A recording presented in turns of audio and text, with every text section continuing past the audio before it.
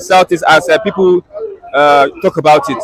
Yes, if you look at Southeast, although uh, it is skirmish, it is not as big as people insinuate in Lagos. People insinuate large, content of gun running in the Southeast. But if you go to Southeast, you find out that Southeast is secured. It's only when you go late at night. Don't go to black spots. Don't go very late at night. Don't go out when there is sit at home observation. If they observe sit at home, observe sit at home with them.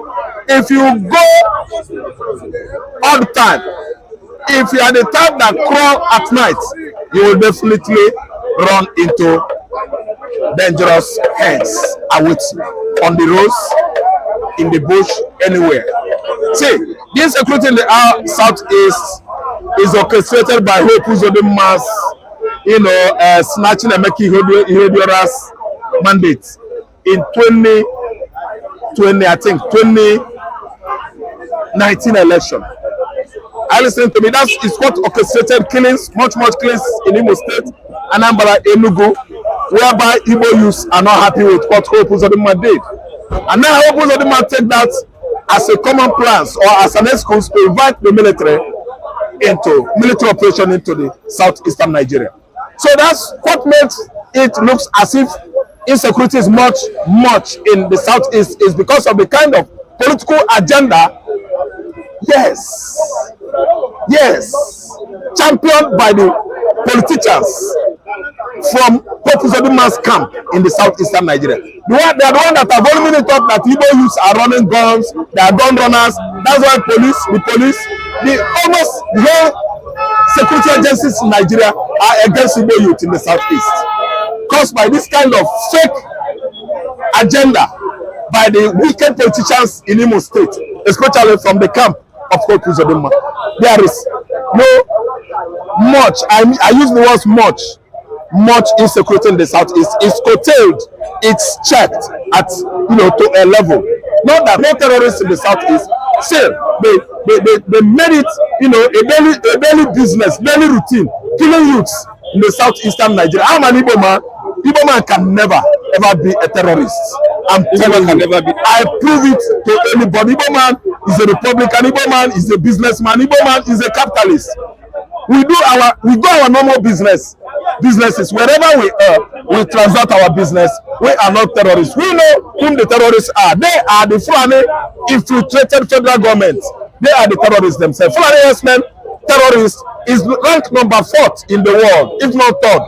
So Igbo man is not a terrorist. Is Fulani infiltrated government of Buhari, of this current administration. They are the terrorists themselves. Okay, when Ohanize says that we want to achieve peace in Southeast, what does that mean? What do you mean? When Ohanize is fighting for peace in the Southeast, what does that mean? They are looking for peace. Peace they are fighting in the Southeast is they are inviting federal government to come and see the level of damages, done in that region by this observation of sit at home, which normally comes every Monday and Tuesday.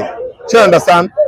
Obasanjo went there, federal government themselves, I don't know whether they don't have representatives, I don't know, they are not sending anybody there to verify or to investigate the level of damage is done in that region. The governments of that 5 states, they are suffering loss of economic loss because every Monday and Tuesday people sit at home. It is unfair.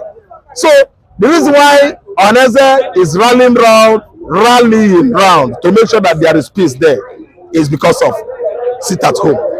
It has done much harm. The sit at home is that Nnamdi Kanu is there, is down in the DSS facilities, wasting for nothing. So the peace they are rallying around is to make sure that this man, I don't know what is wrong with this current administration, should release an innocent man. Someone set free by the court, you still left him there. See, the peace, if severed, if it didn't work, I think Nigeria is questioning from the southeastern Nigeria another civil war, which will not end well with this contraption called Nigeria. They are asking for another war. I'm telling you, but you release Nnamdi Kanu willy-nilly MUST must. The guy is free. He's not guilty of any offense. They should let him off the hook. He should go to his normal business. You shouldn't be holding him down there. So the peace Oneze is rallying for is for freedom. Freeing Nnamdi Kanu. After freeing Nnamdi Kanu, there should be nothing like sit-at-home observation in the southeast. That's what I believe. Yes, I just wanted to quickly say something about that video that I played. Saying that there's no terrorist in the southeast, and there's the insecurity in southeast is caused by the federal government. Yes, I might agree with him that there's no terrorists in the southeast, which I cannot confirm. But the insecurity in the southeast caused by the government, I disagree. I disagree with him. Yes, I disagree with him 100%. I've said this before here all the time. Although he was pushed by the interviewer, he was actually pushed to the area where I was waiting for, until I stopped the video and all that.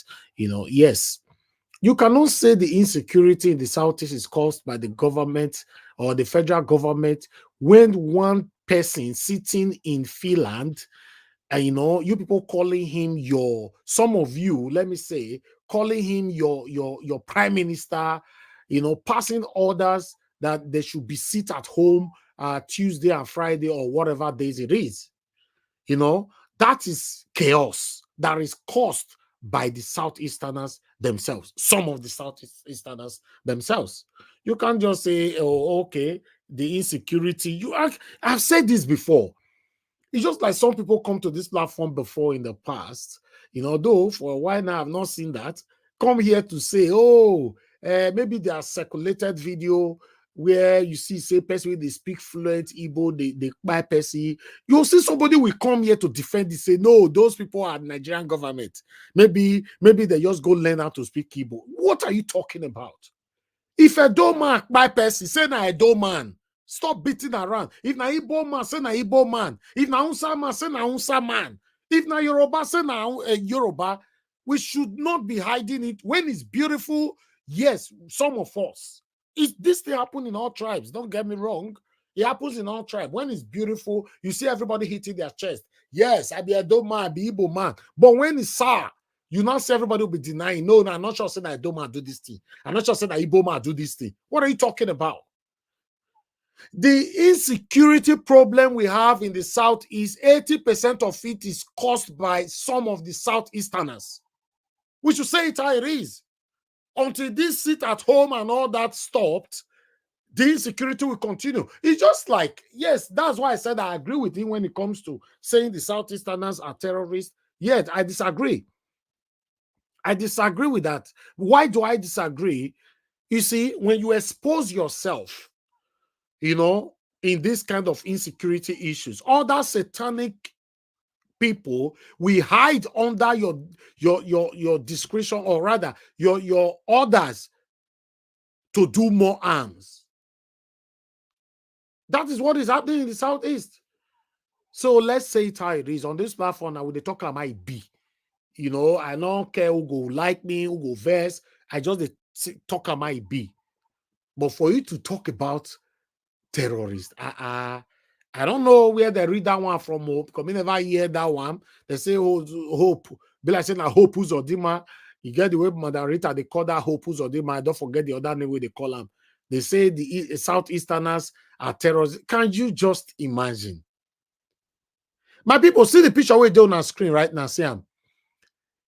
As Nigeria don't war-rich as me and you they speak, so kidnappers or terrorists don't enter TikTok. That is the height of insecurity in our country. The height. They don't enter TikTok. I go play some video for una later on, although I fit out the kind of video where I fit play. Because if you're on social media now, on Twitter, Instagram, and all that, most especially on Twitter X, you will see videos where people where kidnap people, they TikTok, they shine, they polish their weapons. That is the height of insecurity in Nigeria right now. How can anybody You say be human being, open your eyes, say Southeasterners are terrorists. When terrorists don't, the main terrorists, they don't enter TikTok. They don't enter social media. Before, in the past, you'll see say the same person do something, somebody buy person, they hide them. Now they enter TikTok, they tell you, say, nothing they happen. And between you and I, nothing go happen. That is the state of our country right now. It's very, very pathetic.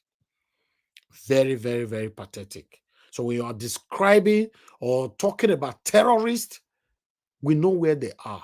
We know where they are from. Meanwhile, I will talk more on this later on. Let's take it from here. Mother Luke, thank you very much. Peter Inegbe, thank you very much. Ola Bimpe, Soyemi, thank you. Truth Teller, thank you. Luciano, Amanda of all Mami Diaspora. God bless you all, my people. Let's quickly listen. Let's go to Arise. Then we'll take it from here. I'll post out a link later. Let me do some presentations first. God bless you all, my people. Do your part. Press on that like button. Let our voices go far. The presidency yesterday said the President Bwala Tinubu-led administration would not spare any individual found culpable in the ongoing investigation into the alleged fraud in the Ministry of Humanitarian Affairs and Poverty Alleviation and its social investment programs. Special Advisor to the President on Media and Publicity, Ajuri Ngelale, made this disclosure when he spoke on a national television program.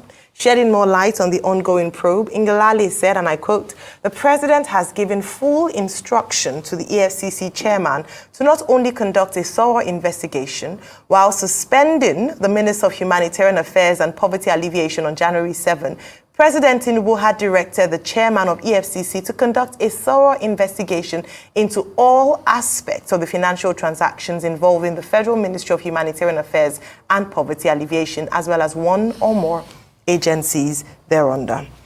All right, still, of course, it's a story that hasn't fully developed, Rufai, so we'll be taking updates as it emerges.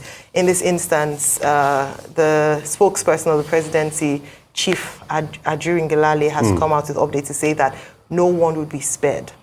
And true to time, that's what we want. Yeah. We don't want anybody to be spared in this, albeit, let's say, allegations, if anybody is found guilty. So the president, on the course of the weekend, set up a team. I think a couple of people out there led by Mr. Wale Edo, yes. You know, the special panel on this to be able to investigate. But I also think that the special panel too should have a sweeping role where they can also look at other matters, also look at the case of, you know, conflict of interest as regards governance. That's another one.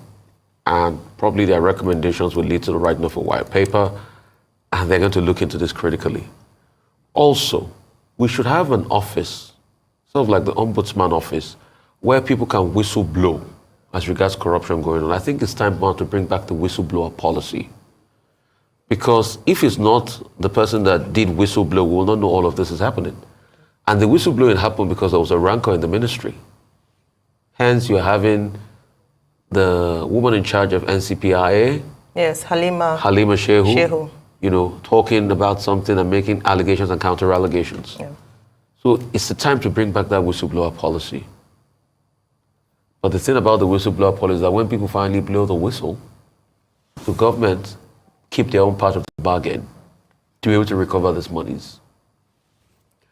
Furthermore, there should be a forensic evaluation into how government is run. And we should be able to change the way, you know, government is run in such a way that you have a lot more accountability. And this talk about e-governance so that procurement papers and everything can be seen on the portal. I would suggest if we can use blockchain technology in such a way that procurement and everything made are sort of like on a blockchain, that you can see how we can go through this procurement process so there can be many eyes to be able to authorize and vet them through. And most of government papers should also be digitized so that we can have proper archiving of the papers, so that it's not a case that one file is damaged somewhere. So I'm calling for a holistic review because you see, it's been proven many times that when you bring technology into the mix, you reduce corruption by well over 50 to 60%. So how can we bring technology into the mix as regards governance? And how can we also ensure that this panel do their work diligently so that we can get to the end of this matter. Like we said before, it's all allegations. But also, secondly, I know there's freedom of speech in society, but collectively as a society, we must be able to agree on what our value systems are. And you see, these allegations of corruption has thrown to the light many, ignoble thought process that goes on in society. How some people are beginning to defend people with allegations of corruption based on ethnicity and even gender. And say, oh, it's a witch hunt against women. It's not a witch hunt against anybody. We just want to get to the end of the matter. Nobody has convicted better until the law takes its full course and we know what comes out of the recommendation. So this idea to say, oh, let's paper over the cracks, let's just rub, that's how our country doesn't move forward. And that is what has been the case for so many years. And that's why we can't solve insecurity problem. Nigeria has now become a country where we crowdfund for terrorists. I've never heard that in my life. That even the information minister that was part of NIN that ensured that we all had our NIN. Now they cannot use NIN to track the phone calls of these terrorists, these bandits. And they're asking. They TikTok. The Nigerian government is aware that these people, they are on TikTok. Not be their face I show you. See them as they lie down for years. See them. They TikTok. I go show now just now. Nigerian government just want to, I don't understand. Daniel Bwala, that was sometime last week. I recapitulated back on many things this man said about Tinubu and all that, but I would like to, recapitulate back again. Some of us, they quickly forget where would they come from. Let's listen to this quickly. The pantophobia is experienced by all Progressives Congress and Asiwaju. That's why you see them doing that. Can Nigerian people, for the life of me, honestly ask themselves and answer that we are prepared to have a president that will appear in the United Nations, and when he stands to address, he will say, the fellow citizens of the world, here we are in the United Nations, different from Bala Blue, Blue, and blah, blah. Or that he will say he brings electricity from America and converted it into yam and beans. Or he will say he will turn 50 million people into Agbado. And you see, if you look at the candidates running for the office, for the serious-minded Nigerians, it is quite evident. Okay, I'm going to stop it right there. Hey, God. This is the same person who now 1 year we go talk. So let me forward this one, Bola Ahmed Tinubu, and somebody said that means you have joined APC. APC or PDP, you have not made up on me. No. And let us steer this country and solve the problem. And it is on that premise I visited him, and it is on that premise I left the place. So you do not know whether or not you are in APC or PDP. You have not made up on me. No, I am a member of PDP, but I said I am supporting the administration of President Bola Ahmed Tinubu, and somebody said that means you have joined APC. Then I now added, if supporting the administration of President Bola Ahmed Tinubu means going to APC, then so be it. So you probably, because there are, between PDP and APC, there is another political party in between. There are those who, of the school of thought that is the political party that the likes of the FCT minister belongs to, Nyesom Wike, who says he's a member of the PDP, but he's working with President Bola Tinubu. So you have joined that party led by Nyesom Wike. No, there is no party as such, but look at it this way. Elections are over. Decisions, the adjudication also on the election are over. What as a country we are confronted by now is governance. The president on his first speech early this year, on the first day of the year, called on everybody, including members of the opposition, to come together. And that's why I came with this book, Lincoln on Leadership, Executive Strategies for Tough Times. This is what I think that President Bola Ahmed Tinubu is trying to do. The leadership of Abraham Lincoln, who at the time led the United States through the Civil War. Now, these are the problems he was confronted at the time. You have the insurgents, what they call the Federalists, or they call them the Confederalists. You have the issue of slavery. You have the issue of challenge against the Union. Then you have the issue of the economy, and you have the issue of expansion of the federal government. These were the problems Abraham Lincoln was confronted by. To be able to steer that, he needed to generate and steer national consensus. That means you are rising above the waters and above the level of partisanship.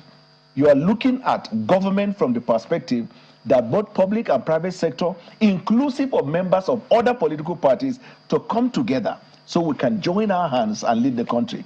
The question I think people should rather ask is, does it mean when you say you are going to support President Bola Tinubu means you are not going to critique policies that you do not disagree with? I think that's what they should ask.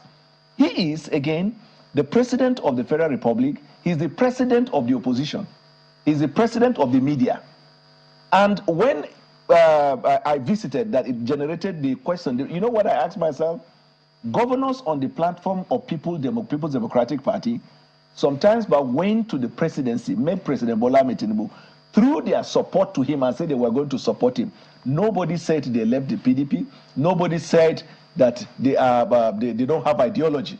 Yours may be different because why is it? I mean, during the past election campaigns, right, you made very strong, unprintable remarks about President Tinubu. Please recall it. Let me remind you of some of the things that you said about him. Let's remind Mr. Bwala some of the things that he said. Excellent. If you meet Tinubu, he will call Lagos for you.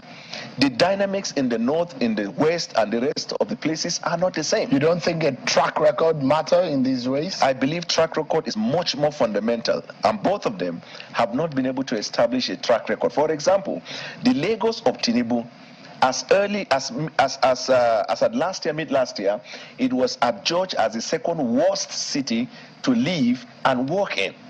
The Lagos of Tinubu is a Lagos where up till this moment people deliver and give birth in the slums. The Lagos of Tinubu is the Lagos that right now you have not been able to overcome what we call the traffic problem. But beyond that, the character of the candidate that govern Lagos is a dynastic type. So when he comes to national government, while he's trying to grapple with the realities of what the national government is, he's going to bring in, because he has always said, I will do here what I did in Lagos. What did he do in Lagos? In Lagos, the State House of Assembly they were like boy, what they say. His daughter is the Iyaloja of Lagos. So that means the entire market people of Nigeria will be under the control of his daughter. This was a man that you criticized heavily, and there are heavier points that we have that we could show Nigerians of what you said. No, this is because the conversation is what we need to have. I will show more. Just no. Right. No, there are more of what you have said, which is out there in the public domain. Yeah. You had even said about joining the APC and what it means to the mental capability of the politician. Now, so what has changed between then and now? You've criticized this man that he's not fit to be president. No, I didn't say he's not fit to be president. I said in comparison to the... You did. You said, it would be shameful to have a president in a public space that would be speaking, addressing the world, saying bala blue, buluba, balabu. Yes, that means he's not fit enough to be the president. That's it. You did. You are lying in the national TV. I have a lot of your utterances, your videos. I have them. You did. And you are lying now. When I see where we did, let me take that back, because we need to record all these things. He said he not say Tinubu is not fit. And I just played one, right? Okay. Then and now. You've criticized this man that he's not fit to be president. No, I didn't say he's not fit to be president. I said in comparison to the candidate I was advocating for, that Atiku Abubakar had superior idea over him. The simple answer is this. Do you still hold that view? No, listen to me. The simple answer is this, which President Bola Tinubu knows. If this man say talk like that, my people, I'm sorry. On this platform we work with facts. Let's listen to this again. The pantophobia is experienced by all Progressives Congress and Asiwaju. That's why you see them doing that. Can Nigerian people, for the life of me, honestly ask themselves an answer that we are prepared to have a president that will appear in the United Nations, and when he stands to address, he will say, the fellow citizens of the world, here we are in the United Nations, different from Bala Blue, Blue, and blah, blah. or that he will say he brings electricity from America and converted it into yam and beans, or he will say he will turn 50 million people into agbado. And you see, so what does that mean, my people? We don't know say for this platform, we know they lie for anybody here though. Now see B, now so they do am. Una see him, and he's lying on a national TV. Say he not talk, say Tinubu is unfit. You see? The sad part of everything now say Tinubu go still take this one, add and join the camp. And we want to move Nigeria forward. Let's move on. This is sad.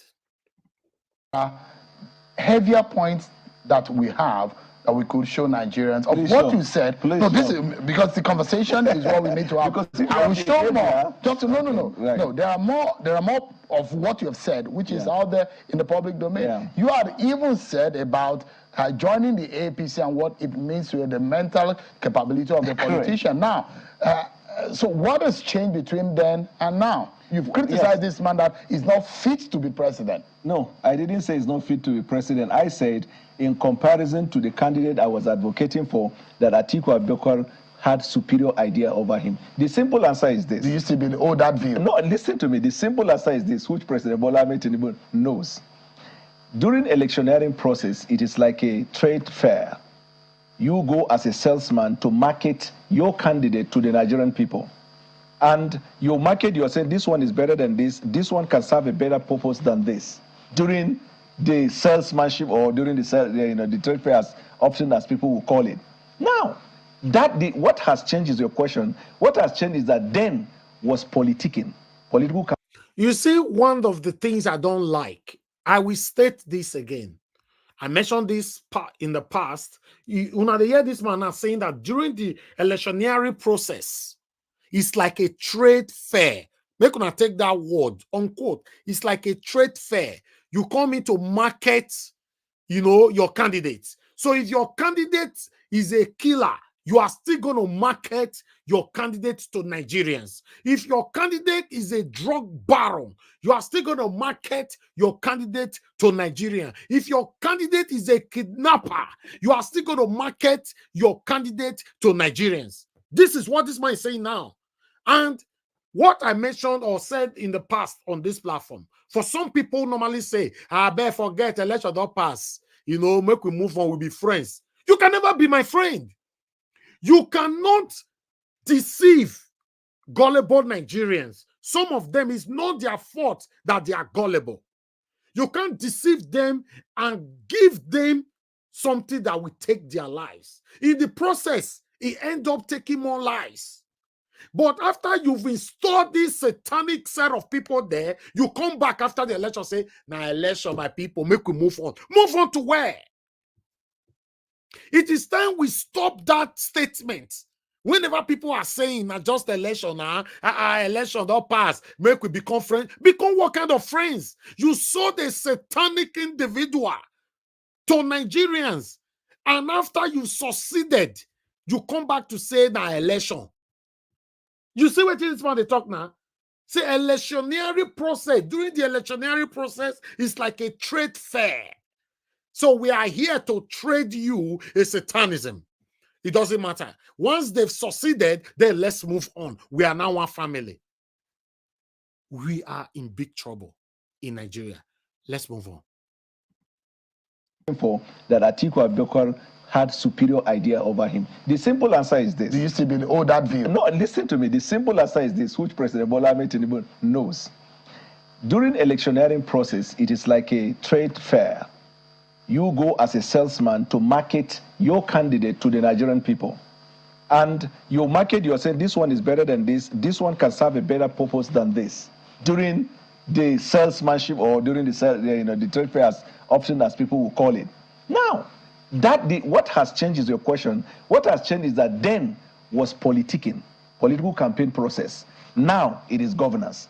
The reality now is that what I argued to persuade the Nigerian people to vote my candidate over him, whether it worked or it didn't work, President Bwala Tinubu is the president. It will amount to insanity to go back to the history and begin to talk about what you cannot change, which is the fact that he is the president and the mandate is for 4 years. So there are no, so those I have decisions that not you, finished. those I'll say decisions you something. made, Mr.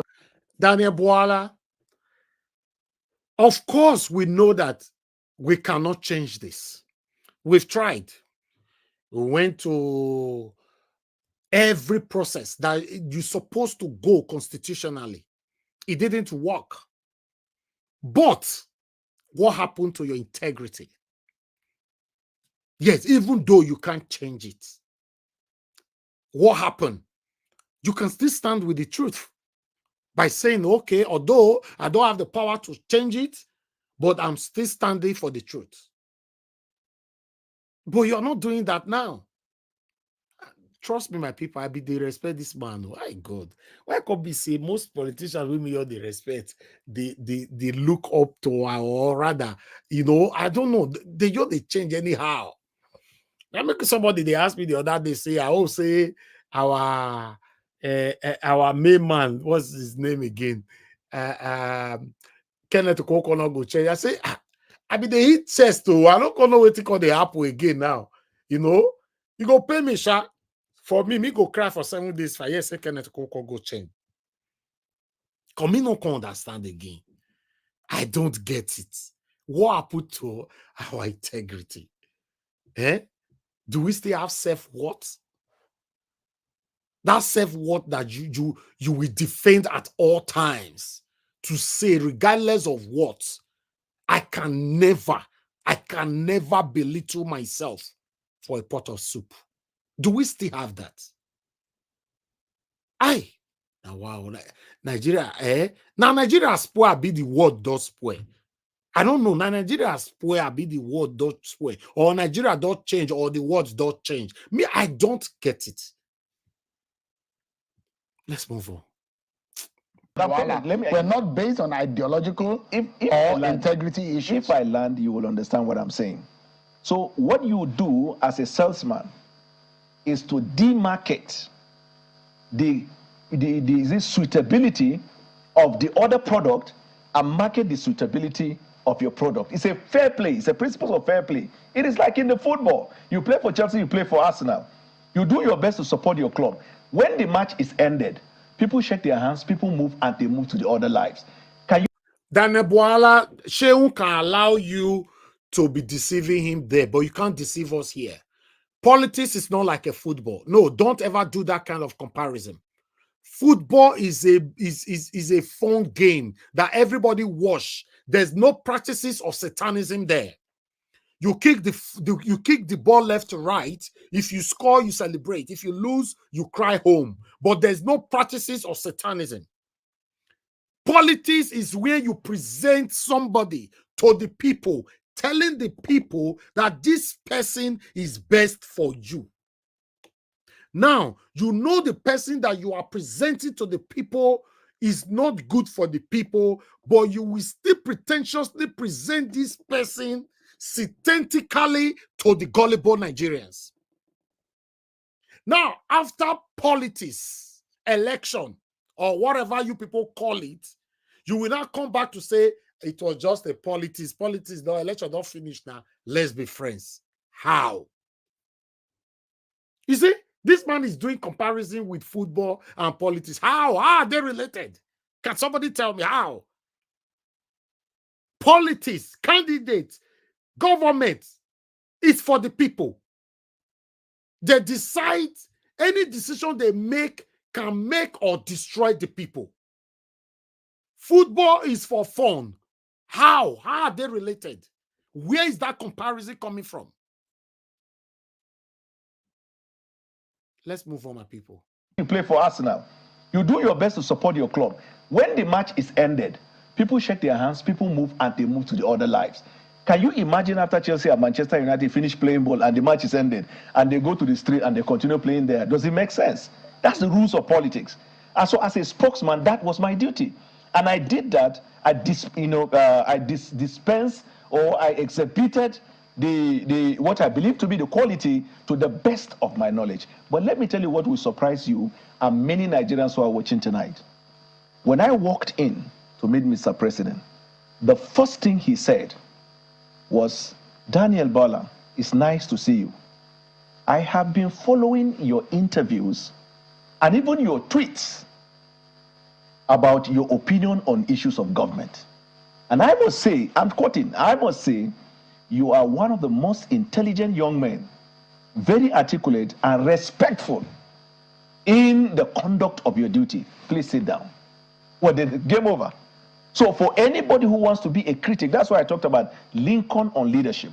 When you are genuinely a leader, you will understand the difference. So this is about President Tinubu, not really about what you have done. Because what I've done, like no, in the sense that if he doesn't have a good character to have drawn you to himself, you know, it wasn't about what you have done to him, because some leaders would never have called you to right. So that's what makes him exceptional. So that is what played out. It's a quality. And let me tell you the second one. He now told me, when you left, if I tell you I was not happy, or I was happy, I would lie to you. I didn't fancy your leaving. Then he went ahead to address why I left and why he thought I should not have left, because he does not represent the character of somebody that will use religion to disenfranchise people. He gave me facts and figures, and they cannot be controversial. So that was the reason you left the APC, because of religion? When I left because of the same faith ticket. The opinion has been expressed everywhere. The election is over. We are now in governance. As a Christian, the Bible says no one wield power unless it is given to him by God. Secondly, the Bible says people in authority, you should pray for them and you obey them. So for those who want to say because you criticize that proposition and therefore now you're supporting the administration, therefore it amounts to hypocrisy. I even laugh at people absurdity. You don't think it is hypocrisy? It's not hypocrisy. Because what you fought and you left, you said on ideological basis, on the basis of your faith, that you do not support. I couldn't advocate for that, You did not support the Tinubu Chetima ticket because it's a Muslim ticket. Correct. It's against your faith. And you left. I didn't say against my faith. But now you do not agree with it. No. You do not agree with it. Let's get the word straight. I didn't say against my faith. I say against my conviction. The point is, now he is the president. Who gave him the power to be president? Is it not God? But is it now in your conviction? It was the Bible says, pray for your leaders. Pray for your leaders in authority and obey them. So ideologically, you don't think that switching from what you do not believe or convinced about and now arguing that same thing that you were not convinced about is hypocrisy? Now, it's not hypocrisy. Let me tell you one fact that some people who are trying to eulogize and overblow. At the time, I say many people don't see our God finish. So now God make Tinubu to be president, right? God, when it's obvious, say na INEC chairman Yakub Mahmoud na him make him president. Now Bwala is not telling us, say, now God make him to be president. A perception in this life. You had a relationship before you got married, probably, and you thought you were going to marry the girl. It didn't work out. You ended up getting married. A pastor in a church thought that this is everything. He later left the church and started his own. So a member of a church is attending this church. He changed to another church. A media mogul may be working in this television house. Tomorrow he changed to another media. A businessman will be doing this line of business. Tomorrow he changed. A footballer is in this club. Tomorrow he changes. These things are the normal course of events in life. Facts change opinion. You make decisions based on available fact. You get the point. The fact that he was not a president, but a candidate running to be a president at a time when my principal work was to sell my candidate more over and above him. I dispatched or I exhibited, like, you know, I often get the wrong word, the best way to use that. I discharged my duty to the best of my knowledge. But facts have changed, and this is where we should elevate the argument in Nigeria to a point where our people will stop thinking this primordial thinking. Can you imagine in religion a pastor can leave the church and start a church? They don't say he doesn't have ideology. They don't say he doesn't have conviction. They don't say beliefs. But in politics, which principally is a game that is based on national interest, group interest, peers interest, and the general course of purposeful event. Now, the Constitution of Nigeria, which I believe is above what you think, above what I think, guarantees the right of association. The Constitution does not limit the frequency of the guarantee. Some of the people we advocate for have changed political parties. and then you are now condemning me. I have not even said I have left PDP. Mr. Bwala, this is an ideological issue. This is a moral issue. What is it about morality? Your decision to say that, oh, President Tinubu, whatever he's doing now, you are willing and you are now convinced of seeing otherwise based on whatever you have told Nigerians. Right. You know how influential your voice was during the election. Yes, so sir. simply what you are telling every Nigerian who believed you at the time, who you have sold Atiku Abubakar to, say, please forget whatever I sold to you that time. Just believe what I said now. No, how do you think they see you? How I want them to see is that Atiku Abubakar right now is. Okay, I'll just stop that video. For those of you that have interest on it, you can go watch the full video right there on channels. I can't believe this. Hi. Now, wow. So people will come to this channel today now to tell us, hey, it no matter na politics, you know, you need to say your candidate, even though your candidate na killer, no wahala. This man was selling Atiku for us. He destroyed Tinubu anyhow. He was selling Atiku. Now, what happened is a big question. But meanwhile, let me quickly present this so that we can start talking. Good morning, good afternoon, good evening to every one of you. Please press on the like button and help us to share. I would like us to quickly move on to Amnesty International. The situation of our country right now, you know, Nigeria now live on a knife edge amid widespread insecurity, kidnapping. Amnesty International .talk come out. I wish it's the truth. Today, January 15th, 2024. Now, Amnesty International come out. Now, remember, I say during the time of Buhari's regime, when Buhari was about leaving office, Buhari regime or cabinet or administration, they come and talk say 60-something,000 people. Now, he died throughout the 8 years when Buhari take the office. Amnesty International come and say, now lie. Say they lie. The people who died was 1.something million to about 2 million for Buhari time. For Russia, where they say war they down, I never see you say as they don't buy themselves, say they don't reach 1 million or 2 million. You understand? But nevertheless, let's see what Amnesty International have to say right now. Amnesty International, in a series of posts on X, formerly Twitter, on Monday lamented that widespread insecurity and rampant kidnapping cases by armed criminals group have become part of daily life in Nigeria, noting that Nigerians now live on a knife edge. As Nigeria celebrates the 2024 Armed Forces Remembrance Day, AFRD, Amnesty International has decried the daily deterioration of insecurity, kidnappings, and killings being perpetrated by armed criminals group across the country. Amnesty International, in a series of posts on X, formerly Twitter, on Monday, lamented that the widespread insecurity and rampant kidnapping cases by armed criminal group have become part of daily life in Nigeria. According to Amnesty International, the exact number of Nigerians currently held captive by armed groups and kidnappers remains unknown, as the armed criminals group have abducted several women and girls, including school children across the country. Unquote, and Amnesty International, now they talk so. Rampant kidnapping by armed group has become a part of daily life in Nigeria, the human rights organization said. It lamented those kidnapped by the armed group are roughly tortured. Many are beaten, starved, threatened with death, raped, head blindfolded for several days, verbally and physically assaulted. People in Nigeria are living on a knife edge. Widespread insecurity and chaos have been exacerbated by routine kidnapping as armed groups tighten their stranglehold on the country. The number of Nigerians in custody of armed group and kidnappers is unknown, but the victims usually suffer shocking abuses. Several abducted women and girls, including school children, have been viciously raped while in captivity. I talked about this thing yesterday. Oh.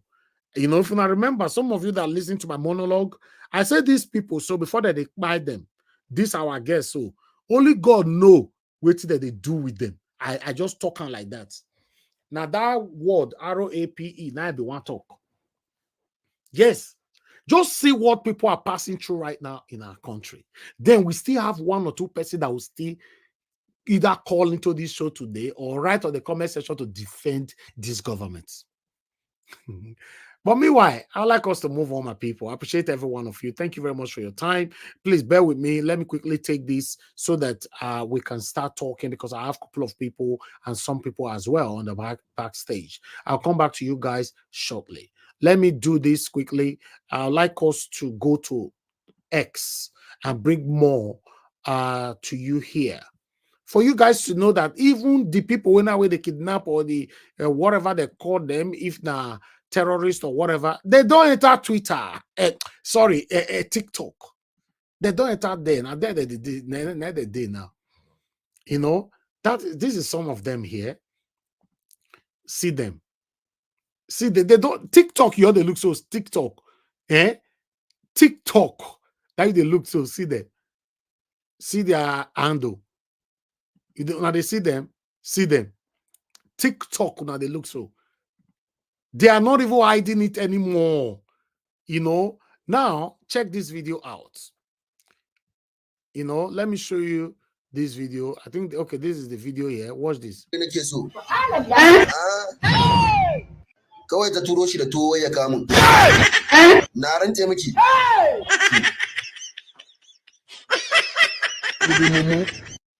Ɗazu na tura ƙanina je gaya Muhammad ne aure nake so. Kawai ta turo shi da tuwo ya kamun. Na rance miki.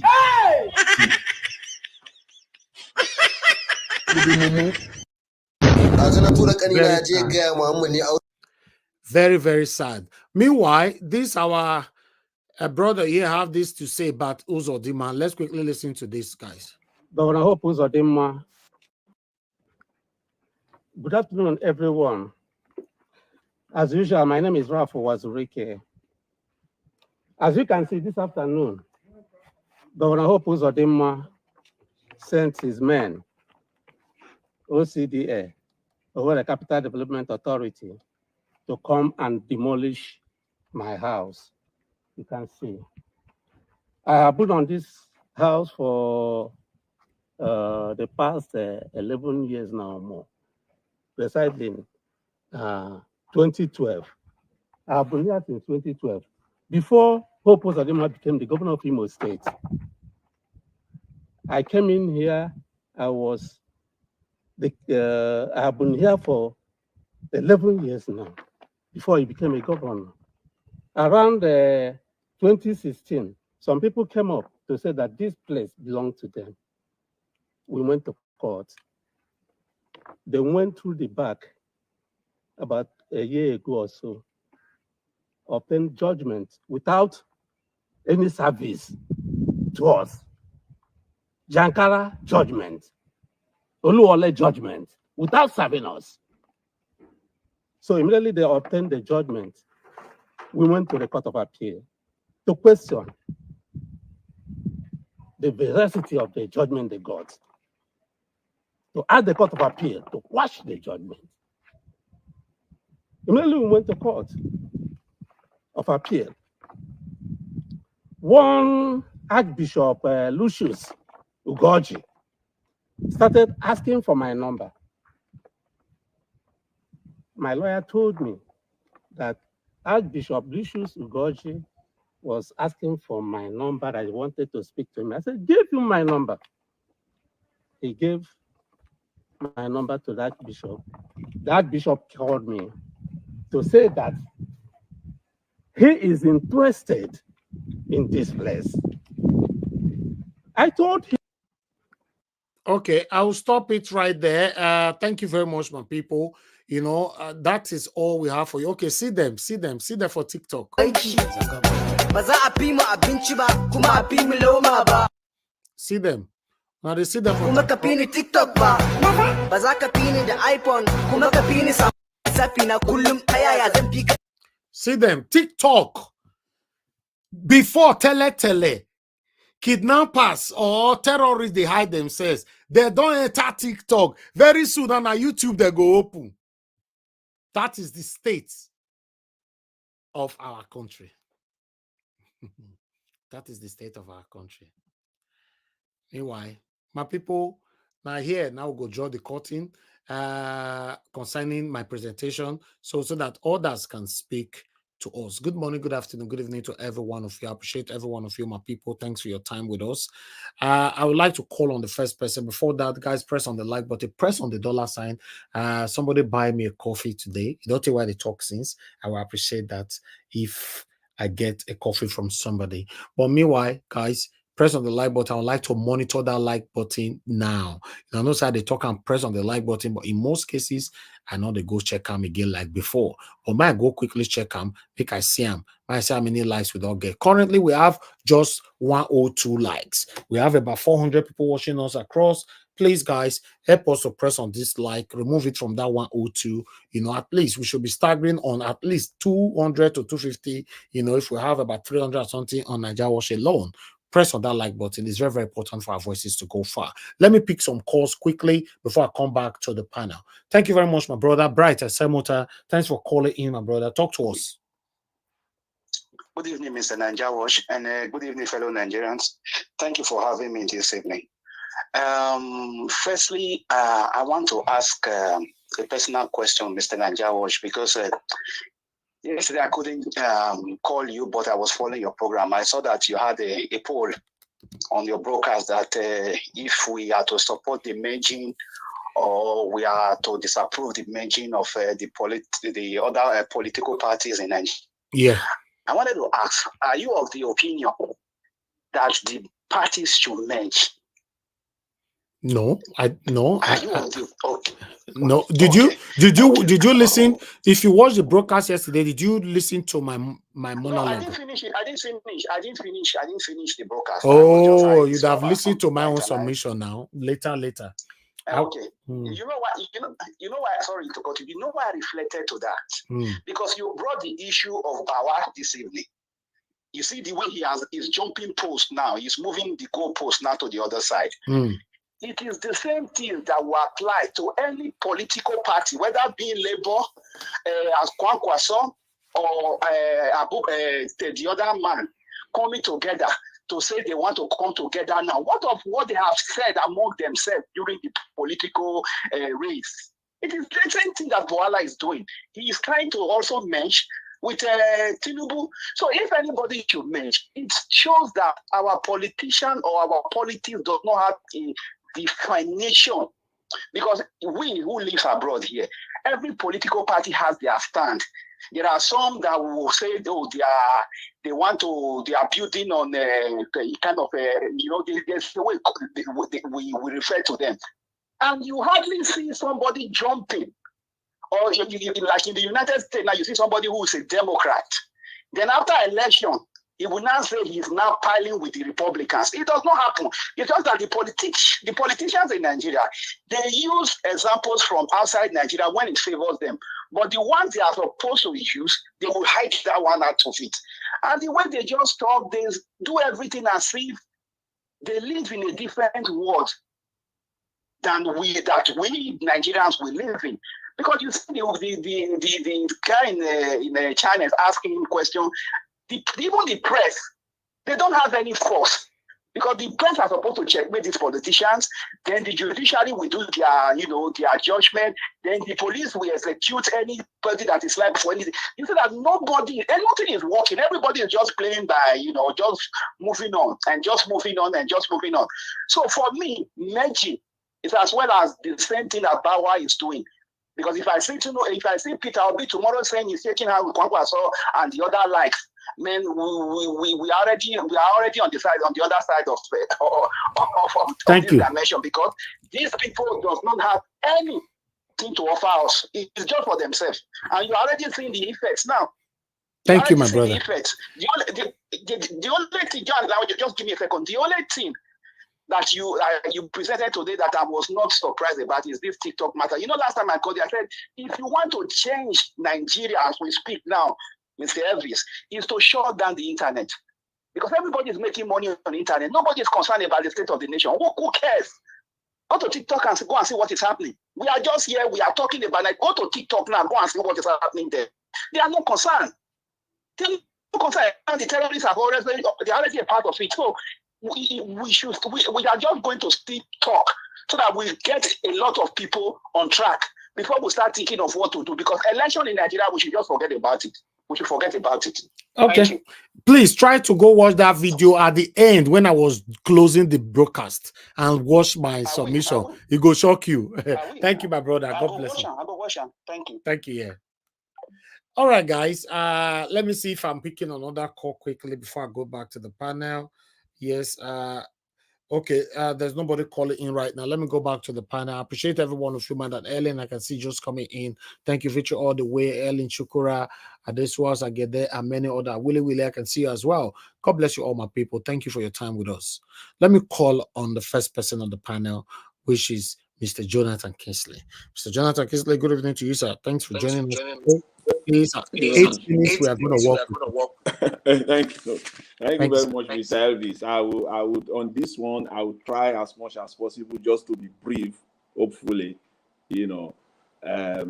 Thank you very much. Thanks to everyone there on the panel, all the callers and all those on the comment section, you know.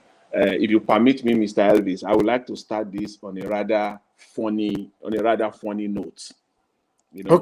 Okay. Surprisingly, my daughter called me from your backyard there. She's in UK there.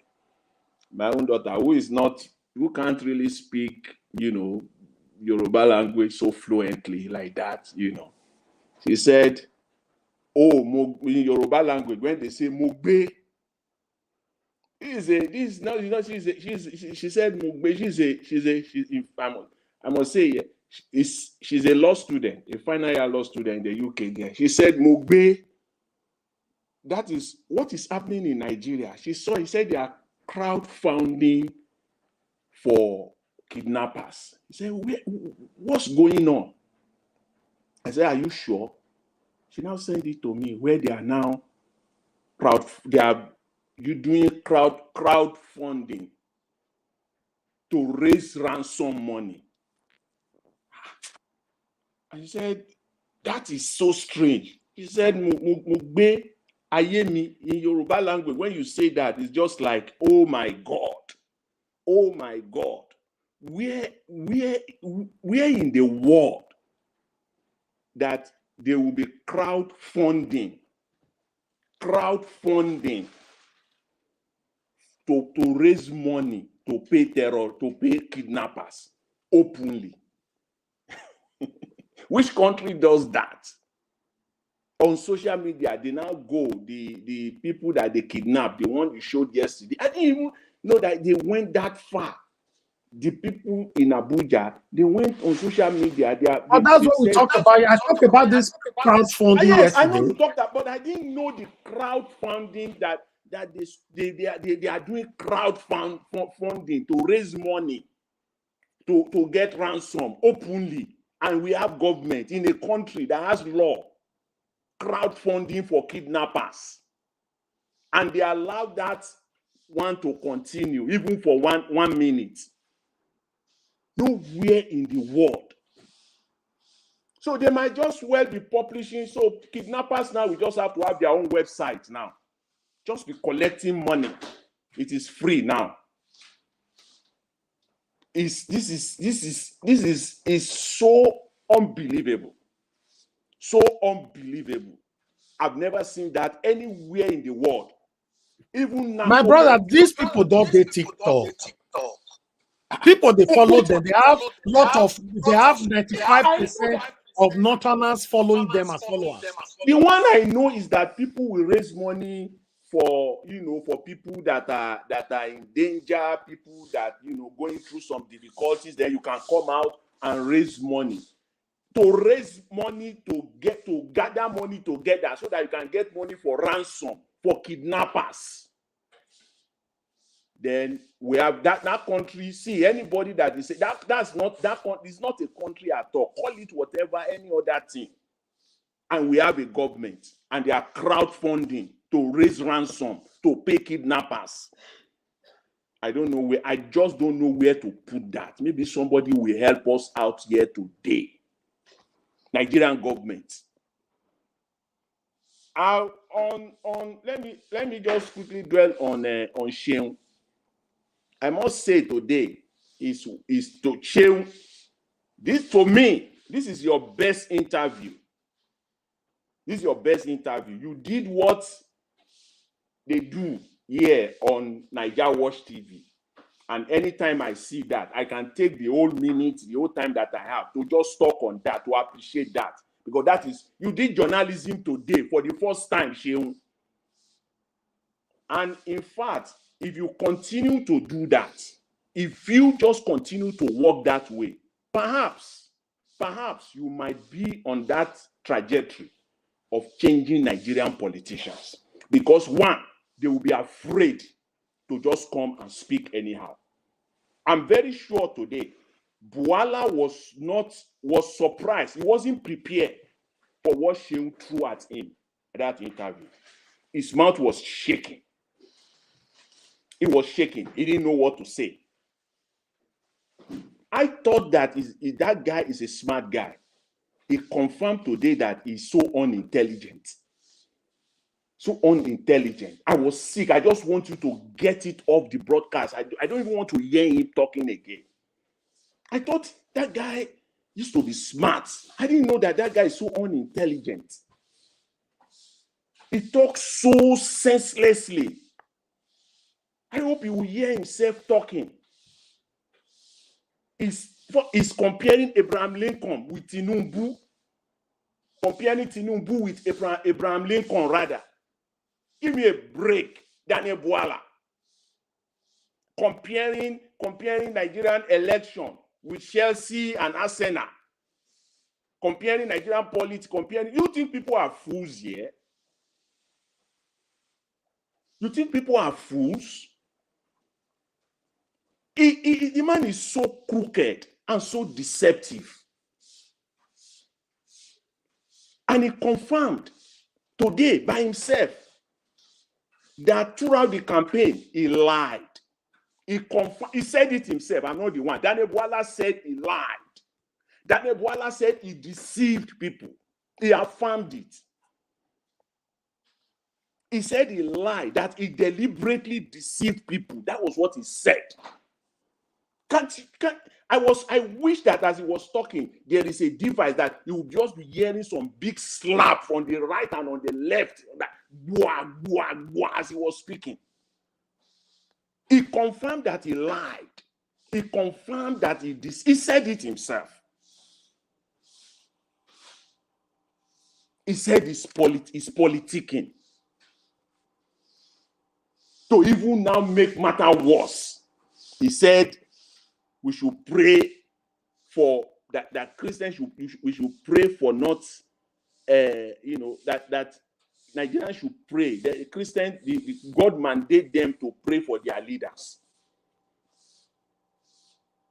It shows that he's not even if he's a Christian, he's not a devoted one. He's just a passive Christian. I don't even know whether he reads the Bible. And if he does, he doesn't even understand. So pray for them. You can pray for criminals. You might as well pray for the kidnappers so that once they kidnap, God will help them to successfully kidnap. You can pray for a thief, an armed robber, to successfully go on his spree, and it is God that if he goes and comes back successfully, it is God that has helped him. All the kidnappings, it is God that has been helping them. It is God that helped Tinubu because he rigged the election. So we can say that it is God that helped him. It is God that put him there. You can't even interpret the word of God. They just take the word of God and manipulate it and think that people are stupid. I used to think that this man is smart. I was shocked to my bone today. I didn't know that this man is so, he can't even think. His mouth was shaking. His mouth was just shaking to the moment Sheung gave it to him. And I hope, I pray, even arise. You don't just bring people. That is why Nigerian politicians continue to do this. Bring it to them. Let them come and defend everything they've done in the past, everything they said in the past. Don't say it. Play it for them to see it. Because they think that once they do it, Nigerians are forgotten. And Nigerians they have just moved on. So he's now doing like Wike now. And he said again, if supporting Tinubu means joining APC, so be it. So you are only affirming that you have joined APC. So be it. So you are now a member of the APC. So Wike, at least Wike did the same thing. Wike is fine. So basically what we are looking for is clear. You are just looking for money. You're just looking for position. You're just looking for money. Pure and simple. You don't have character. You don't have conviction of any kind. I used to think up until now that you are a man of character. I didn't know that you have none. I used to think that you are a man of conviction. I didn't know that you have none. How can you come on national TV and be comparing election politics with Chelsea and Arsenal that they will play, and then after the game they will shake hands? How does that relate? How does that relate? Because you think you are a lawyer, then you can just come on TV and boob and just talk rubbish. So crooked. So crooked a man. You see how his mouth was shaking? That is why I said yesterday, I hope and I pray that the merger they are talking about is just a news, even though it came from Patutomi. I hope and I pray that it is just one of those things. It is not real. Make no mistake about it. The day Peter Obi comes out and say yes, he has joined the merger, take this, take it to the bank. Peter Obi will never be coherent again, 100%. Just like Bwala today, he will never be coherent again. Your words will not make sense again. If you cannot connect it together and make sense again, it will be impossible for you. Even though you try to do it. Peter Obi now, everything he says so far up till now makes sense. He's coherent. You can connect the dots together and it adds up. It makes meaning. But once he goes ahead and do that, it can never be coherent again. You can't connect the dots for him again and to make sense. You can't again. We saw it today in Daniel Bwala. Daniel Bwala can never make sense again. He was trying to convince the guy, Sheung there on national TV. Everything he was saying, the moment they showed him the video, everything was so senseless. Just to be mild, because I can't use I'm not permitted to use to use some words here to describe him. All I can say is that everything he was saying was so incoherent. To put it mildly, everything he was saying was so senseless. And anybody in Nigeria that you are currently on one side, you are not on the side of this criminal entity called Nigerian government. It's not a government. It's just a criminal entity. If you are on the other side and you decide to join them, just know you cannot be the same again.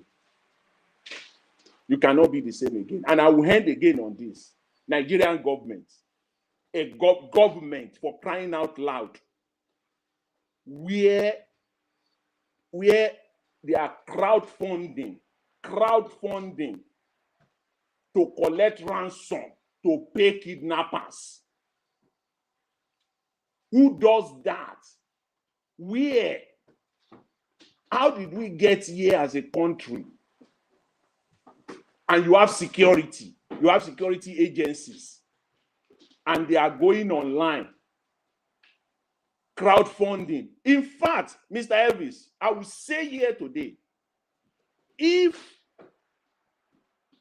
that crowdfunding that they are doing, it continues by the end of today, it's still there, they are still crowdfunding, I will say that kidnapping is fake. That's the only thing. Like, it's fake. It's fake. It's fake. There is something behind it. It's not real. The former Minister of Information donated 15 million toward the crowdfunding. A former minister paying ransom to pay kidnappers. I would say that kidnapping is an arranged kidnapping. It is not real.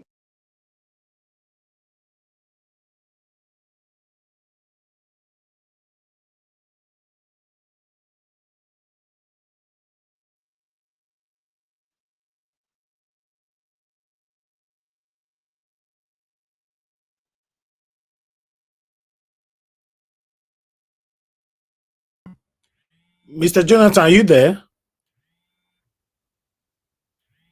Can anybody hear me? Yes, I can hear you, Mr. Hello? Niger Watch. Okay, Mr. Jonathan, we lost you.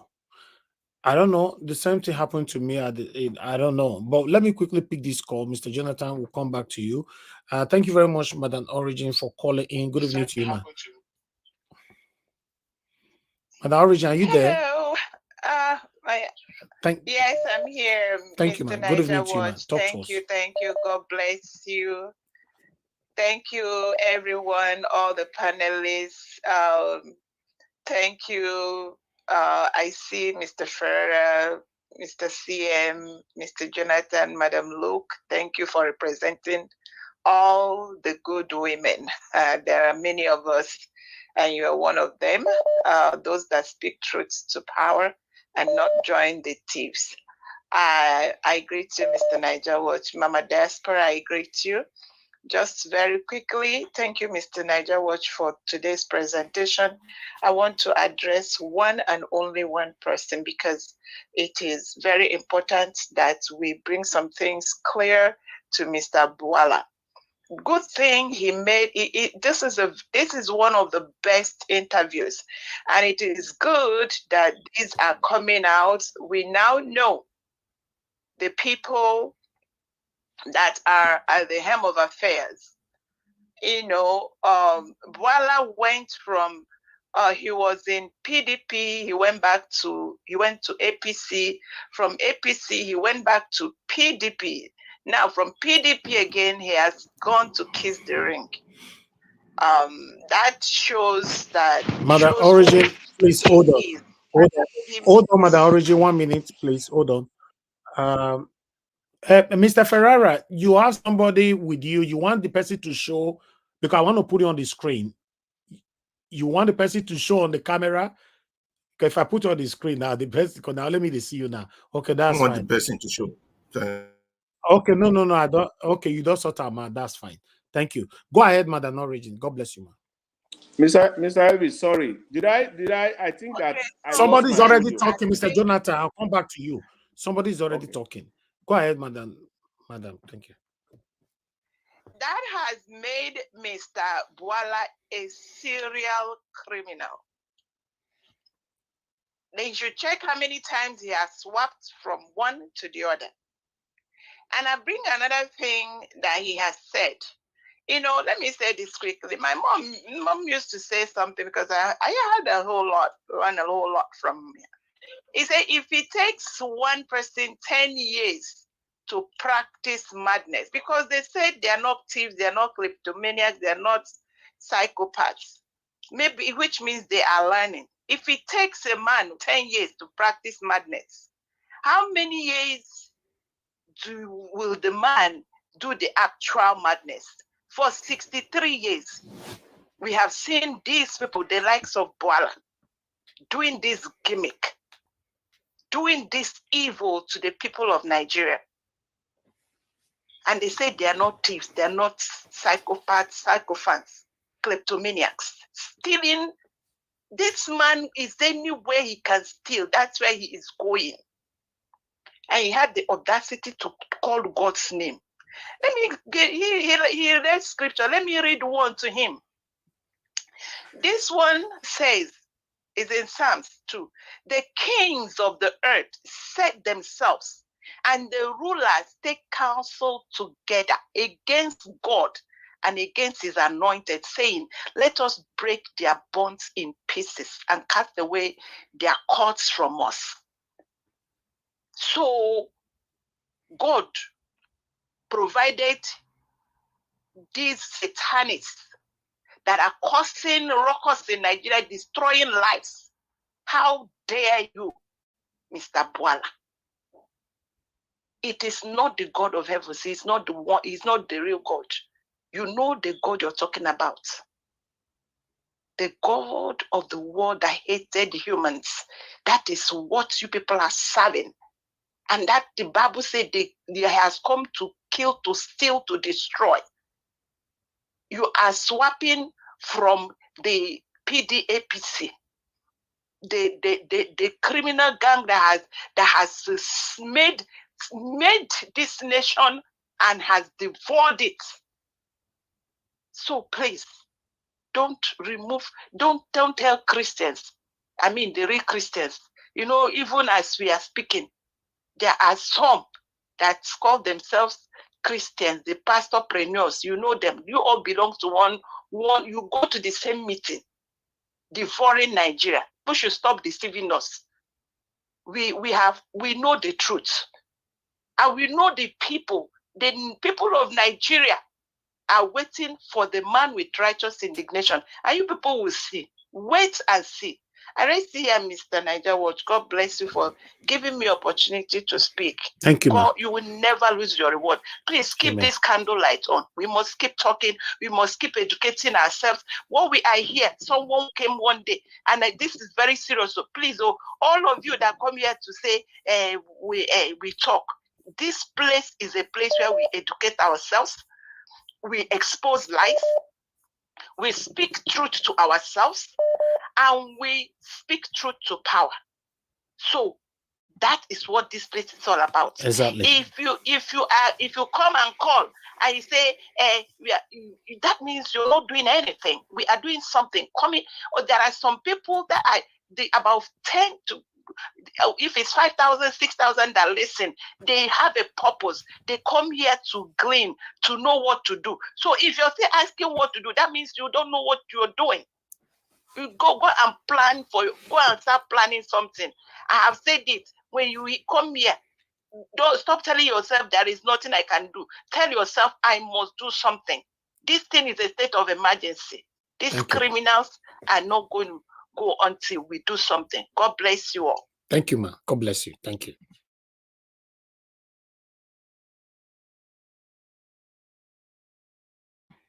Let me see if I can pick another call quickly. Somebody else calling in. Good evening to you. Your name, where you calling us from? Hello. Good evening, sir. Okay, thank you. Thank you, sir. Mr. Najaba, good evening. How are you? Yeah, I'm good, sir. Please talk to us. Yeah, I want to. Yeah. Okay, good. I want to comment about that measure. Hello. Go ahead now. We can hear you. Personally, I say personally, I will go for that measure because you know why? I did my calculation today. The calculation was that if maybe Obi, Atiku, or Kwakwaso decide to go on their own way, APC will still win. They will win. If they decide to go on their own way, they will go their own, PDP go their own, APC will still win. That will make it Tinubu. We now did 8 years, and after that one, you go back to the north, which is 12 years. That means 12 years just gone. 12 years plus will be. You know what I'm trying to say? That means 12 years. Obi can go for 12 years. Because they decide to go on their own. APC will win the election. That's why they are calling for measure. And after that one, Tinubu will hand over to the north. I'm not going to do that 8 years. That's just 12 years. 12 years is so big. Obi can go for 12 years. I don't know if you're getting my point. Okay, so you are saying that they should merge, Obi should be a vice, or what? What are you saying? I don't wait. They can make anybody president. Obi can be the president. But me, personally, I will advise for merger. Because without merger, That's what I'm saying now. You hold on. You hold on. If Obi decide to merge, and if they did not accept, make him the presidential candidate, what can you say about that? Mr. Najawa, to me personally, if Obi, I should not advise to be the vice. Either Obi should be the president or he should support. It should not be the vice. Either he should be the president or he should support. You should support what? He should support whoever becomes the president. No, what I said, Obi should not advise. Obi should not agree to be the vice president. Either Obi be the president or he should support whoever the merger choose to be the president. That's my own take. I don't know about anybody. Okay, because thank you. That merger, they cannot be from UPC. All right, thank you. Thank you, sir. Thank you. All right, we have Madarita on the phone today. Madarita, thanks for calling in. Good evening to you, ma'am. Please talk to us. Yeah, good evening, Mr. Elvis, and good evening to everyone. I want to respond to my brother that just called. I think we need to get something clear. This merger that you guys are, well, some of you are supporting. Number one, Labour Party came together in less than 9 months. We won the elections.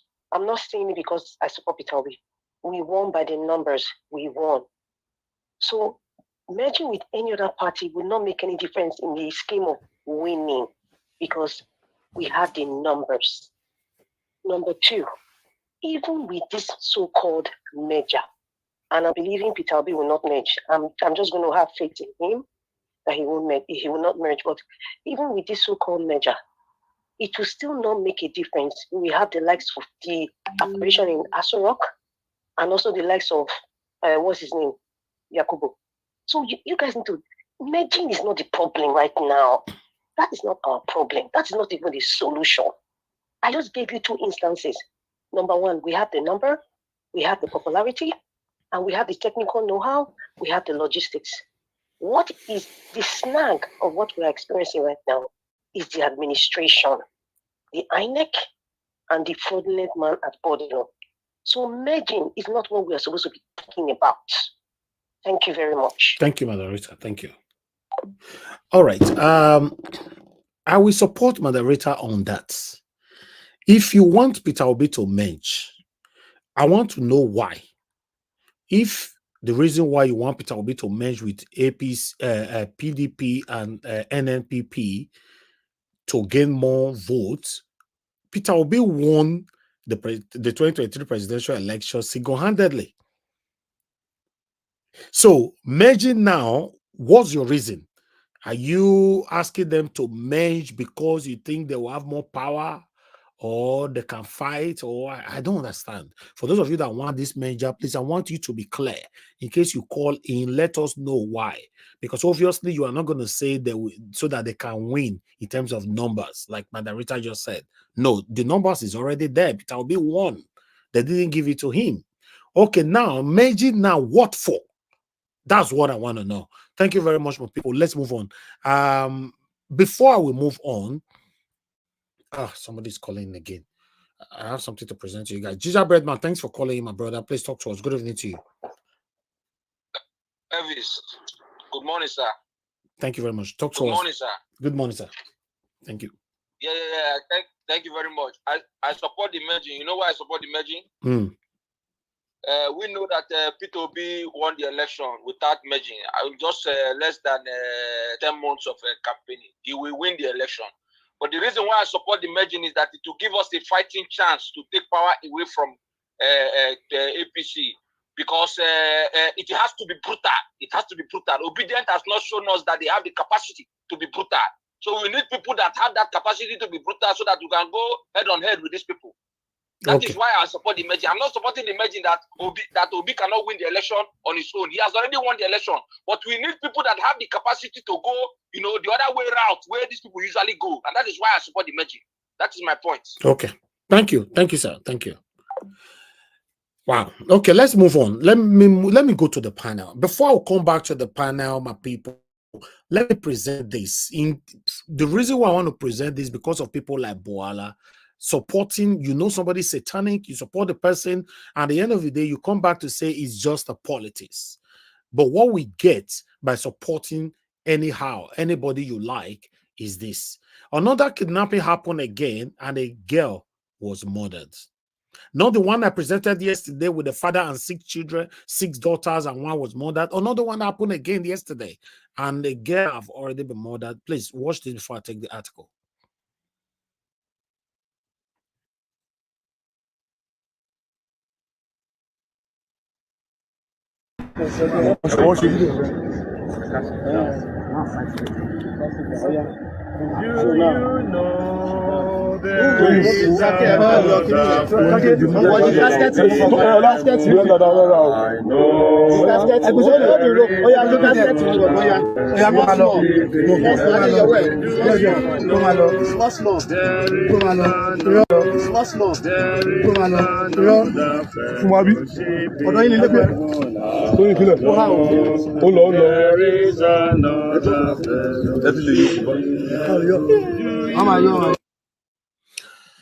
This is pathetic.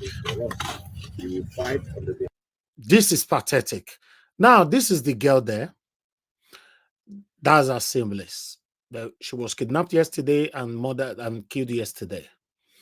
According to the article right here, because this one has been circulating since morning, let's quickly read this. According to Leader in KG blog, kidnappers killed teenage girl abducted along with her mother and 3 siblings in Abuja after family failed to pay 60 million ransom. A secondary school student, Folorunsho Ario, who was kidnapped in the Dulce axis of the Federal Capital Territory, FCT, has been killed by the abductors. The Daikeji reported that gunmen invaded Sagwari Layout Estate in Dulce on Sunday, January 7, 2024, and kidnapped 10 residents, including Miss Ario, her mother, and 3 siblings. It was gathered that Folonsho and Nabisha Ali Kidaria remains were amongst 4 corpses of kidnapped victims dumped at Ida near Ushafa in Bwala Area Council. According to the Nigerian Tribune, the teenager was the daughter of Ekiti State-born Chief Legal Officer of the National University Commission, NUC. Family source told the publication that the kidnappers had demanded the sum of 60 million naira ransom to release members of the Arios family who could only raise about 5 million naira. Talks were still ongoing, and as of last Friday, we were optimistic of a positive outcome until we were contacted to pick up our body, a family source said. The teenage girl was buried on Sunday, which was just yesterday here, 14th January 2024, in Dotse Cemetery, Abuja, while the other members of the family, blah, blah, blah, blah, blah. Oh my God, I can't believe this. This is sad. But meanwhile, let's quickly divert out of this quickly. As you can see, EFCC have revealed, some information concerning Beta Edu. Beta Edu, as you can see right there on screen, I'll take this.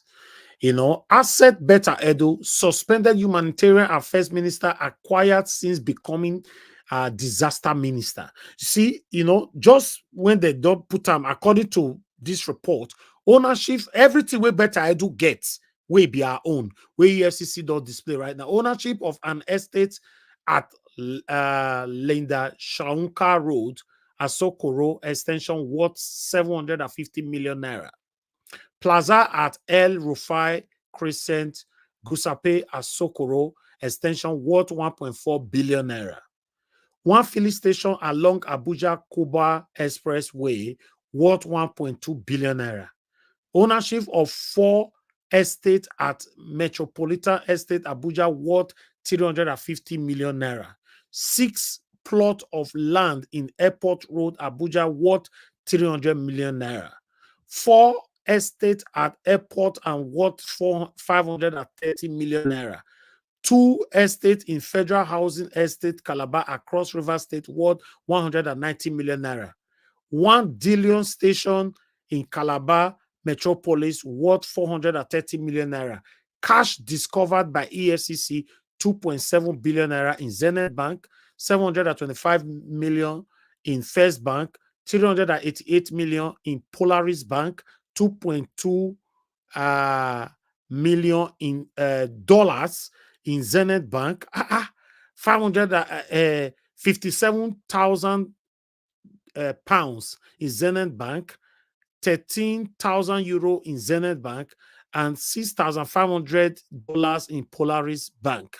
Source, EFCC, according to this report here. Let me remove this to see the source properly before. Okay, as you can see right there. Hold on, guys. Let me take this off. I need to get that source right. One moment. Let me take this off screen. Okay. We are checking for more including jewelry. Source EFCC is right there. So now the problem now, because these all things are circulating, you know, mainstream media have not confirmed it. We are not too sure the authenticity of all this information. But if this is true, how all this monetary reach only one person and how? This is too quick now. What is happening? Is 7 months enough for somebody just to do all this one? Nah. I don't understand. Anyway, I have Madam Iris Finest on the phone. Let her quickly talk to us so that we'll take it from here, my people. Please, guys, press on the like button. I understand that the people on the panel are waiting to start speaking. Please bear with us. I'm trying to carry everybody along. Madam Iris Finest, thank you very much for your time with us, for calling in. Good evening to you, man. Please talk to us. Yeah, good evening, Mr. Elvis. Greetings to everybody in the panel and everyone in the comment section. Just a quick one. I was calling before because of the last guy that called. I don't know if it's Black Panther. No, gingerbread man. Gingerbread man. Okay, sorry, gingerbread man. There was a statement he made that I want to remind him something.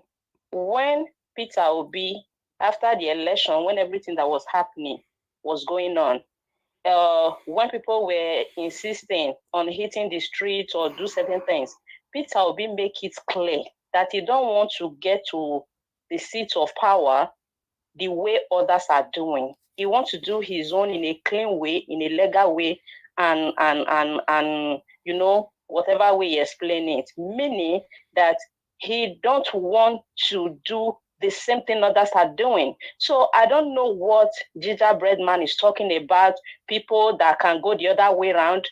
For that reason, that is why he's supporting the margin. Honestly speaking, if you want some people to go other way around for Mr. Peter Obi, and Mr. Peter Obi is coming through the front door, others are going the other way around to work the whole thing together to go to that seat of power, I don't know the credibility you want people like us that can still see a bit clear to see that same seat. So what we are fighting for, that make all of us to take our time to support this man. We did our investigation, we screened, and everything that was in public domain, that his hands are clean, and it make us to understand that he wants to do his own in a very clean way. So talking about people going to the other way around, the people some going through the front, I don't get it. And if it happened that way, honestly speaking, I will not see credibility there. Thank you. Thank you, man. Thank you. All right. Okay, Mr. Dele was calling in. Please, guys, just bear with us. Everybody will talk, please. I understand a lot of people calling in at this time. I just wanted to take at least one more call, then we'll take it from here. Mr. Dele, thank you very much, sir, for calling in. Good evening to you.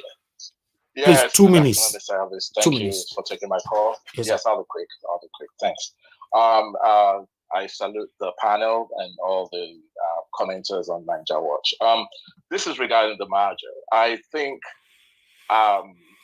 Peter Obi does not need anyone to merge with as he is right now. I think that's a distraction. Everyone else needs Peter Obi Peter Obi doesn't need anyone.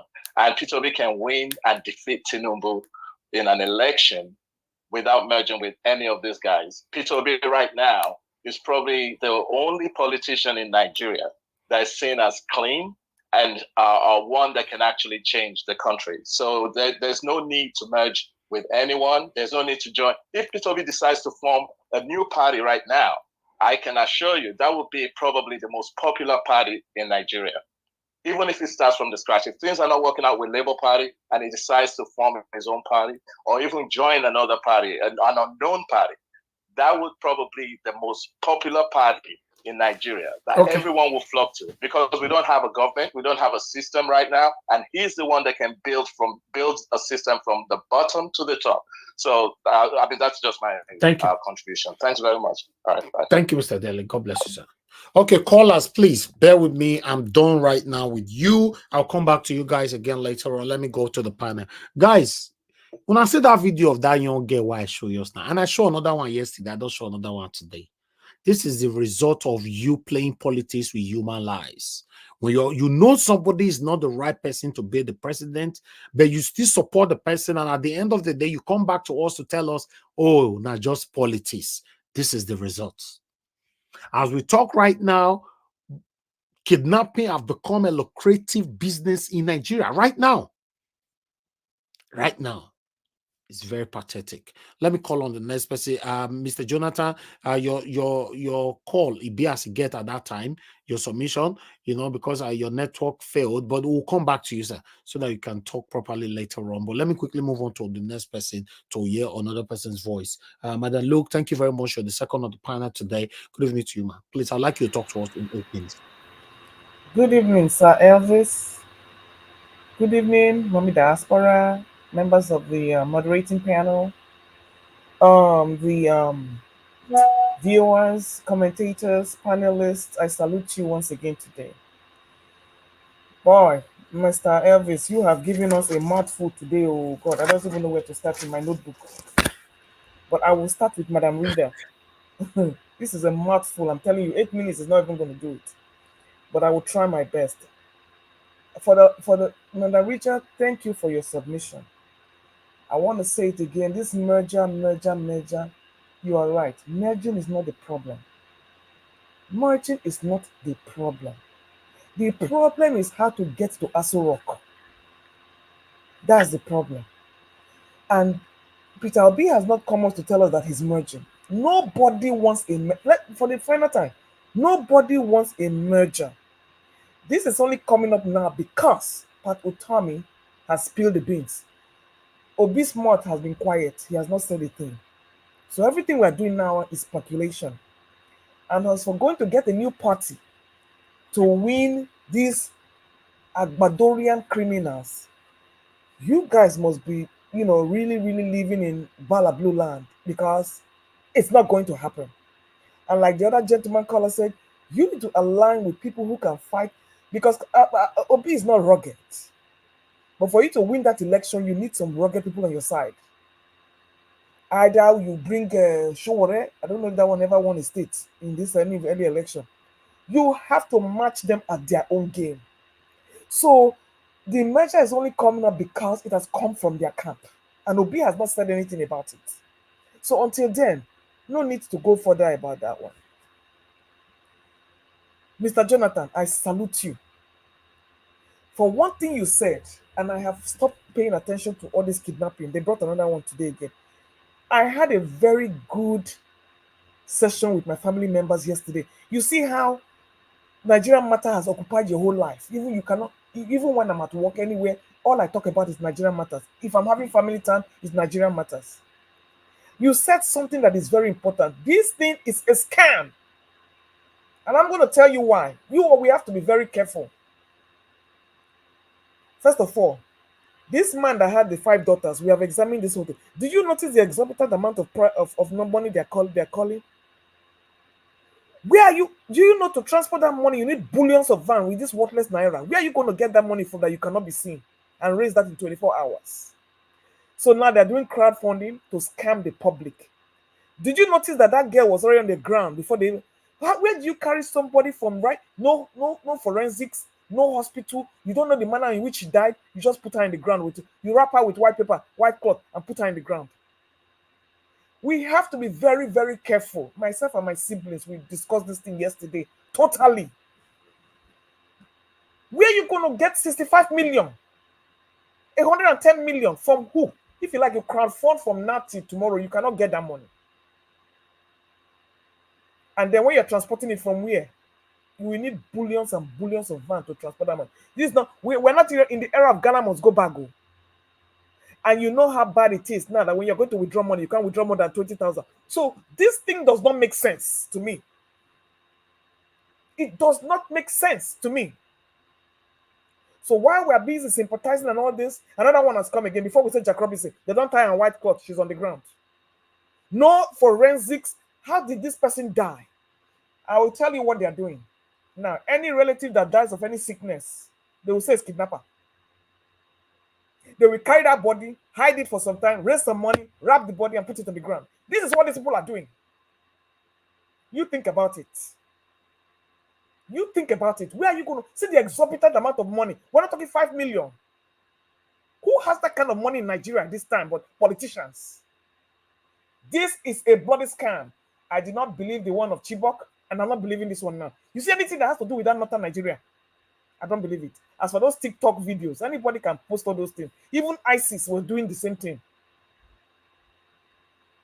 They've been emboldened because it's an inside job. These are criminal. This is a orchestrated crime. Anybody that contributes a dime to those people, then you have been suckered in. Pay very close attention. This is a scam. Having said that, let me move to terrorism in Igbo land. There's no terrorism in Igbo land. All these people are all orchestrating all this nonsense to bring instability to that region. And we know who the culprits are. We know who the culprits are. Everybody that is sitting at home, they are protesting to bring in Nnamdi Kanu home. So there is no terrorism in Igbo land. Any terrorism in any part of Nigeria is orchestrated by the government. Abacha said it. If your terrorism goes more than 24 hours, the government has a hand in it. So this is a government job. The kidnapping, so everything is from the government. So before you start sympathizing with these lunatics, pay attention to what is going on. It's just a new scam in town. All right. Ozekome, what can I say? Isn't it ironic that this Supreme Court, the chief, the hypocrisy of the highest order, they are now exercising legal and judicial koboko to flog the Court of Appeal? Is that not a joke? Is that not a joke? After robbing the whole country blind of an election, they are not coming to do what? I'm not impressed. That's the hypocrisy of the greatest order. Atiku has restated his opposition ambition. It is right. He can do whatever he wants to do. If he like, he can contest 50 times. Those who want to be with him can be with him. That is not a problem to me. It's a free world, so that can be done. And then we're talking about see Kano jubilating and Lagos is jubilating too. I just laughed. Sanwo-Olu is jubilating too. Well, there is God. Enugu governor, that damn step, I need to go and copy it. You know Shokuna. That man he should go for Nigeria Got Talent. The down steps, like Rufai said, is out of this planet. All to chop money and steal. Bwala, Bulala, Daniel. How many times will I call you? They say when you get married and you get divorced, even if you're looking for another partner, are you getting an upgrade or a downgrade? That is what Nigerian politician is all about. You hear Flavor song, Agbabola, premium or nothing. How much is the money? How much is it? See, it's all about stomach infrastructure. Whatever makes them sleep at night, they have the right to do that. Keneko Kwenko has secretly, I don't know what he meant by defining the difference between resignation and the camping or what was that? he did not decamp. He only resigned or whatever they put. I don't know I don't know what he's trying to say. Is he trying to say he's still a member of APC? That he only resigned? But that is yet for another day. You see, everybody, when you said it, when politics comes in and you're down to your wire, your true color will come out. So these are all for us to see, and this is what the same party you want to be to form a new party. Which people are they going to give birth to the people today? These same people are going to flock to the other party now. So as for me, the devil I know is better than the angel I don't know, and that's what is happening to Labour Party.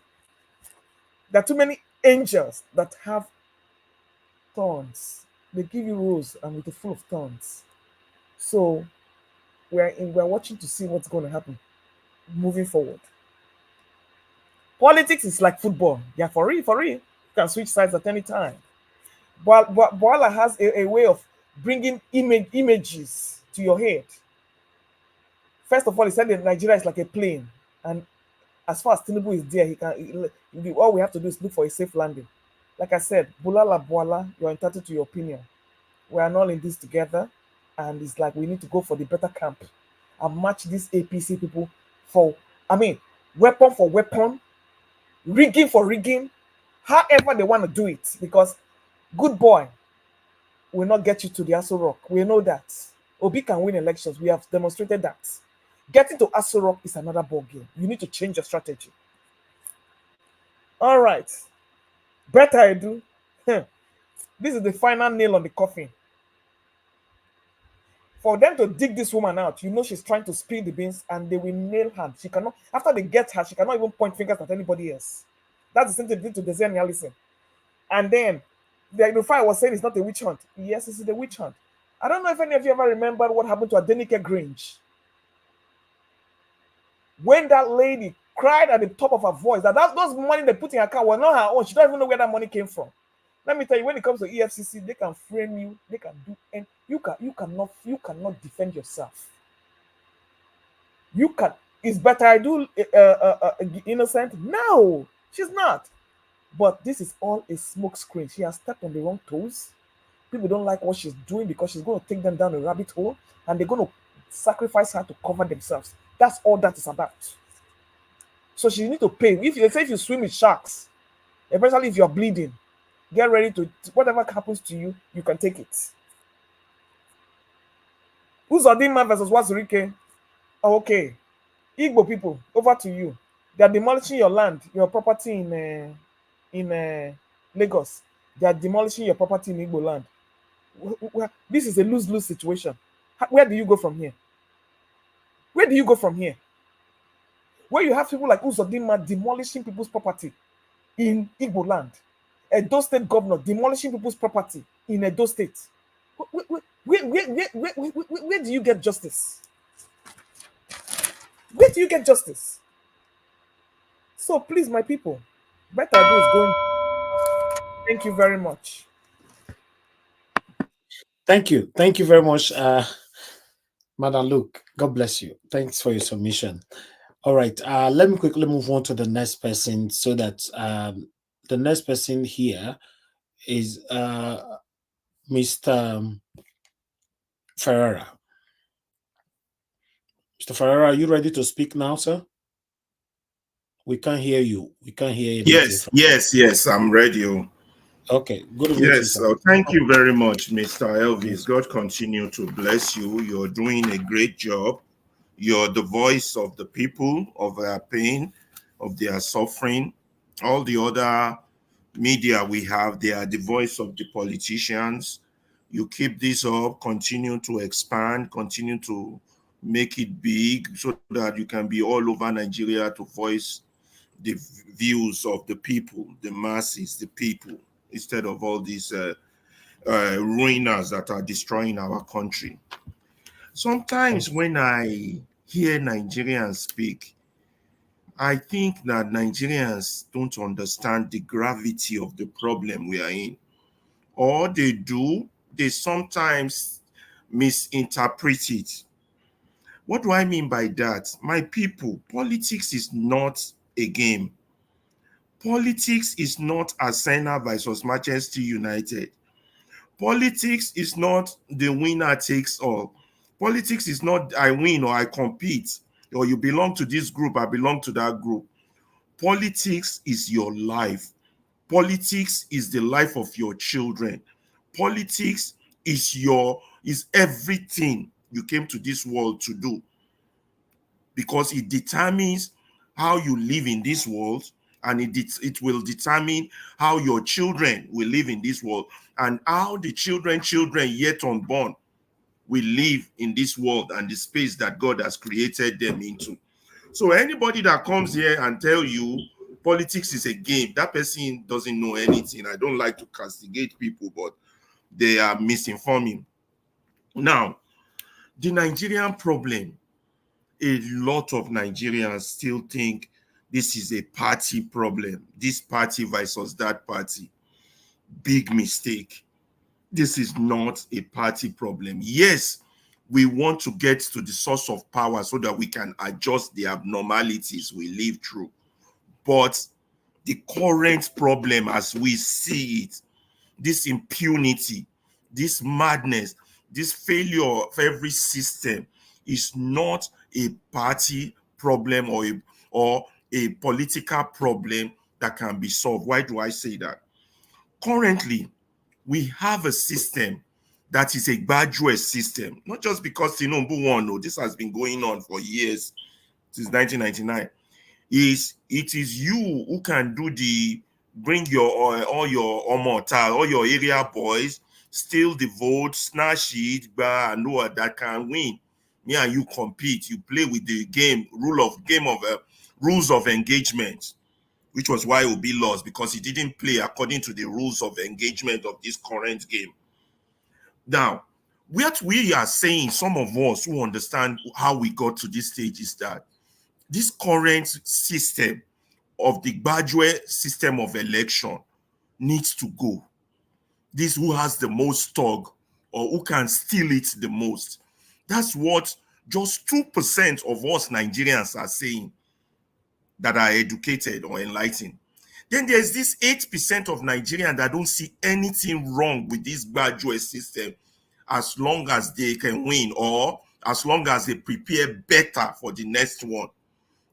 Maybe if I bring more thugs that would protect my vote next election, maybe if I bring more area boys that would make sure they don't count my opponent's votes next election.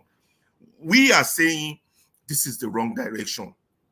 As long as you participate in that madness, you will never get a good country. You will never get a good judiciary. You will never get anything that you deserve. There would always be this insecurity, this kidnapping, this tribe lording it over another, stealing their resources, stealing their land. There will always be all this problem every day we all lament on.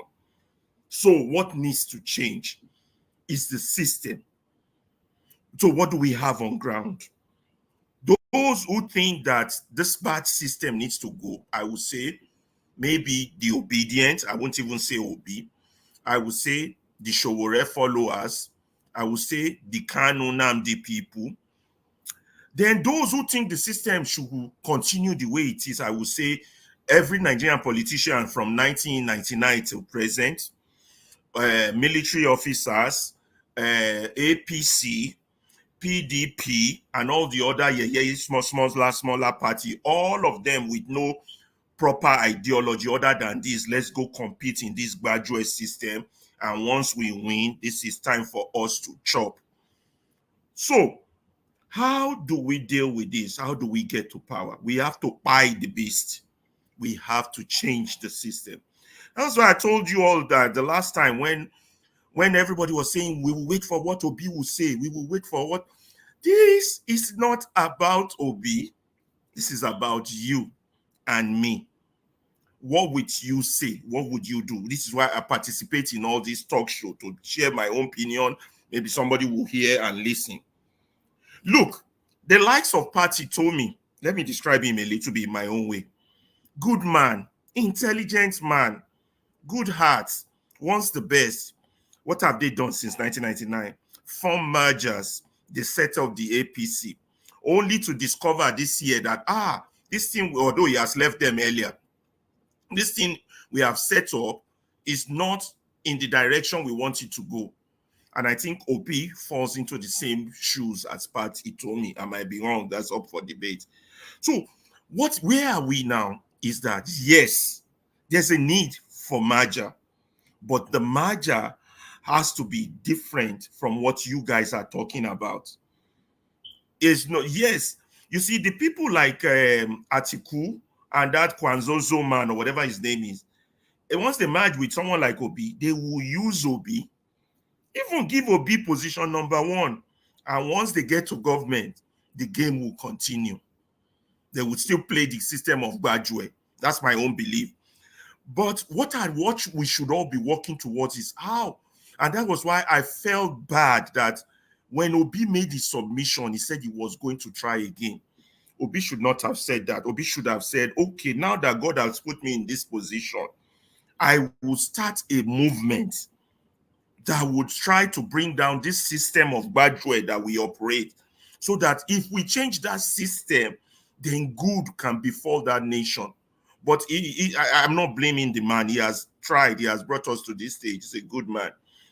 So this merger is like between the evil people who has no change of heart. So what we need to do is we need to find people who wants to break down the system and form merger with them. Right now, obedience and Obi has an advantage with the votes he got. Going back to those people like Atiku and Kwanzonso will only take him backward. Although the likes of Showore are claiming they are so principled, they don't want to form merger, but all of them are getting it wrong. Everybody needs to join hand and say, who is a moderate? I will consider Obi a moderate. Obi is a moderate. Who is a moderate that I can merge with? Once I merge with my moderate as a progressive or real progressive-minded person, how do I start to mobilize my people? So if I'm a millionaire or a billionaire, instead of thinking I'm enjoying the riches of Nigeria as it stands now, that's false fallacy, fool's paradise, a fool's paradise. Because today you're enjoying your million, but tomorrow, if there is no rule of law, judicial system to protect your million, you will fall. What I would do is I will use my millions today to establish a media and educative institution that will mobilize people to our side until we get to that critical number that can effect change. Then we can now face the bad people. My statistical estimation is that 19% of Nigerians just do follow. There is this 10% that knows what's going on. And out of that 10%, 8 of them are satanic. 8% are satanic, and they are the ones leading and pushing this country since 1966. Satanic, and they are the ones in charge since 1999. So there's this other 2% who are not planning well, who are not talking well, who are not connecting well, who are not picking the good people among them, although some of the good people will still betray you down the line, but that's not the point. Who are not planning well, and they need to reevaluate themselves, reevaluate the problem. The problem is not this party, that party. The problem is ideological. It's in the head. We believe that politics is where you go and chop. Until we crush people that think like that, we are not going anywhere. So this merger, it's a waste of time, not because it's a merger, but because the same ideology persists. Atiku still believe he made it through stealing money. He still believes he's still going to steal money. Kwanzaa also still believe that. So why are you merging with such a person? Although you could merge with them, if you pull your number and say, look, I have 6 million votes and our position are this, and this is our objective. But I don't know how that's going to work. But we have to keep talking, on the other stuff that you've presented, the same old people. I don't like talking about individuals or those corrupt individuals. I prefer talking about ideas and suggestions and solutions on how to move the country forward. That's my submission for now. I might add more later as we talk more. Thank you very much, Thank you, Mr. Mr. L. Ferreira. God bless you, sir. Thank you very much for your submission. Okay, let me hear from somebody else quickly so that Mr. we. Elvis, sorry, Uh, did you see my message on the chat, please? Let me see. Oh, you want to quickly say something? Okay, go ahead. Yeah, okay. Thank you very much. I tried to call him, but I know that you're already giving me the first call. I wanted to quickly clarify clarify my position with Madam Patricia.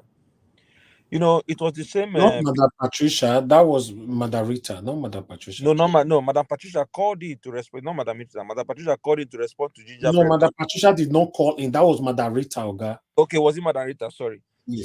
So yeah, I said something. I said we have to face them head for head.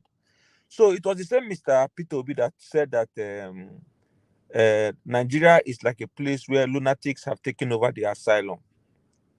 And there's also a saying that says that if you want to collect something from a madman, you must behave like a madman to collect that thing. Otherwise, that madman will continue to use the influence of being a madman to oppress you. You all and we all will agree that if there were 2 or 3 likes of Dino Malayi, who was for the PDP, on the day that they were collating that result, when he was standing and challenging Mahmoud Yakubu, if we had 2 or 3 of such people in that collation center that day, they wouldn't have declared that result. Peter Obi is a philosopher. He tends to speak in idiomatic expressions. Peter Obi will not come out and tell you, go and take your country back. But we as Nigerians have to do the needful. And the reason why I say the merger, I support it, is because... Gingerbread man, okay, now I understand who you were talking about. That's Madam Irene's finest. Okay, Madam Irene's finest. Thank you very much. Yeah. The reason why I support the merger, do you know that on the days of the election, both the by-elections and the main elections, there were people who were parading the street and several polling units with police uniform that were not actually police officers? Are you aware that these political criminals, we saw uniforms for people that were not police officers in order to perpetrate their criminality in the election? So I say, we know that Peter Obi won this election free and fair, but they refused to give it to him. The only way we should go head on head with these people, since we are not preaching for violence, since we cannot fight the government, is to merge with people that have the tendencies that these people have. And Dino Manaye, who was from the PDP, did clearly that. Because if we had someone like Dino Manaye or 2 or 3 of them on that collection center that day, as Dino Manaye was challenging Mahmoud, they wouldn't have declared this result. That is why I said that obedience have proven that they did not have the capacity to take back their country by force. Because if you are waiting for Peter Obi to tell you to hit the streets and go and collect your country, he will not say it. He will speak in it. He's a philosopher. Mr. Elvis, you read philosophy as well. So you know that you don't speak directly. That is my point. I'm not saying that he should go through the back door. He will get the vote because Nigerians will give the vote. Mr. Elvis. Mr. Elvis. Yes, Mr. Jonathan. Yeah, I just want to ask Takoma if he can say briefly, what should be the role, or what do you expect the role of Peter Obi or position of Peter Obi in that merger? What role? No, Peter Obi must be the flag bearer. He must be the presidential candidate. I'm saying that it is country first now. And if that does not happen, it's already in the merger. Don't you know, when they talk of merger, I believe that there must all first of all be a concrete contract. They will have it that when we merge, there is no shenanigans, no games. At the end of the whole process, this person will be the presidential candidate. This person will be the vice presidential candidate, and we will give him all our support. There must already be a contract, if at all that will happen. But if you just merge and think that, then we will continue the process. When we get to that stage, no, Mr. Jonathan, definitely there will be an agreement, and we shouldn't preempt this merger. We shouldn't preempt the merger because definitely there will be an agreement. right now.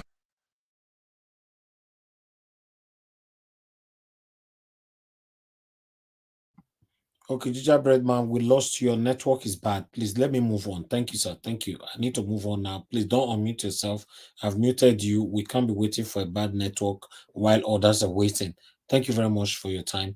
Let me quickly move on to the next person on the panel, which is Mr. Let me see. I think okay, Black Panther. Black Panther, sir, if you're available, please talk to us. Good evening to you, my brother. Good evening, Mr. Niger Watch. Can you hear me clearly? Yes, you are very good. Talk to us, sir. 8 minutes. Good evening to every one of us, and thank you. All of you have been making a very, good point. And then I want to say, Mr. Ferrara, you've made a very good point. But there's one thing I want to say here. We might not be a master of everything, but when we there's some part of our discussion that I fidget because I don't really know it deeply. I just talk on the surface and that briefly. And I require somebody that is very strong on that topic, that have done a deep analysis and bring it out. You see, we are all here speaking about that. But before I go further, I would like to thank all the viewers, the commenters. May God bless every one of you, and may God continue to prosper us and give us good ideas on how to turn the trajectory around. There's one thing we should all know here. We should be liberal. When we are discussing, we should be liberal. We shouldn't be so thick or hard, because we are all here to do what? To falsify the movement so that we come to a very strong position whereby we conclude on a bigger way, a good way out of this trajectory we are in now. And I want to pick this word from Martin Luther King when he was making a speech in 1968.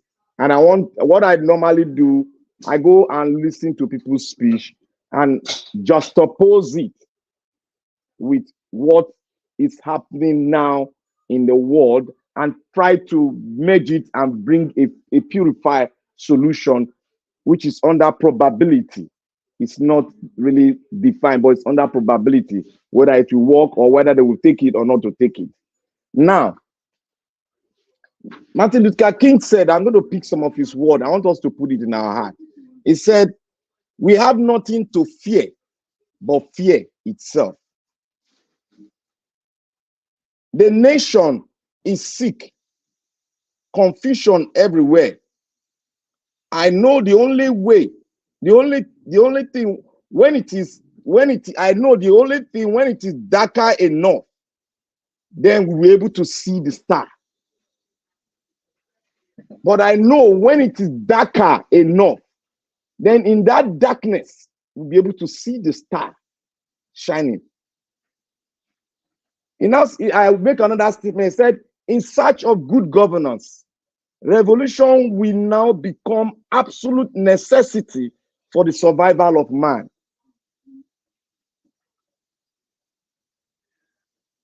Now, I want to speak.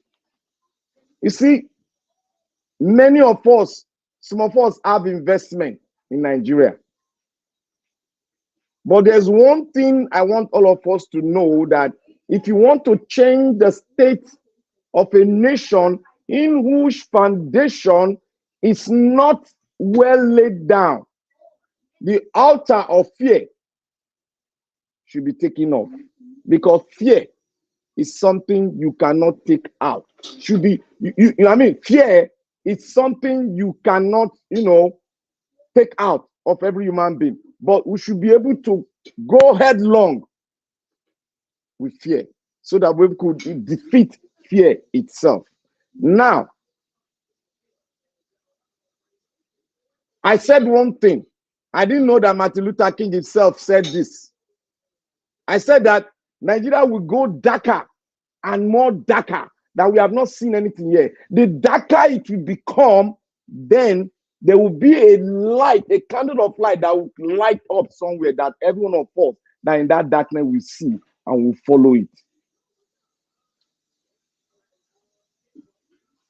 When we talk about merger, people are saying, no, we don't want merger. This.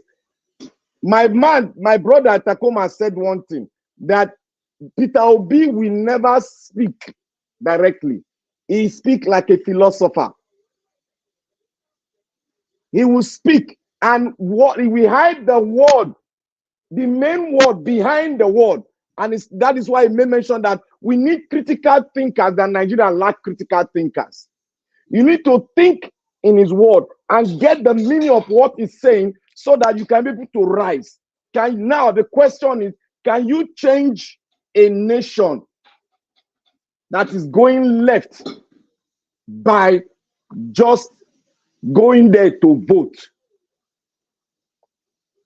Can you change a nation that is going left and you go there just to vote? And you think you can change it without no resistance from those people going to the left? I know many of us are afraid, oh, this, that. There is no time in the history of man, even in the days where God, the Israelites were fighting, that there was a time where we want to change the trajectory of any nation, that there will be no uprising or men that will stand their ground to change it. And irrespective of it, let's face the headlong. We know that the consequences, we will know the consequences, and we'll hold it and we'll bear it. We know that our final drive will be to get the needful done so that the nature, the future of the generation will benefit from that, and Nigeria will become a great nation. That is it. We need to face it headlong. You see, when we talk about merger, I said merger is not a bad thing. It's how you go about the merger that is necessary, that is important. You can't go into a merger by saying you go with absolute. You have to go into a merger and you lay off some things, you get something, you lay off something.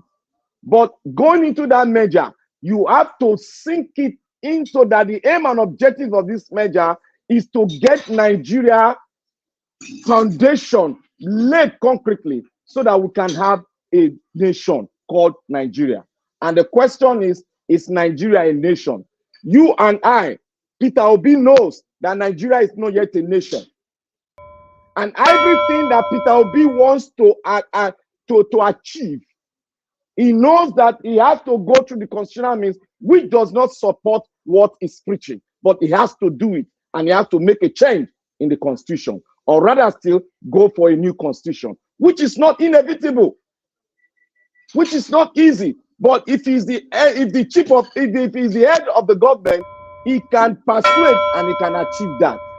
I have a lot to speak, but I'll give up this time because my time is up. So Najawa, thank you very much. Thank you, Black Panther. God bless you. Thanks for your submission. Please, if you want to give your final submission, that area where you deal with the knack plate, pots, spoon, and everything, you should know you're on a live broadcast. You can't be talking from that kind of area, sir. Work on that. Thank you so much. Let's move on to the next person. Mr. Olumide, are you available to speak, sir? Yes, Elvis. Thank you. Thank you. Good evening to you, sir. Please good day to to us. you, Elvis. Good day to the fellow panelists. It is good to be back again on your media platform. An opportunity for Nigerians to see the different views and ideology of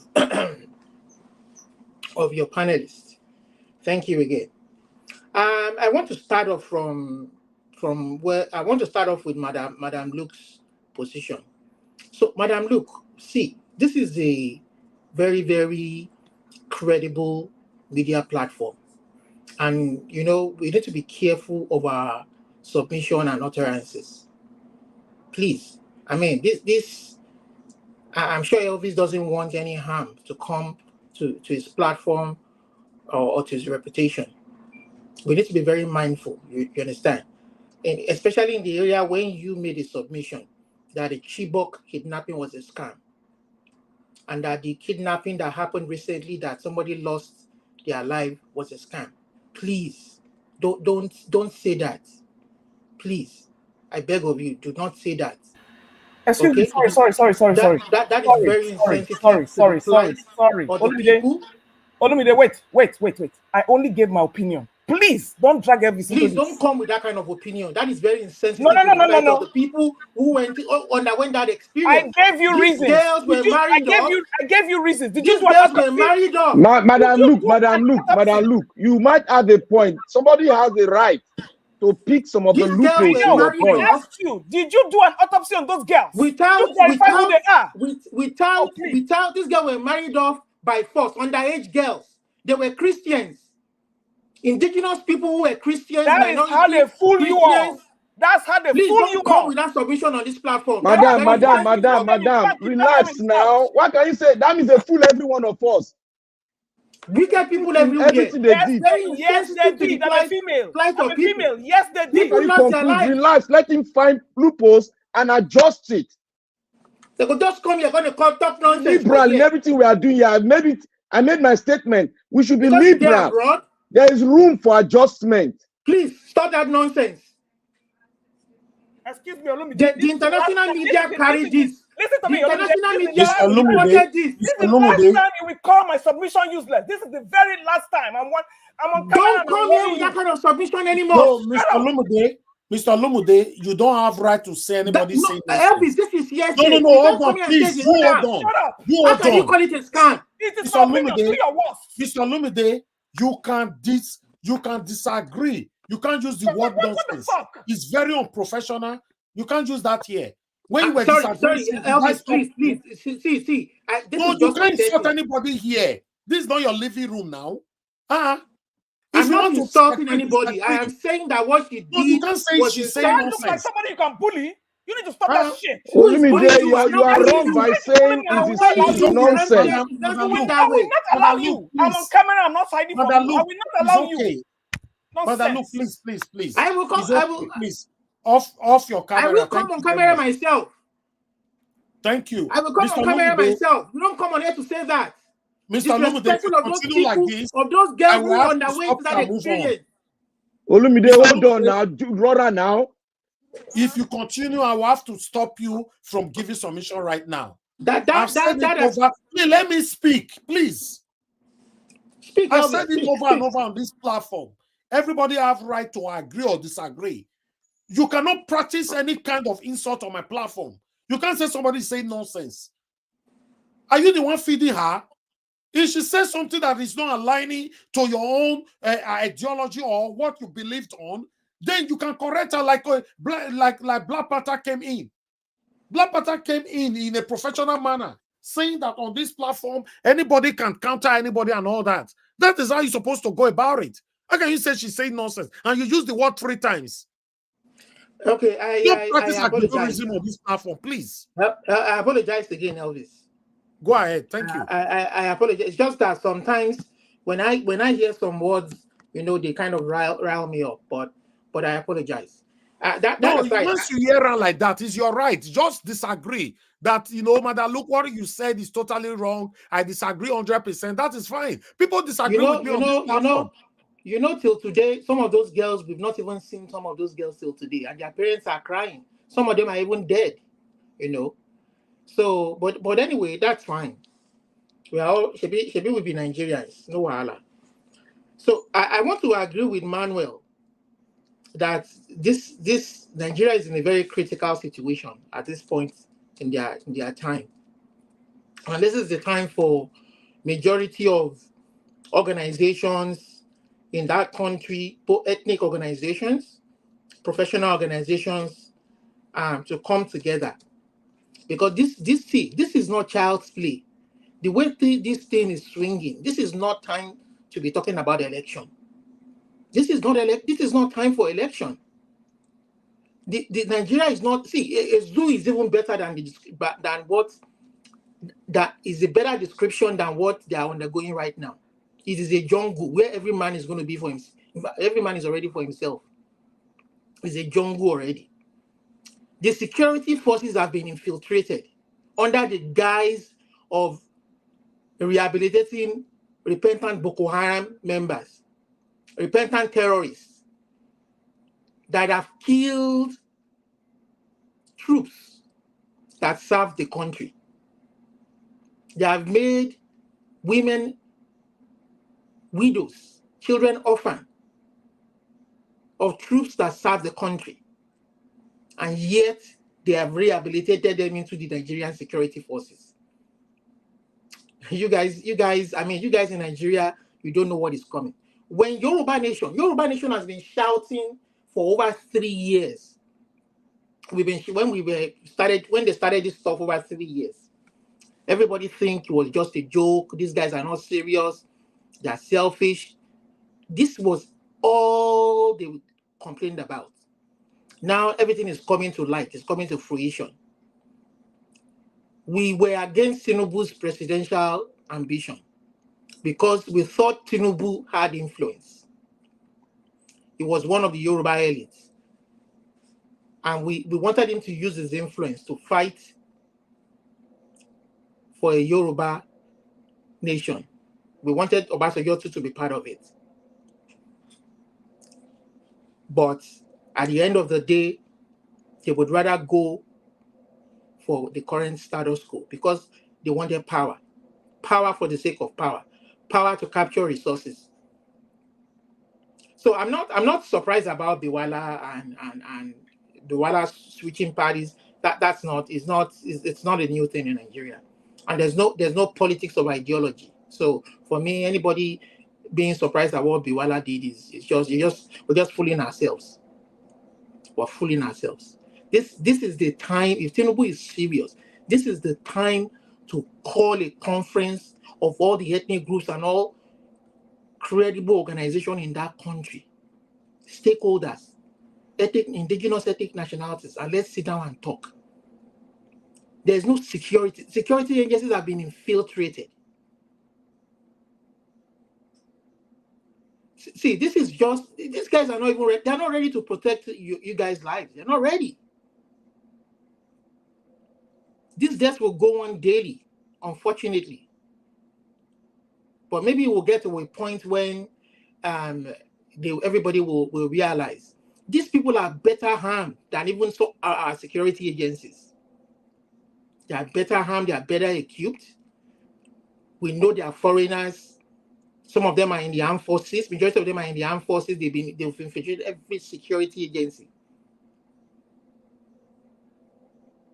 I mean, this is just crazy. This is just if anybody is expecting anything meaningful to come out from this government, I mean, we're just wasting time. We're wasting time. We should be talking about sitting down and renegotiating our existence. That is what.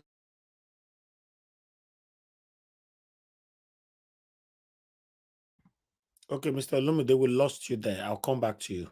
Your network is bad. We can't hear anything from you, so I'll have to mute you. I'll come back to you. Anybody with your network, you're free, right? Hello, can you hear me now? Hello? Niger, hello? Okay. No, please allow him to round up. A lot of people are waiting. Olumide, round up. You have 1 minute left. Thank you, sir. Okay. So this is just a summary of see, Nigeria cannot work.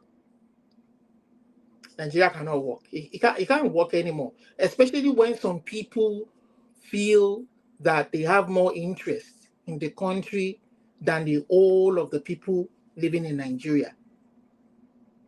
And that the people's interests are subject to their own interests. There's nothing wrong in having different ideologies. That is why we have democracy, a party system where people with the same ideology go. I mean, okay. if criminals with the same ideology want to come and vote, but allow the people choose who they want. Thank you. In a free and fair election, once you lose that basic principle, there's no way your society will ever advance. Mr. Olumide, thank you. Thank you, sir. All right, let me quickly put this through before I call on the next person. On this panel, we call it a panel which means that when you come here, one or two ways you might receive basbos in terms of agree, disagree, opposing, countries, interjecting and all that.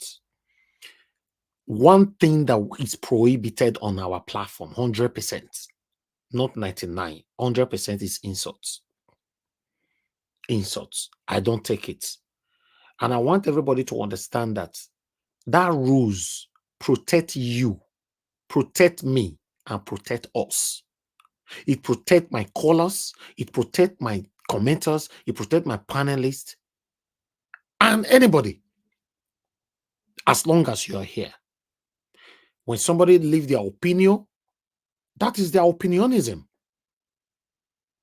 That is worship things. Because the government we have cannot be trusted. Tell me, I'm happy now Olumide just said now that Nigeria cannot work. Okay, you're supposed to also think where she was coming from. Since Nigeria was created, tell me any of the government that you have ever trusted. For me, if you ask me if I need to answer that question, since I was born, I've never trusted the Nigerian government. Elvis, I'm sorry, can I ask you a question?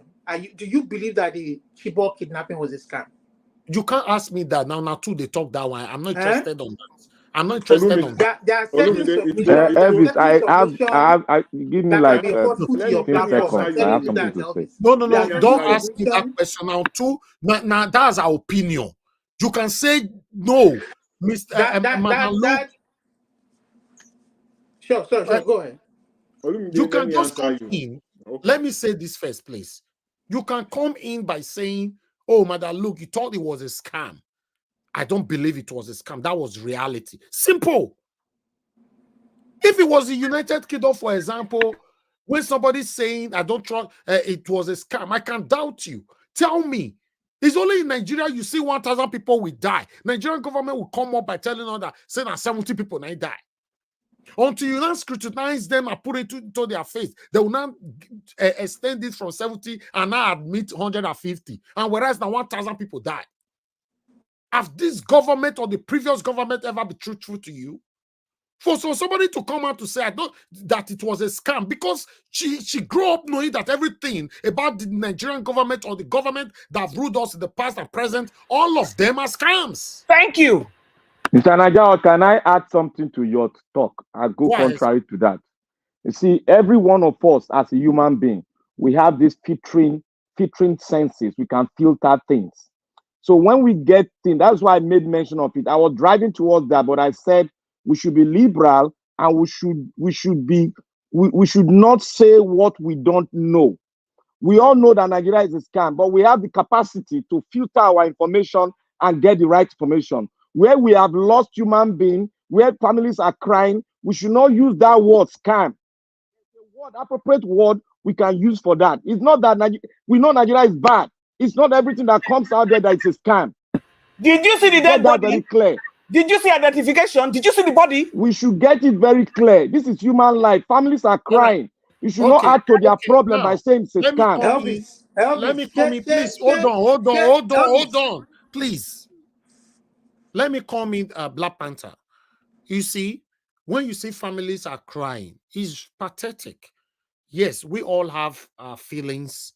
We understand what is going on in our country.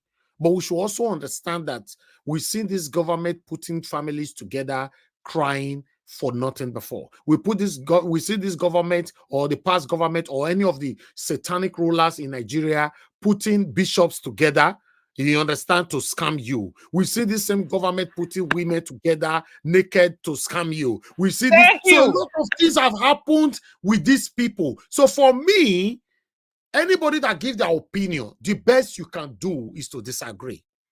That's all. That is why I said we can filter information ourselves. We have the capacity. Yes, I know. Yes, disagree like you are doing now. You are disagreeing now. Fine. I don't have a problem with that. Black Panther, you are just disagreeing now 100%. That is fine. Mr. Elvis. But you don't have right to insult. Elvis, did you read the comment by Aaron Oguru? Did you read his comment? Can you read his comment now? I know there's no perfect government, but Chibok's girls massacre in Benue Plateau, Kaduna State are real. Yes, that's his opinion as well. His understanding. That is somebody who lives in that area. So, did you hear Dr. Aruna insult anybody? What are you trying to justify? What did I insult? Did I Is insult this not anybody? a professional? I didn't. Did I insult anybody? No, you use insultive language. Insultive language. You use insultive language by saying you are saying nonsense. That's Agberu language. So you don't think that calling something that is not a scam is not nonsense. That's what I'm saying. But can't you apologize? You have apologized. Elvis is not Agberu. Elvis is not Agberu. Is Agberu. Don't talk to me. You always find a way to choke your hand inside my eye. Okay, please, Madam Luke, please don't unmute yourself. Olumide, don't unmute yourself again. Olumide, please, I've muted you. Don't unmute yourself again. If you do that now, then you offend me and you break the rules of the platform. Please, we cannot just be talking Elvis, it's not Agberu, it's Agberu. I just want to make everybody laugh. Oh, thank you very much, sir, for that. Thank you so much. What I'm trying to say here, character. Please don't mute yourself, sir. Please. You guys let me speak now. What I'm trying to say here is this. You see, Dr. Aruna just came in now, watching us.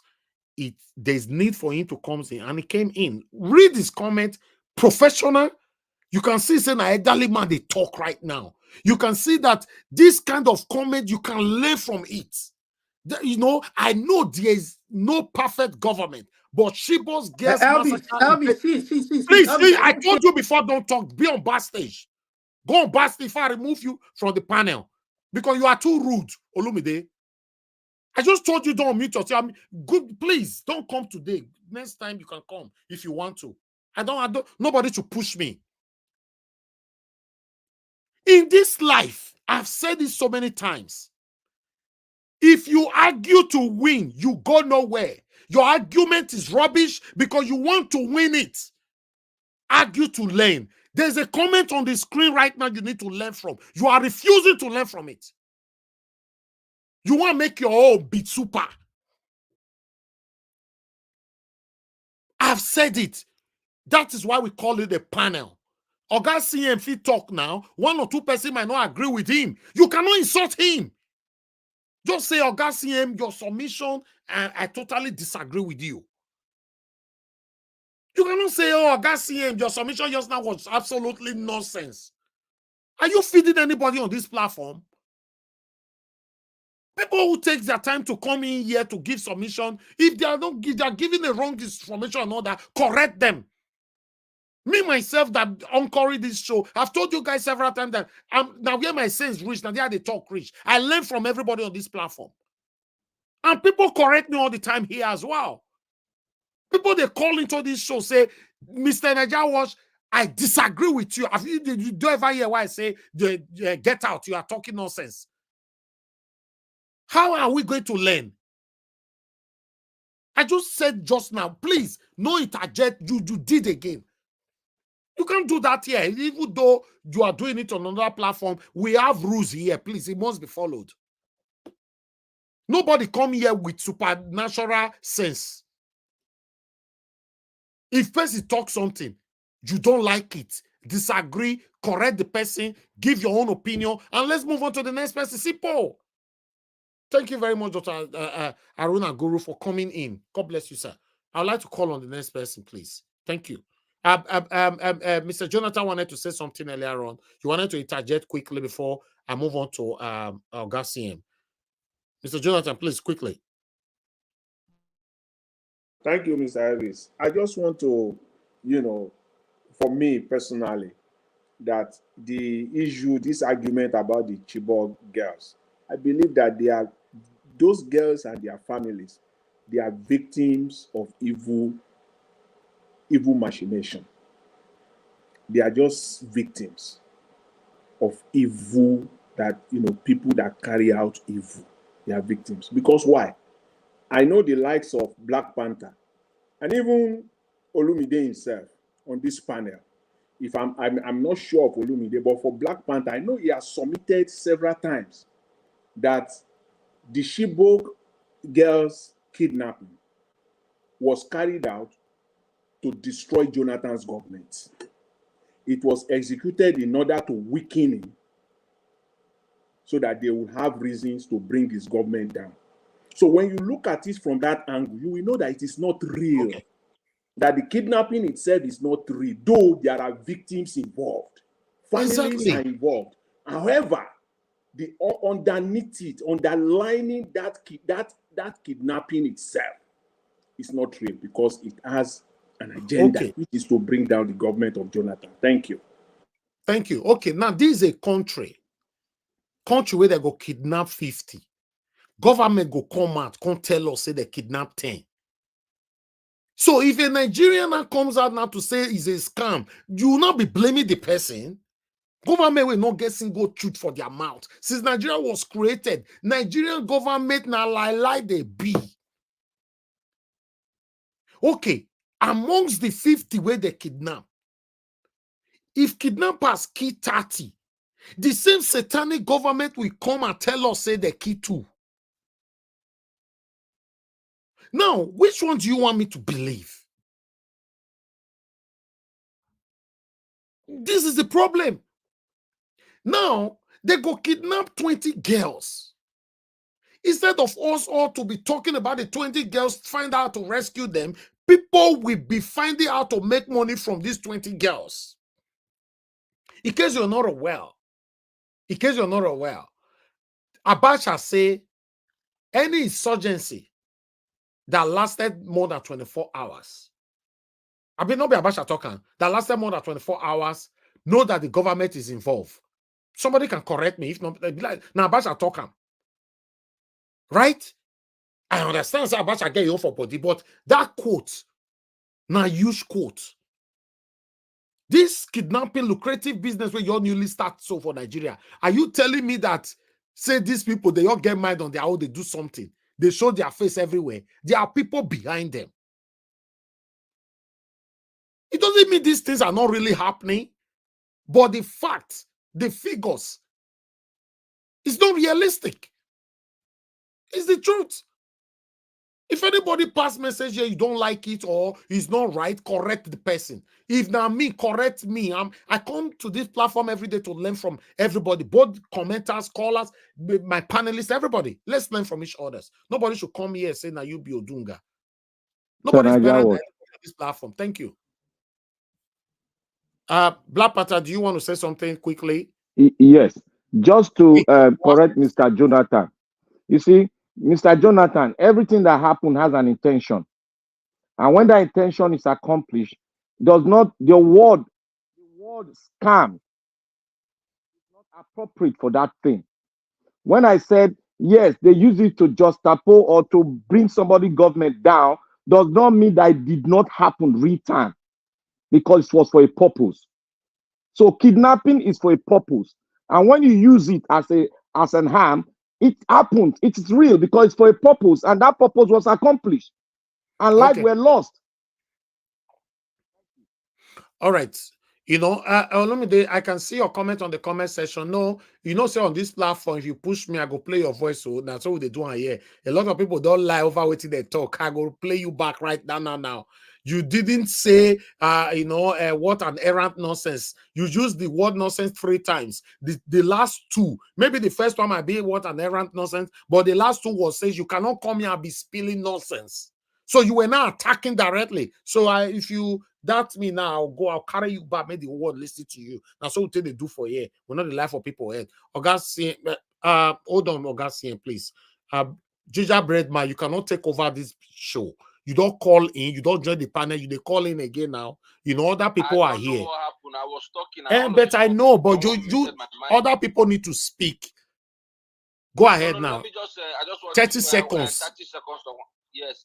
Please, I think Mr. Olumide apologized to Madam Luke, but also Madam Luke, you got to be sensitive. Imagine the parents of those children the parents of the girl who have died, listening to you saying that it's a scam. I think it's insensitive. You have to twist your word, in a particular way. I think that's the point Olumide is trying to make. Yes, that is fine. And she's willing to learn. That's why we are here. You don't see the way you talk now. Yes, you need to be sensitive. Parents are involved and all that, blah, blah, blah. Yes, the numbers might not be right, but this thing actually happened. Simple. Everybody is entitled to their opinion. That's my stand here. Thank you, sir. Right. Thank you. Yeah. All right. Augustine, please. People should allow him to speak. Thank you very much, sir, for joining us this evening. Good evening to you, sir. Please talk to you. You have 8 minutes. Augustine, we can't hear you. Your network, we can't hear anything at all. You are unmuted. Fortunately, this your network Bwala don't start again. They don't catch my ding. So hey, Bwala don't do. We need to move on to the next person. Sort yourself out. We can't hear anything at all. That sickness of your network now start again all over again. So, so let me quickly move on to the next person. Let me call on Mr. Chuks Obibweze. Mr. Chuks Obibweze, it's good to have you on the show today, sir. Please, I'd like you to talk to us. Good evening to you. 8 minutes. Yeah. Good evening, Mr. Elvis. Good evening, fellow panelists and those watching us, and of course the comment section. Yeah. I don't know where to start. I will speak on the merger. For me, any merger is a scam. For me, if you go and ask Professor Patu Tommy, he didn't know what happened when they were organizing this. Just like they're calling each other now, they had good intentions, but those good intentions, the likes of PDP, still bring those people who will go and get in there just to make sure that nothing works. It has never left us. It's exactly the same that will happen. For me, any merger will increase the problem we have. It's as simple as ABCD. That's my own opinion. And why am I saying this? The likes of have we forgotten the likes of native doctor? It wasn't. This one wasn't even a merger. He is there as his real party. Everything when the party had nobody, has nothing, but when they see that the party is growing, they find their way to find these people who they know doesn't believe in whatever they're doing in that party, and do what? Make sure the whole problem we had in this election started from that place. So let us not forget that if we're singing Maja. To me, I don't believe, right? If Nigerians can't take back the country, no political means can take back this country. That's the way I see it. I might be wrong, but no political means. Election cannot save this country.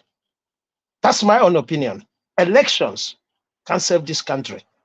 Because on whose ideology? Look,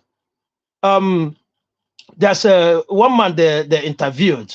He talked about how Labour Party agents, before the election, were doing meetings and all that, and getting connections with telephones and all this. So this is the kind of people you're gonna. In fact, even are they not obedient? They are obedient. They find their way again to do what? To infiltrate them. Because the hunger in Nigeria will make anybody do anything. That's why in my own opinion, merger is not what is gonna do anything. Nigerians should be prepared to take back the country. If anything short of that, we're going on any election, forget it. Forget it. Except, like I think it's Black Panther, or no, I think it's Gingerbread Man says, except if you're gonna face them fire for fire. And they don't need merger to do that at all. It's just to educate ourselves. Because the more you merge, the more you bring different character. and that is the end of it. So for me, there's nothing like merger. Again, I will talk on Bwala. Bwala is a different monster. He's a liar. You know, I remember when he crossed over from APC to PDP. I was one of the first people that called him out, because I do listen to him a lot before then. I do listen to him, and I'm not listening to him because he was saying something that suits me, but I just follow his footsteps to see who he is, because I realize he's a young man. He's got that brain, you know. So, but when I saw what he was doing, I know he is a very dangerous customer. And guess what? Immediately they strike him with his religion, just religion. He reacted. So for him, all he wants is wherever he is, let the merits continue. So he move over to PDP just to satisfy himself, get what he's gonna get. These are according to one of our panelists, political jobbers, you know. So I don't have anything about him that will tell me that whatever he's saying, he means it. It's just like when he was you know, talking about Aguado, he don't have capability and all that. I know he was just saying that because even when he moved, he said it clear that, oh, he wanted to give in this position, but though he refused that because this religion they're saying it touches him a lot. So I don't believe in Bwala. And again, the only thing I want to say here is Nigerians, we should, because looking at what is happening, look at the kidnappings going on, and nobody is reacting. Nobody. Call it the military, call it the police, nobody cares, you know. And of course, I saw the other day that the lawyers are protesting police brutality. I told them they never see nothing. Again, even the what is it called, our press, everybody is gonna get involved in this. Everybody must suffer it. That's the direction Nigeria is moving to. The lawyers, they're crying. Soon, it's even little now. Soon, they will continue to deal with them, especially the media. Let's continue to keep quiet. Let's continue to keep quiet. The people that were supposed to do the right thing, these are the people who are even keeping more quiet. Now the lawyers are speaking. Oh, the judiciary is this, is that. These lawyers we are talking about has the opportunity. They have the power to stop all this nonsense. They have the power. If all the lawyers walk out from the judiciary, I tell you, the judiciary will be reformed within 5 minutes. But guess what? What they are doing is collaborating with them because they earn their millions and billions from them. Who is getting all this electoral whatever they're doing? Is the lawyers, and that's why they don't want to say something. It breaks my heart. If these people, FBS today, says we are no more going to court to defend anybody, the country will be in complete quagmire.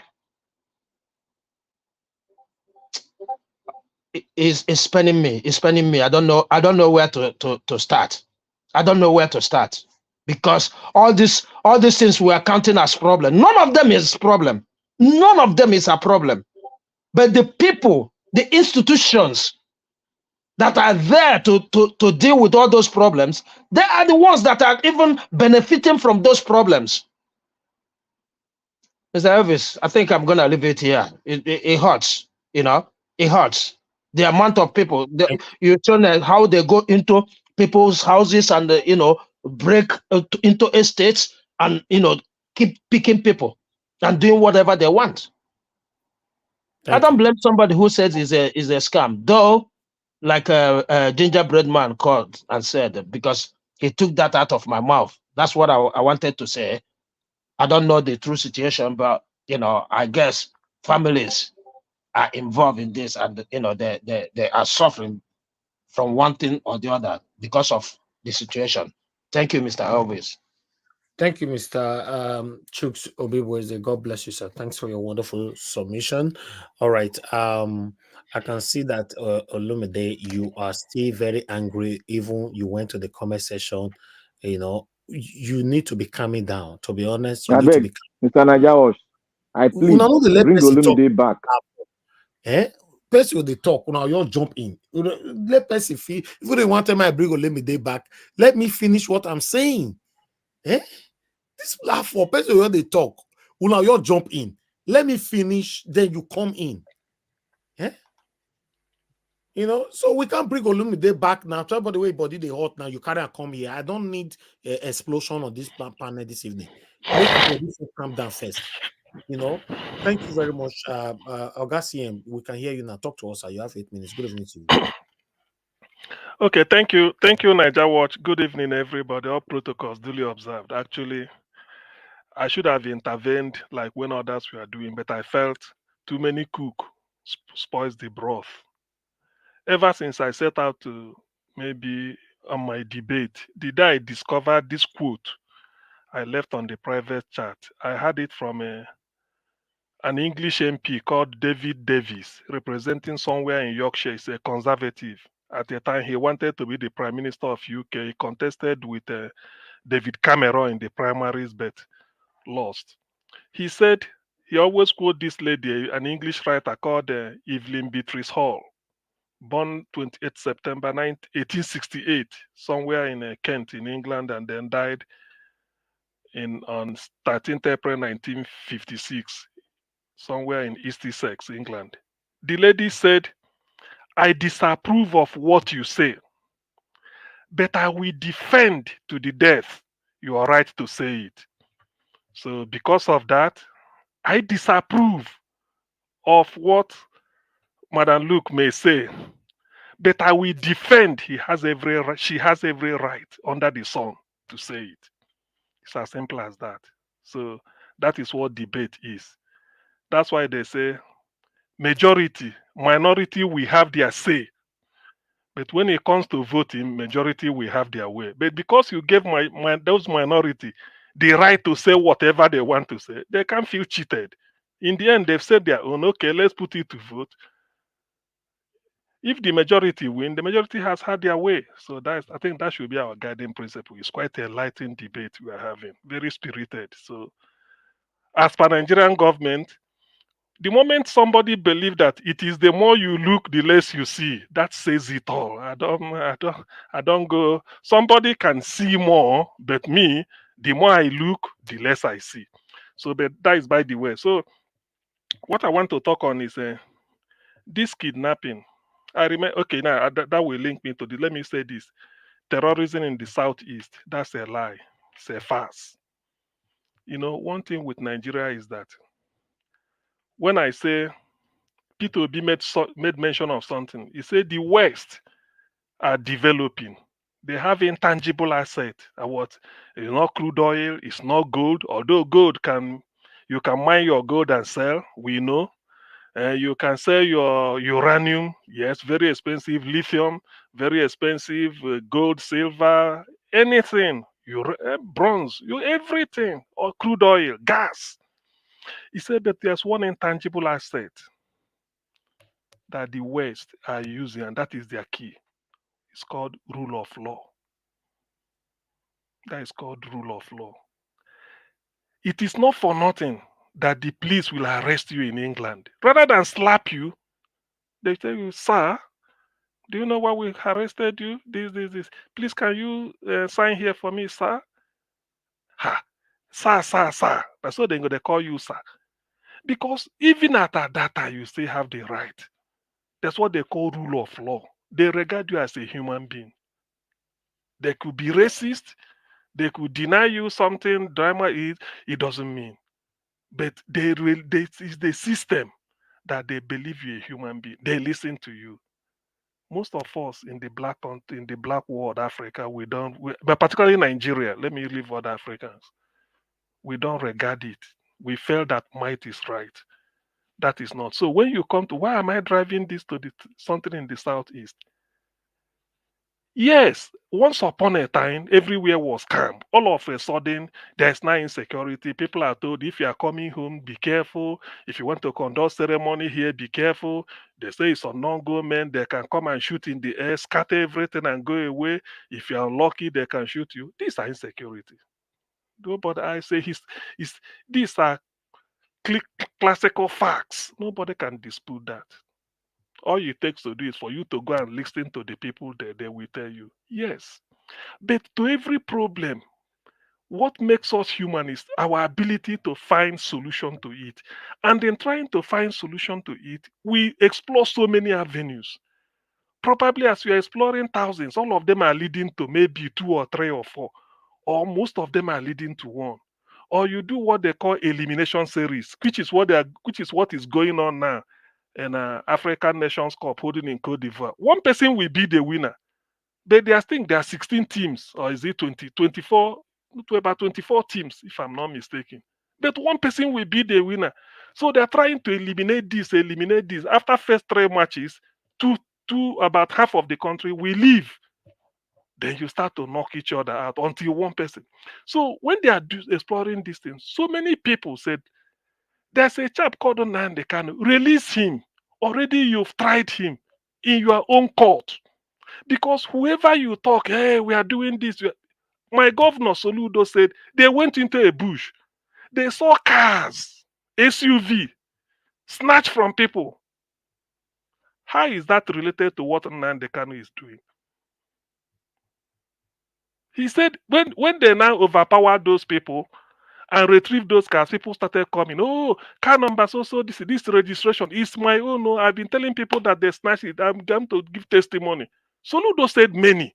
This is insecurity. But why? When you talk, releasing Nnamdi Kanu, people are cashing in. Everybody want to cash out. That is insecurity. Soludo went to Aso Rock, obtained permission, went to DSS, spoke with Nnamdi Kanu, said all these things are nothing. He said, how is it related to agitation? When you go and snatch somebody's car, how is it related to freedom for your people? He said it doesn't. He said he's not authority. He said it. Soludo, in his inaugural speech, also said he will say people are hiding under it. He went to government. That was 2022. He said, try him. If you find him guilty, then we know that he's serving so that these things will stop. Nigeria delayed it until December 2023 and November ending. They said the Supreme Court. And let us face this. I'm not making an excuse for insecurity, but that's why people are linking government hand in insecurity in the southeast. That's what the link I want to establish now. Because you may not be directly involved, but you may be an enabler, or you are aiding it and they are betting it. That's why police, when they said, why did you, insurance company will say, you bought a car for 50 million pounds or 50,000 pounds. Where do you park it? He said, you keep it here. They say, you have no interest. You must tell them where you park it, even taking a responsibility for it because of the premium you are paying.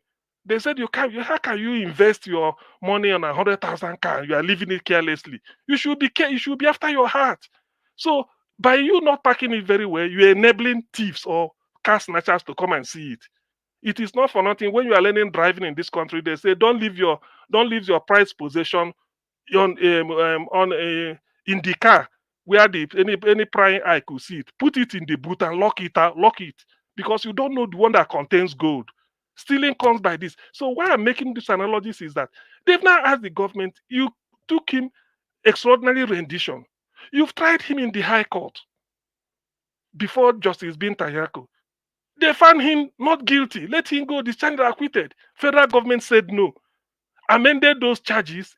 Mind you, this is their own court with their own judge that they employed, their own judiciary. Not Nnamdi Kanu employing them. Now you went to an appeal court. You still try them under your own terms. With the thing you are the prosecutor. 1 minute to go. Thank you. Ozekome is the defendant. After prosecuting with your own judges everything, while you are prosecuting, the state say, leave him, let him go. We found nothing in him. 7 count charge to 15, from 15 down to 8, from 8 down to 21. You know, change it. The 8, they said go. They said no, we go to Supreme Court. Now, Supreme Court, normally Supreme Court, they say it's a court of policy, it doesn't take evidence, all those. What did he do? Federal government, you have more than 3-4 years. Produce the evidence. Now, Supreme Court said he has to go back again to High Court and start all over. See, this is why people call Nigeria a zoo.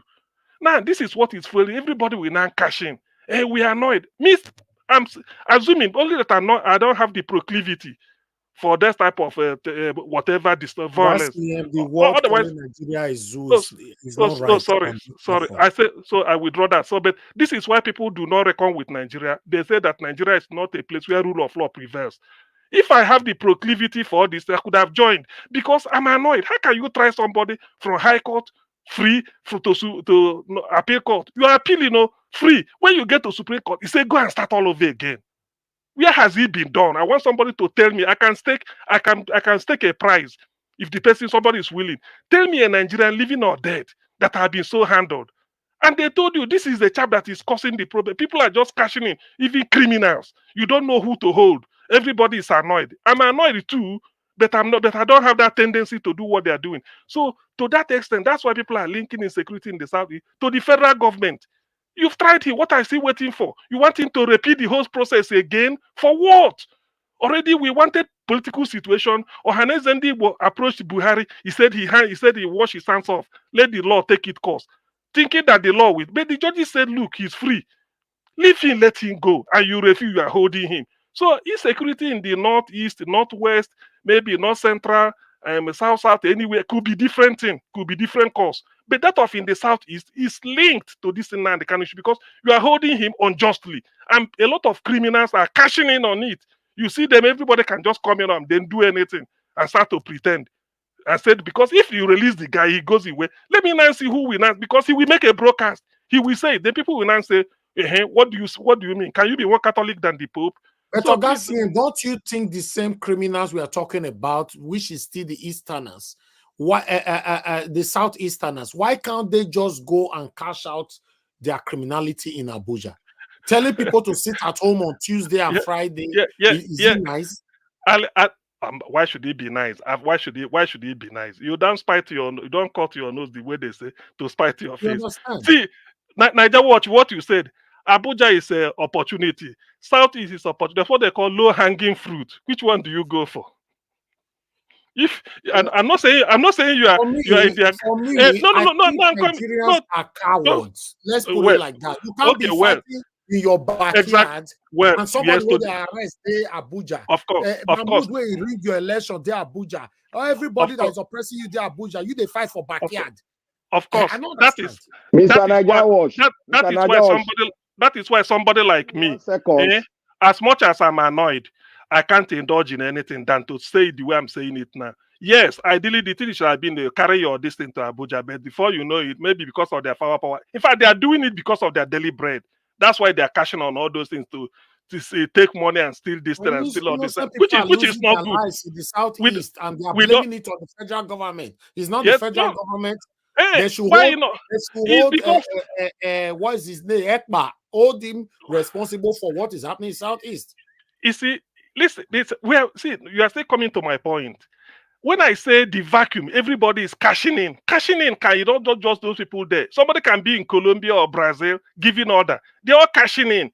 That's why when we are saying anybody come out and say, look, thank God you've tried him. Let him go. But even if Soludo say, bring him, let him be in my government house, I hold him. If you need him, I bring him. So that this thing will let someone know the reason why somebody will not say, sit at home on Sunday or don't sit at home on this. Because Nnamdi Kanu is there. So that is why somebody can easily say, you're enabling it. Even if you are not directly involved, you're enabling it. You are pouring petrol to the fire by your action or inaction. That is what I'm saying. So probably in the next round. Can I add a point? in next round I discuss. Thank quickly, you. sir, quickly. We have people on the panel. Nigeria Watch, it is you that I'm against now.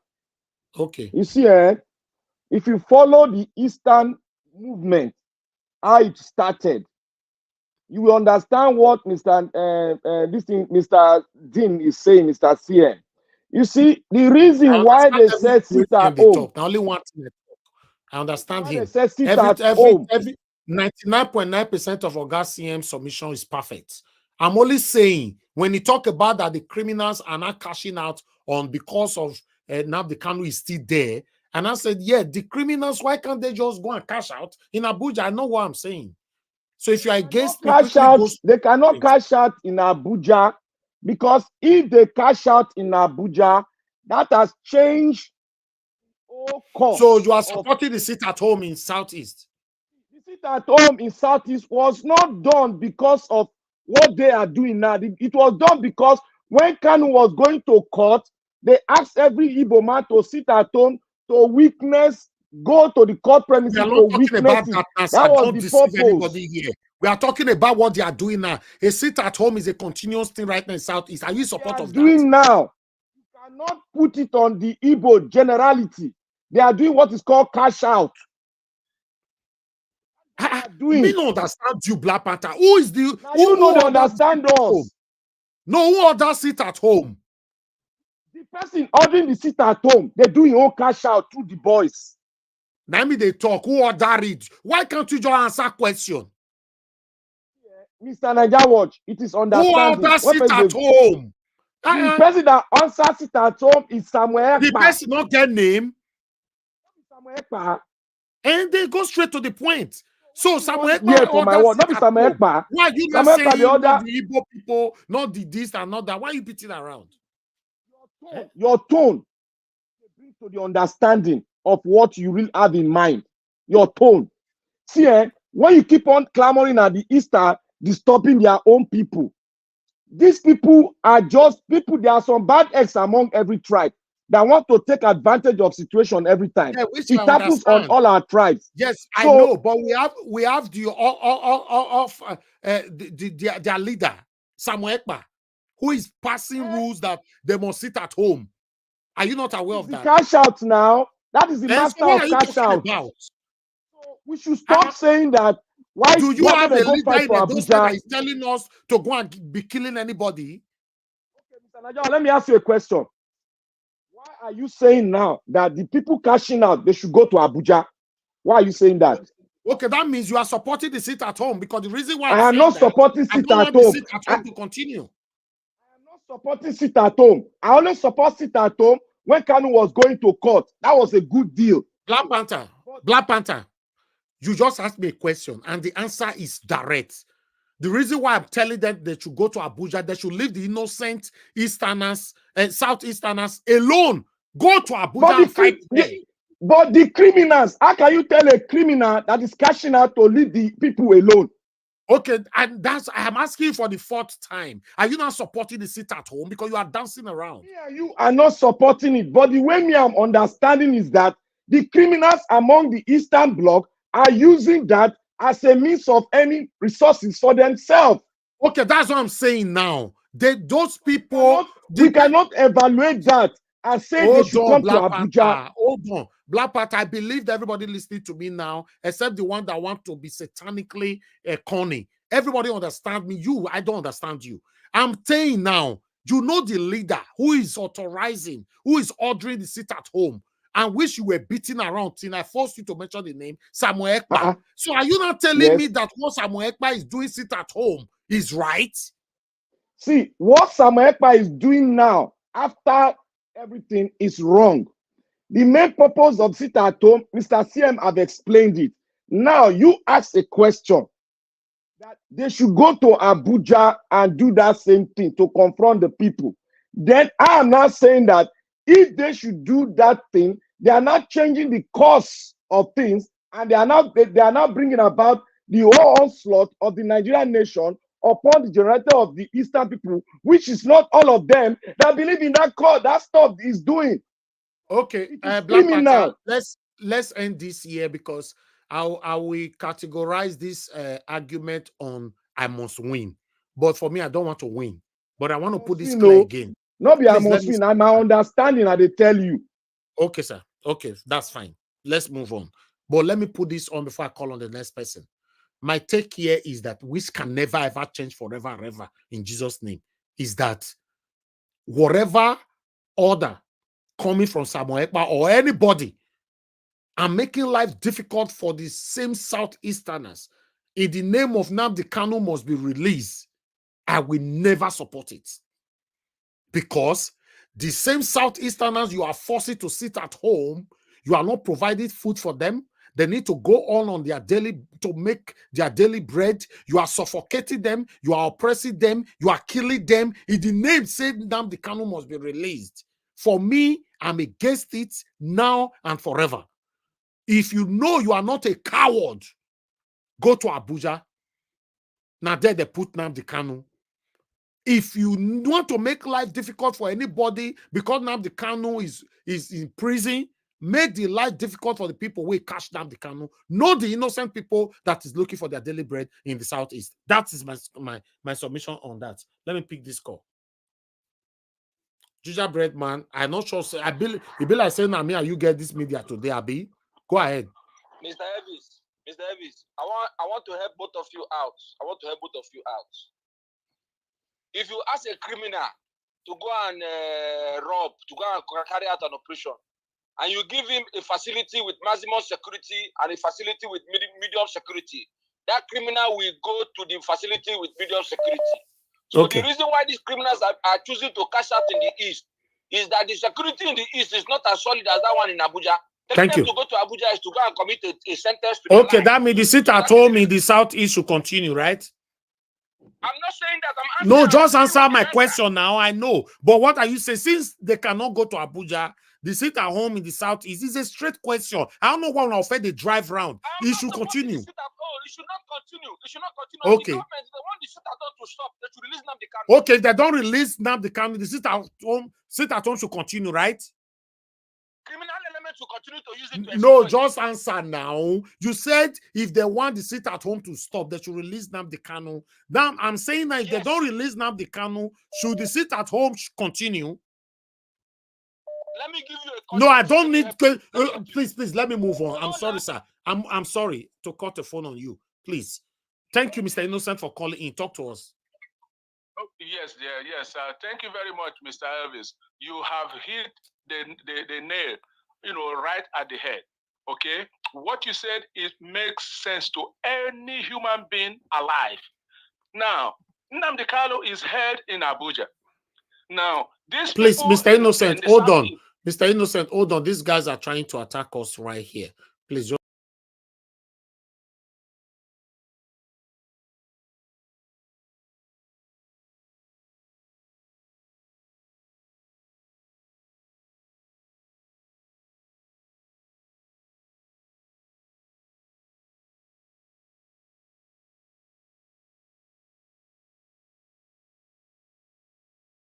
Okay, Mr. Innocent, we are back.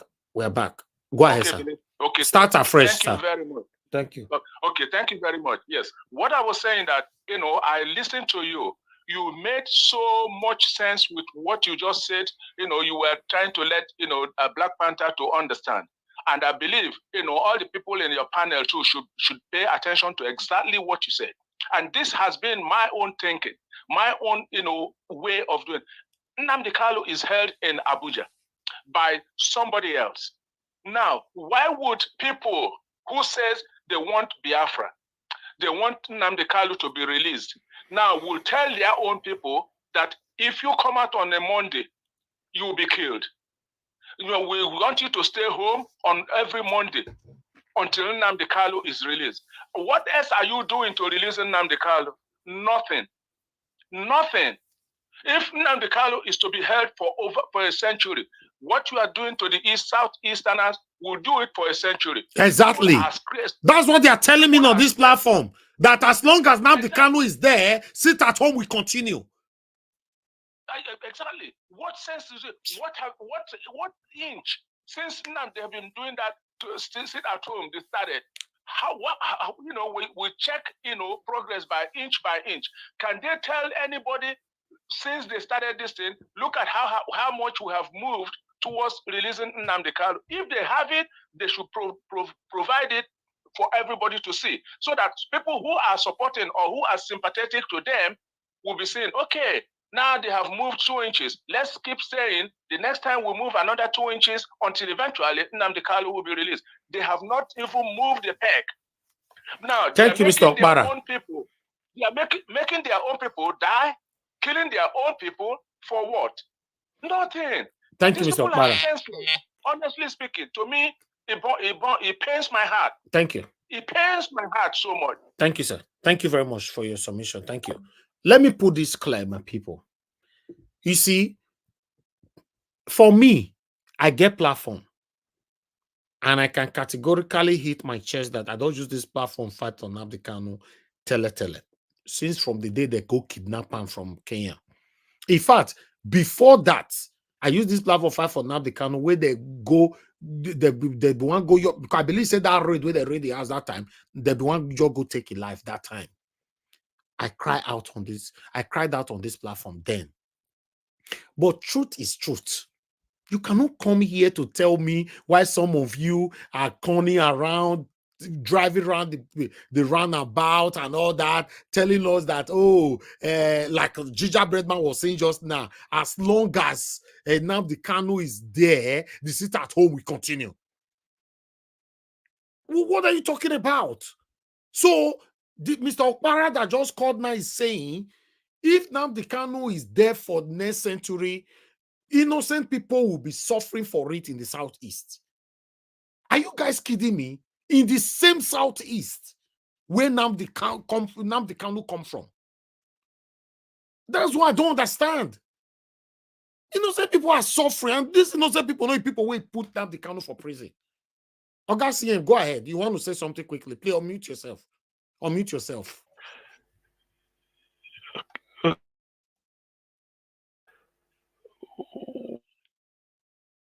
Augustine, we can't hear you.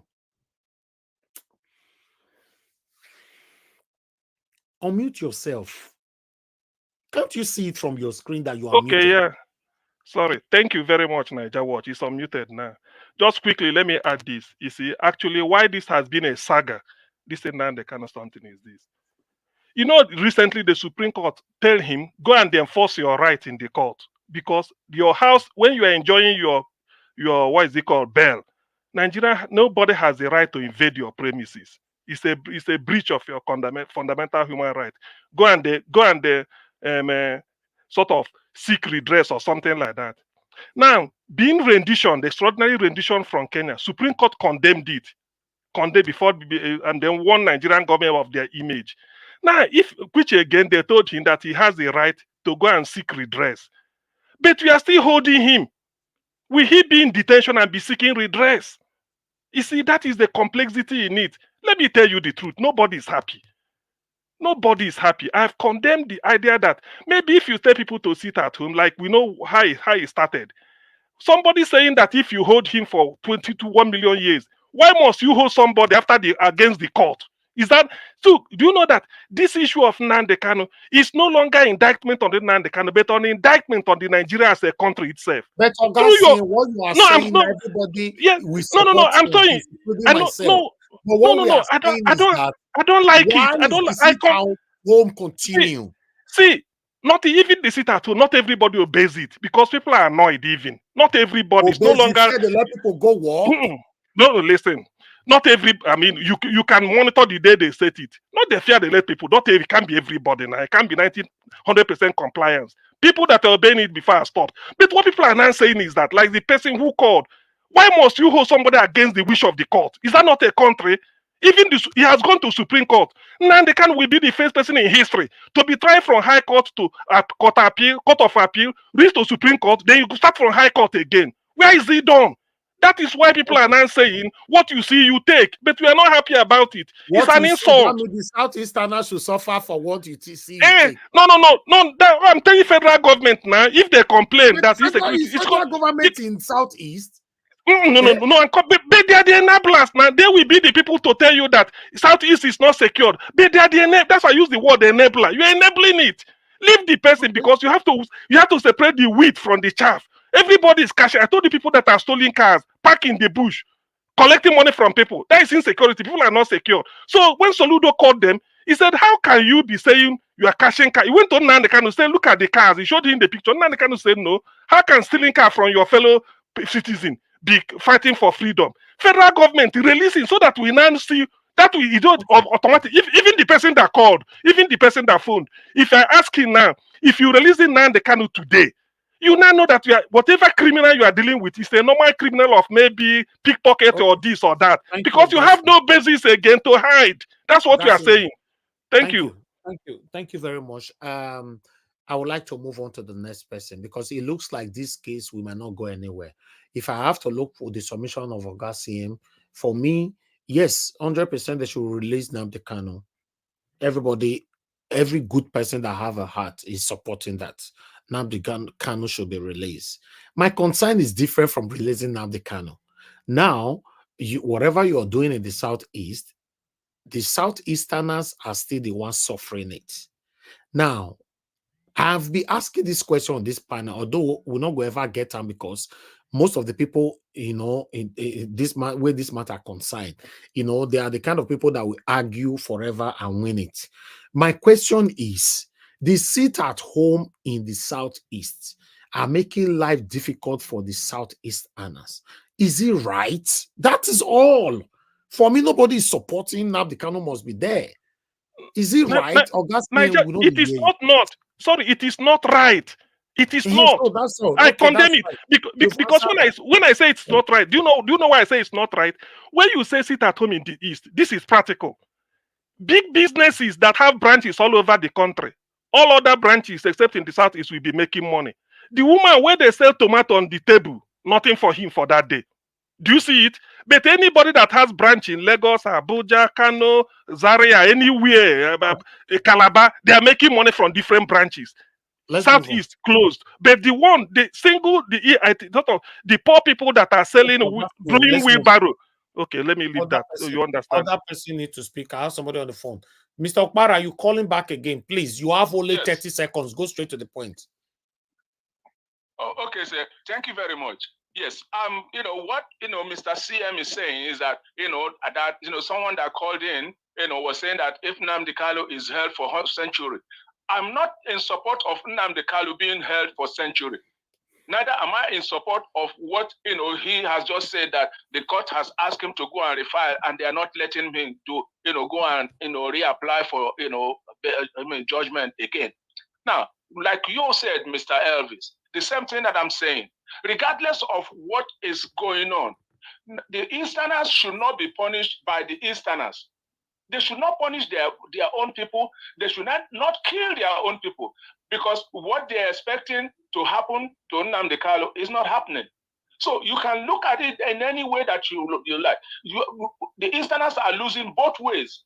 They are losing both ways for now. Even after, if eventually Mr. Nnamdi Kanu is released. Now, who is going to compensate all these people that have died, that people have killed, all these people have killed? What would happen to their own family? Okay. Now you're going to say, let that go. Thank you. Let that go. That's what happened. Mr. If Okpara. your own family is among the people killed, you will say, okay, we are fighting to get Nnamdi Kanu to be released. My thing is that if these people are really strong, what they should do is make Abuja, stand still on Monday. Thank you. And that will be making. Thank you, sir. Thank you. Thank you. Thank you. Thank you, sir. Unfortunately, your submission is wonderful, but this kind of people, 90% of them will disagree with you. So, unfortunately, so I can't continue to stretch what we will not. That is not going to have an end. So let me move on to the next person to speak to. Now you bring them. Yeah, I'll continue to bring it because I'm a human being. The Southeasterners, where they punish, it cannot continue. It's satanic. It cannot continue. Not be the Southeasterners arrest Nnamdi Kanu. I don't know why other people are not seeing it. I don't understand. I'll continue to bring it. It's not right. I'm not saying that don't do anything you want to do, but you punishing your own people because now the Kanu, your person, is also arrested. I'm trying to digest it or to understand it in every endeavor, in every dimension, in every angles, but it's difficult to understand. Thank you. Let me call on the next person, please. I don't need the trajectory anymore. Let's move on. Mr. Consign, thank you very much for joining us, sir. Good evening to you. You have 8 minutes. Please talk to us. Then I come to Niger so that we can have a final submission. Mr. Consign, you are not talking. Okay, Mr. Consign, you have a network problem as well. Unfortunately, let me quickly go to Madam Origin. You are calling back. Thank you very much, Madam Origin. Thank you very much. Good evening to you. Please, quick. Yeah. Thank you, everyone. Thank you, everyone. You know, I like to just hit one and then I run out because there's so much to talk about, and we have wonderful people doing great deal on it. Quick one on the southeast, south, all the horrors that is going on in our country. Southeast, sit at home terrorism enabled by the government. They refuse to release Nnamdi Kanu. They refuse to accept what the judiciary have said. Plateau State massacre, well organized, well sponsored. People were making distress call. The government didn't respond.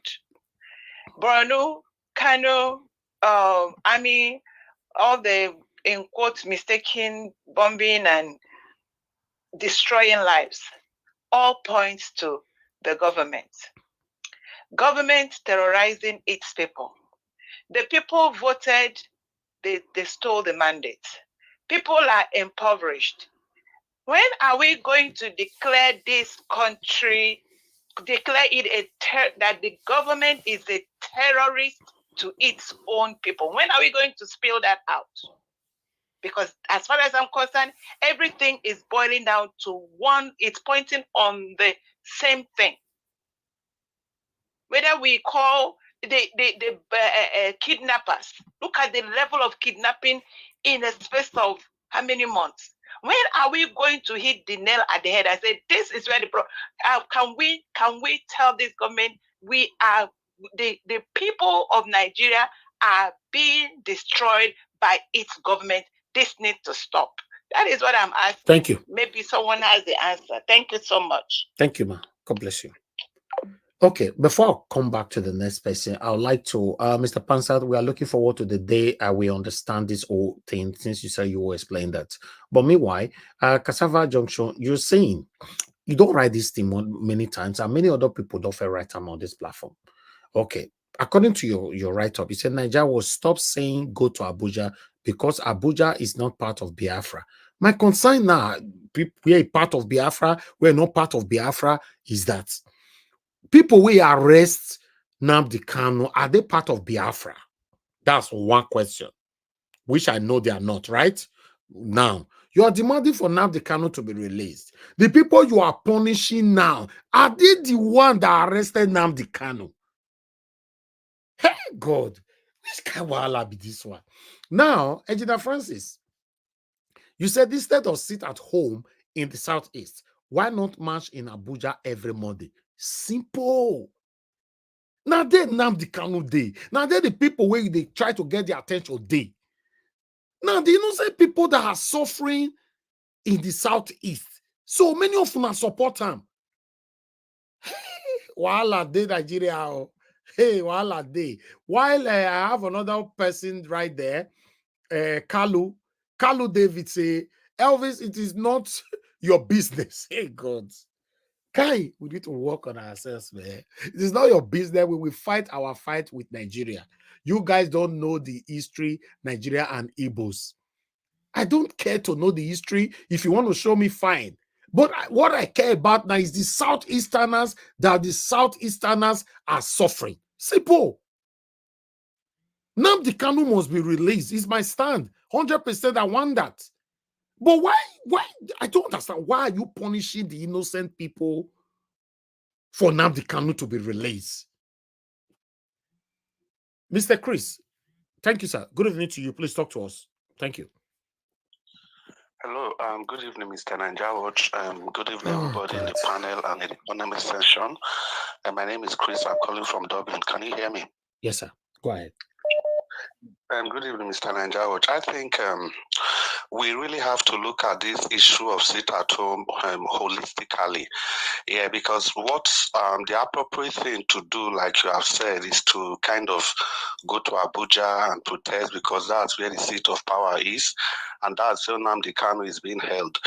But in the true picture of it, if we want to really look at this thing in a robust way, and what is actually the practicality of going to Abuja to go and protest? Is it that people are going to be on the bus every Monday from the southeast and travel to Abuja every Monday to go and protest, or is it that the Igbos in Abuja, they should go about protesting in Abuja every Monday, or doing the sit at home in Abuja every Monday? Any way you look at it, if the Igbos in Abuja, if they want to do sit at home in Abuja every Monday, because that's where Kanu is being held, how many percentage of Igbos are even in Abuja?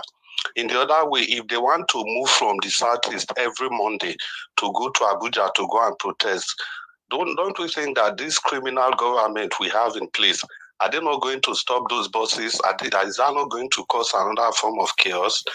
Well, like we all agree, the people in the southeast, they are suffering the sit at home, but we shouldn't also jettison the fact that other people have also keyed into this sit at home to use it for their own political gain. What was his name? The Supreme Court governor in Imo State, he has come out many times, not once, to say that this sit at home thing has been hijacked by politicians. He has come out to say that. Even Soludo has also said that, has said that in the past. So let me just round up. What I'm saying is that, yeah, it is okay for them to go to Abuja and protest, but what's the practicality of doing that? Okay, that means the sit at home in the southeast to continue. Just round up with that now. No. I started before you even asked me. I started by saying that I'm not in support of that. That was how I started. Yes, I know now, but now that we don't have the practicality of them going to Abuja, so the sit at home in the southeast should just continue. That should have been your roundup. No, why will it continue? Because I already said from the beginning that I'm not in support of it, so I can't finish it. What I'm just saying is that the practicality of going to Abuja, it shouldn't. The sit at home in Abuja, in the southeast, should not continue because it's not helping anybody. Okay. It's not helping anybody. They should come with a different method to counter whatever the government is doing.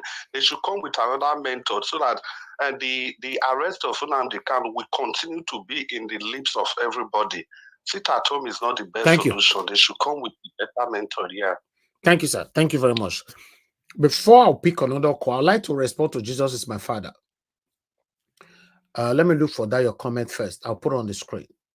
You know, I have answer to everything. Me, I follow all of Fula for years because all of Fula are my family. You know, you said those are suffering in the hand of this Nigeria terrorist government. What are we doing about it? At least we are not doing anything about it, but at the same time, we are not joining the government to kill our own people in the name of safe terrorists is killing us. You see? So that's a direct answer to you. It's very simple. I'm from Edo State. We are not saying now that, okay, your terrorists, they are our village. Okay, all Edo people, we know they massacred them. In the name of, say, Nigerian terrorists, they are our village. Are we doing that? Or are you going to teach me what is happening in our state? I'm from Edo, you are from Edo, so we know ourselves. We know. So that's it. My concern is this. I applaud the Southeasterners for trying everything possible, you know, for Nnamdi Kanu to be out. Not just the Southeasterners, everybody, any concerns, Nigerians are fighting hard for Nnamdi Kanu to be out.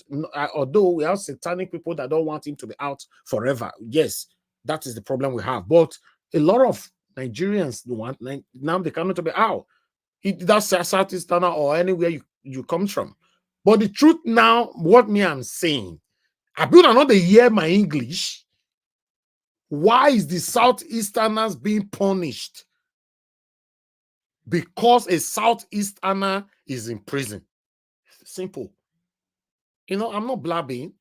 It's a simple thing. So, Mr. Consign, you are back again, sir. I would like you to talk to us now. Can you hear me? Mr. Hello? Consign, are you there? Hello? Hello? We can hear Hello? you. Can you hear me? Okay. Yeah, I'm hearing you. Okay, sir, you have 8 minutes. Go straight to the point. Thank you. Good evening, Mr. Elvis. Good evening, all the whole panelists. I thank you for another week. You see, Mr. Elvis, or the panelist, the problem in Biafra land, I concur with what CM said. Also, what you said, you are right in one way. It's not because if this thing continues, it's going to be a problem for the Southeast. But again, the insecurity people are talking about in Southeast is being exaggerated. It's not the way it is in the Southeast. So let people not be exaggerating this stuff insecurity. And again, why the military? Why are there many military in the Southeast? Why are there many military in the Southeast? If the place is not secured, why are there many military there? Why not send those military to where there's terrorists in Abuja and all those Kaduna and so on and so? Why don't send those military to that place? Are they sending military in the Southeast that they love Southeast? If they love Southeast, let them release Nnamdi Kanu. Why this government doesn't want to release Nnamdi Kanu? The court have said release him. They don't want to release him. When Igbo said they are hated so much by Nigeria or by the government, people said Igbos are exaggerating things. Shouldn't Nnamdi Kanu be there by now, up to now? Which kind of wicked country are we? Which kind of wicked? Nigeria is very, very wicked. You see, those people who are ruling Nigeria, they are very, very, very, very wicked to the Igbos. That's the truth. If I don't listen to Simeon Ekpao, I don't listen to what he say. I don't even when the Kanu was out, I don't listen to what they say. But the truth of the matter is this: there is marginalization in Nigeria. Mostly the Igbos are being marginalized, and they rise up, and these people are still clamping down on them. If the people love Igbos, let them listen to the Kanu. If the security continue, that's why we say let's have our own country. If we have our own country, even like Uzodinjo and so on, most of them, they cannot do what they're doing. They can't. And we know if our people are doing, if the government of Biafra is doing bad, we can take them. We can deal with them. We can go after them. But now, last time, they said, last time there was a prison breakout. Those are criminals. Last time, they said this guy from River State, he also part of the people who are bringing the security in the East. So the problem is that this Biafran thing is like this war with this Palestine and the Hamas and the Israeli war. That's the thing. That's how I look at it. Now, when I go to what people are saying today about Beta Edu, all the whole things they found on her, which it is true that those things, she acquired those things. Where Beta Edu was working with the former governor of her state. That's where she made some of the money. That lady had been a criminal all her life with the former governor. So they finger her out in many of the crimes in that side, all the looting she did in that place before she come to Abuja. So that's where she got part of many of the money, all the things she has acquired. Nigeria is a crime scene. Many people in abroad, you see them talking good, you see them being good, but when there's election, some of them will go back, or when their man wins election, they will go back. What are they going there to do? To loot. So that is how Nigeria has become. And when people are talking about Nigeria, many of the Nigerians are also enablers of these problems. Today, if a government does one thing, come on, look at journalists. Journalists will come out and say, hey, the president is trying. Here he changed this. Oh my God. When somebody sees the numerous problems in Nigeria has many numerous problems. If the government put electricity, hey, the government has tried. Hey, yeah, how can that's not the work of a journalist? I've been in different countries. I never see journalists promoting government. The work of the government is to serve the people. So whatever they do, you don't need to commend them. You can say, yes, things are going bad, but you cannot say, hey, this government have tried. Hey, this government have tried. What is working in Nigeria today? Nothing. Nothing. So when government come and put one infrastructure, hey, the government is trying. Government is trying. That is the problem in Nigeria. Today, the justice have, the judiciary have have meant this judgment they make last week. Now, most of the lawyers, most of the people, hey, Tinubu didn't involve himself this. Hey, no, the government, the judiciary are trying to redeem themselves. This, that. My God. What is the work of the judiciary? The work of the judiciary is to do the right thing. That is the work of the judiciary. Now, today, they're not even talking about the presidential case. They never, that judgment. They didn't talk. Nobody's talking about that. If this Supreme Court are good, why not go and refuse that judgment? And that is the problem of Nigeria today. So when Nigerians come to talk about what the government is doing, what the judiciary is doing, what any small thing, you see them congratulating that people. That's not how people works. People must not be doing, Nigerians must not be doing that. When they do, okay, for example, after you being in government and she goes without any money, people will be blaming her. Now people are blaming her. What kind of country are we having? If they are okay now, they have published this thing. Why not publish others? What others are stolen? Today, the EFCC are going after how many governors? For how many years?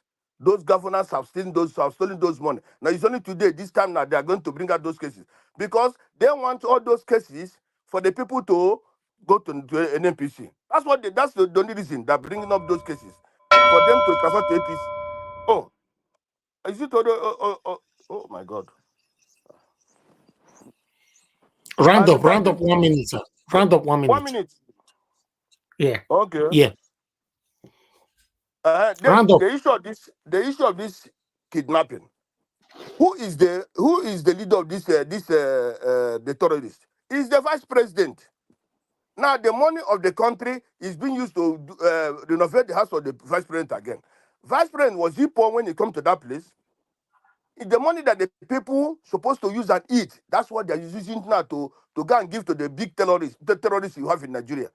And the people have kept quiet. This election, if, for example, Obi join these people to create their own, if you merge with them, my brother, there's nothing going to come out of it. Tinubu will still win, and the people will continue to suffer. If the people continue to suffer for 4 years and continue to suffer again for 4 more years, my brother, how many people remain in Nigeria? That's the problem. That's what people are supposed to be thinking about. For me, in my own view, you see, I've been to many different countries. I've lived in most of them.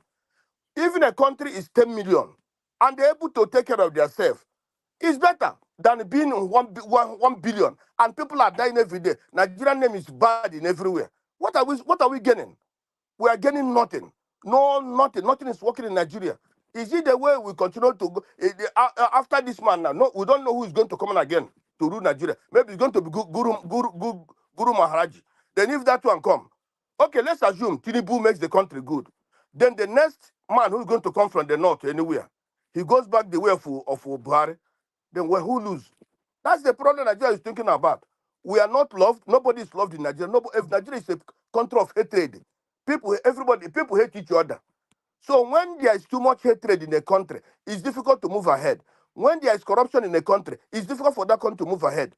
Let any of you tell me what is good in Nigeria. For how many years? 60 or something years. Nothing is coming out of that country. Everything that's coming out of that country is evil. No good thing. So that's why I hold it for now. Okay. Thank you, Mr. Concern. God bless you, sir. Thanks for your submission. I agree. To be honest, who is that? To be honest, I agree with you. Thank you very much, sir. And God bless you. Thank you. Okay, everybody on the panel. Okay, we still have one person to go. Mr. Ferreira, you turn on your camera. Do you want to interject or we can't hear you, sir? I want to interject.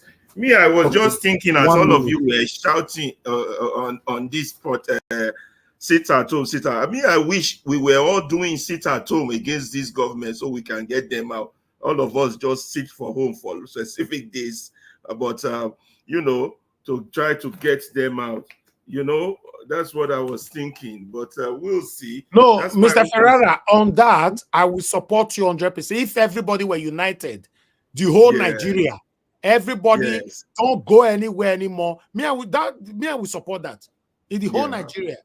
Yes. Why not? Nigeria, yes. Yes. But the way it be, so I don't understand. But meanwhile, thank you, sir. You will give a proper submission later on. Let me call on Okay. Nigeria. Thank you very much for your patience. Good evening to you, sir. Please talk to us. You have 8 minutes. Yeah, and greetings, Nigeria Watch. Thank you for having me, and greetings to everyone on the panel, to the chat, and to the viewers. I think it's a bad idea to sit at home, and they will just they will be so happy if we sit at home, and they will just be raking in the dollars and partying. It's like nobody's coming out; they're all in their houses. These people, they don't care. If you sit at home, it's the worst thing you can do. The thing you want to do is make their life miserable. And how does sitting at home make their life miserable? You have to make it impossible for them to move around in the country, enjoy their life like they like to do within the country. That is how you deprive them of, and put pressure on them. They will go home, their parents, their families, wherever they are. That's where you trouble them. How can you leave this? They don't have conscience. I was just listening to some of the stuff Okpote was talking about Ajekuta Steel and some of the things our people did. It's unbelievable. We sabotage our own land. Like sabotage is so that the land doesn't even prosper. What kind of people are these? And this Edu's episode, it's not surprising. This is why I was saying that the corruption issue in Nigeria is so deep that even the family members are part of it. They put pressure on their family members to go and steal. It's a serious thing. I have seen it with my own eyes where somebody was being insulted because he didn't steal. He served his country honorably, and he was seen as a total joke in his old age. That is what Nigeria does to people. And when young people see that, they say, what is the point? Let me go and rob the country too. That is my thing. And the previous speaker was correct to say when their person get into office, they leave overseas where they are to go to Nigeria, and it's to go and rob. That's their thing. They to go and rob the country. And this what is so scary about it is that they will see something that is good for the country. They will put themselves in front of 200 million people first. That is how useless some of our people are. The thing about Igbo people is that if they see something that is good for their people, they will not put themselves over their country and over their people. But our people will do it. They don't care. They will put themselves, even if they already have money stashed away, they will still want more. People use their own hand, go and wreck the Ajekuta Steel this project because they want to be getting kickbacks here and there. Because there's no that reason behind it. Our own fellow Nigerians, the few that are trying to fight for the country, are doing their best, and they are not succeeding because they are too few and they are too far in between, and the forces that are against them are too strong. This and then when you go to the southeast, because for me, the southeast and the south, they are all linked. Anything that happens there, they are all linked. First, the south started their madness with fighting the oil workers and causing problem in that area, and then development was delayed in that area. Port Harcourt, where I grew up, when I went there, the development I expected to see in Port Harcourt is not what I saw. And the southeast, the roads were better and there was some development, but where they should have been by now, the manufacturing that should have been there is not there anymore. It's not where it's supposed to be because of all this instability. And if people keep losing sight, you keep losing sight because you're fighting for what? Which one are you fighting for? Are you fighting the federal government that the ones that have sold us out? Personally, I'm not into this this business, because when I watch somebody tell us that they are going to be looking to turn Nigeria to Somalia, he's my enemy. That's how I look at it. I don't, because those people that are going to die in Nigeria, they are not going to thank him for it. I don't know why we forget our people. When people are targeting our people, and you just, it's okay because it's the people, we should just die. For what purpose? Fight your own people for your own people and kill your own people for what? No, there's no development. You tell them to sit at home. And you know one of the worst things I heard recently, that they wouldn't even let dead bodies be buried. This is the perversion that you see because people are so lost. You wouldn't even let the dead be buried. For what purpose? Who does it serve? I don't understand some of the things we do. For me, that's a natural cause. If you start doing certain things all in the name of you are trying to help your people, and you are pretending as if you are not helping your people.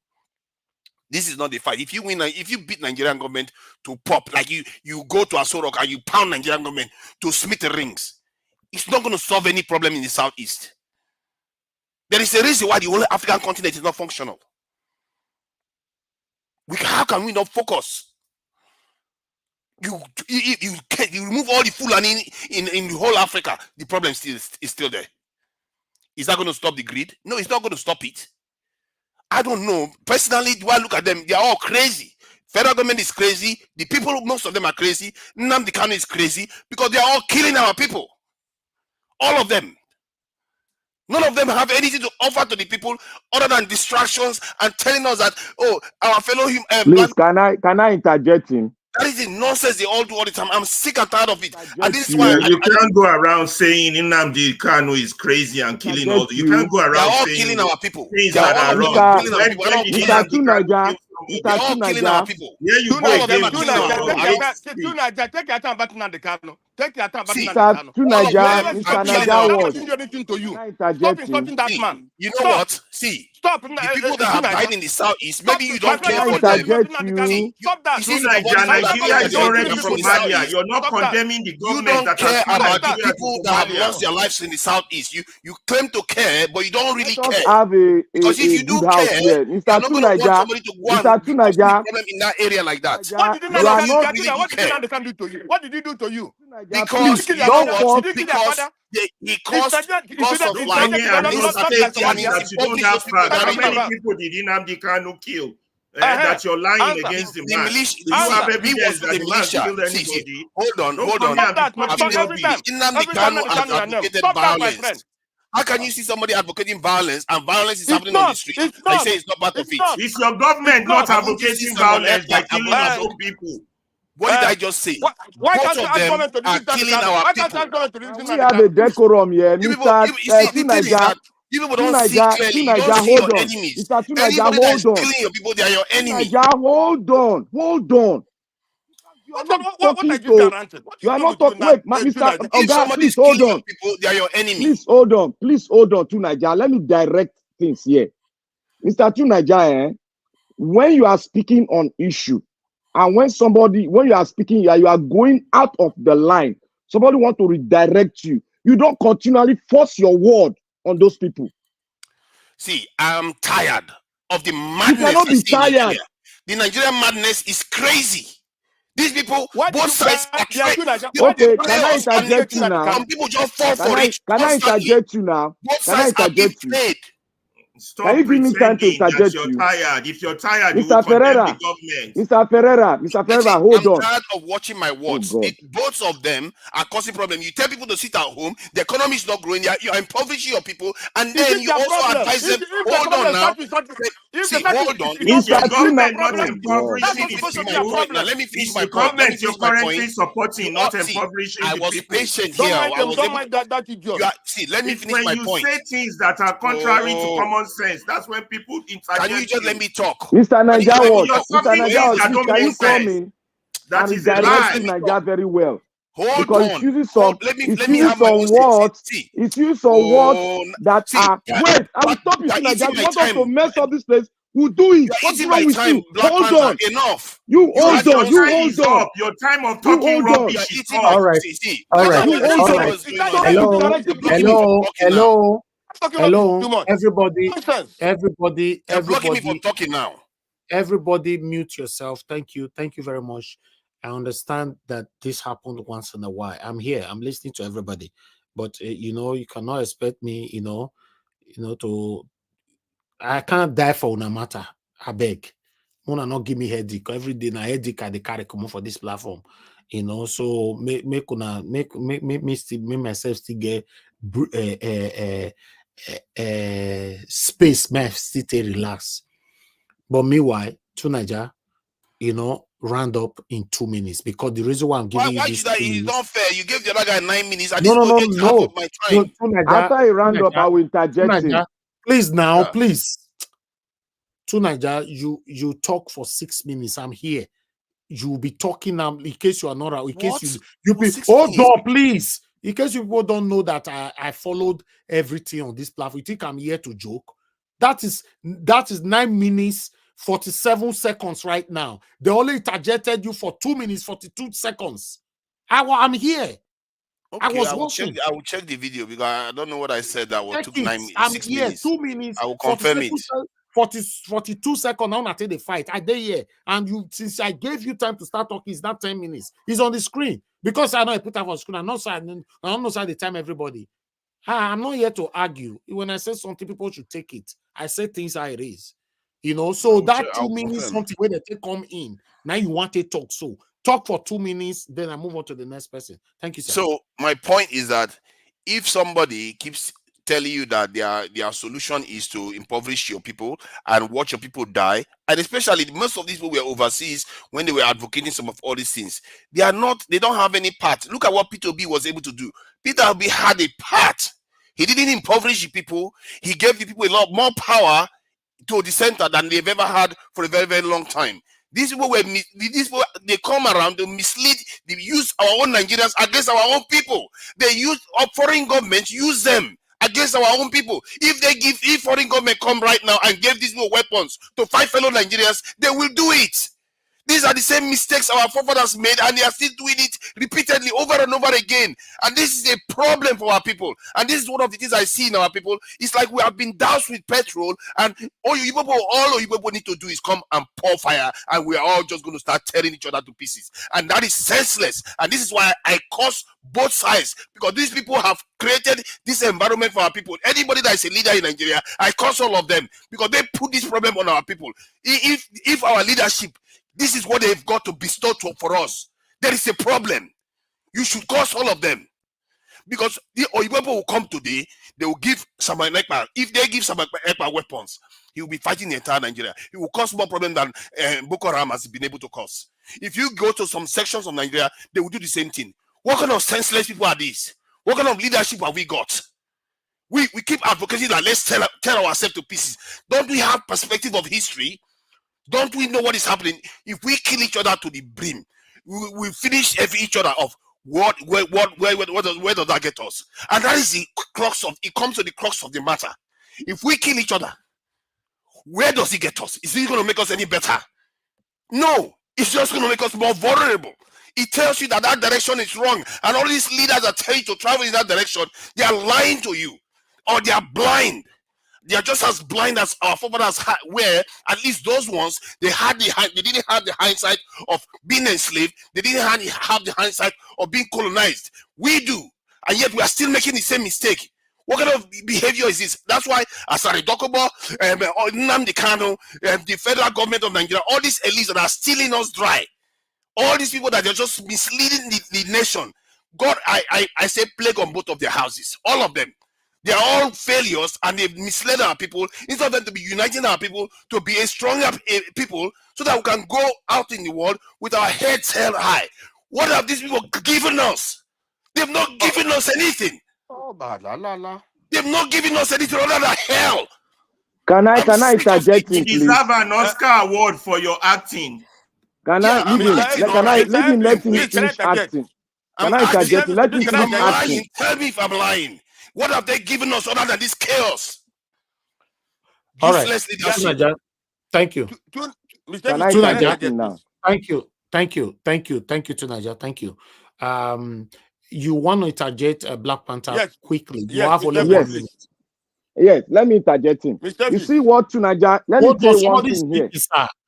1 minute you have Black Panther. Let me say one thing here, categorically clear.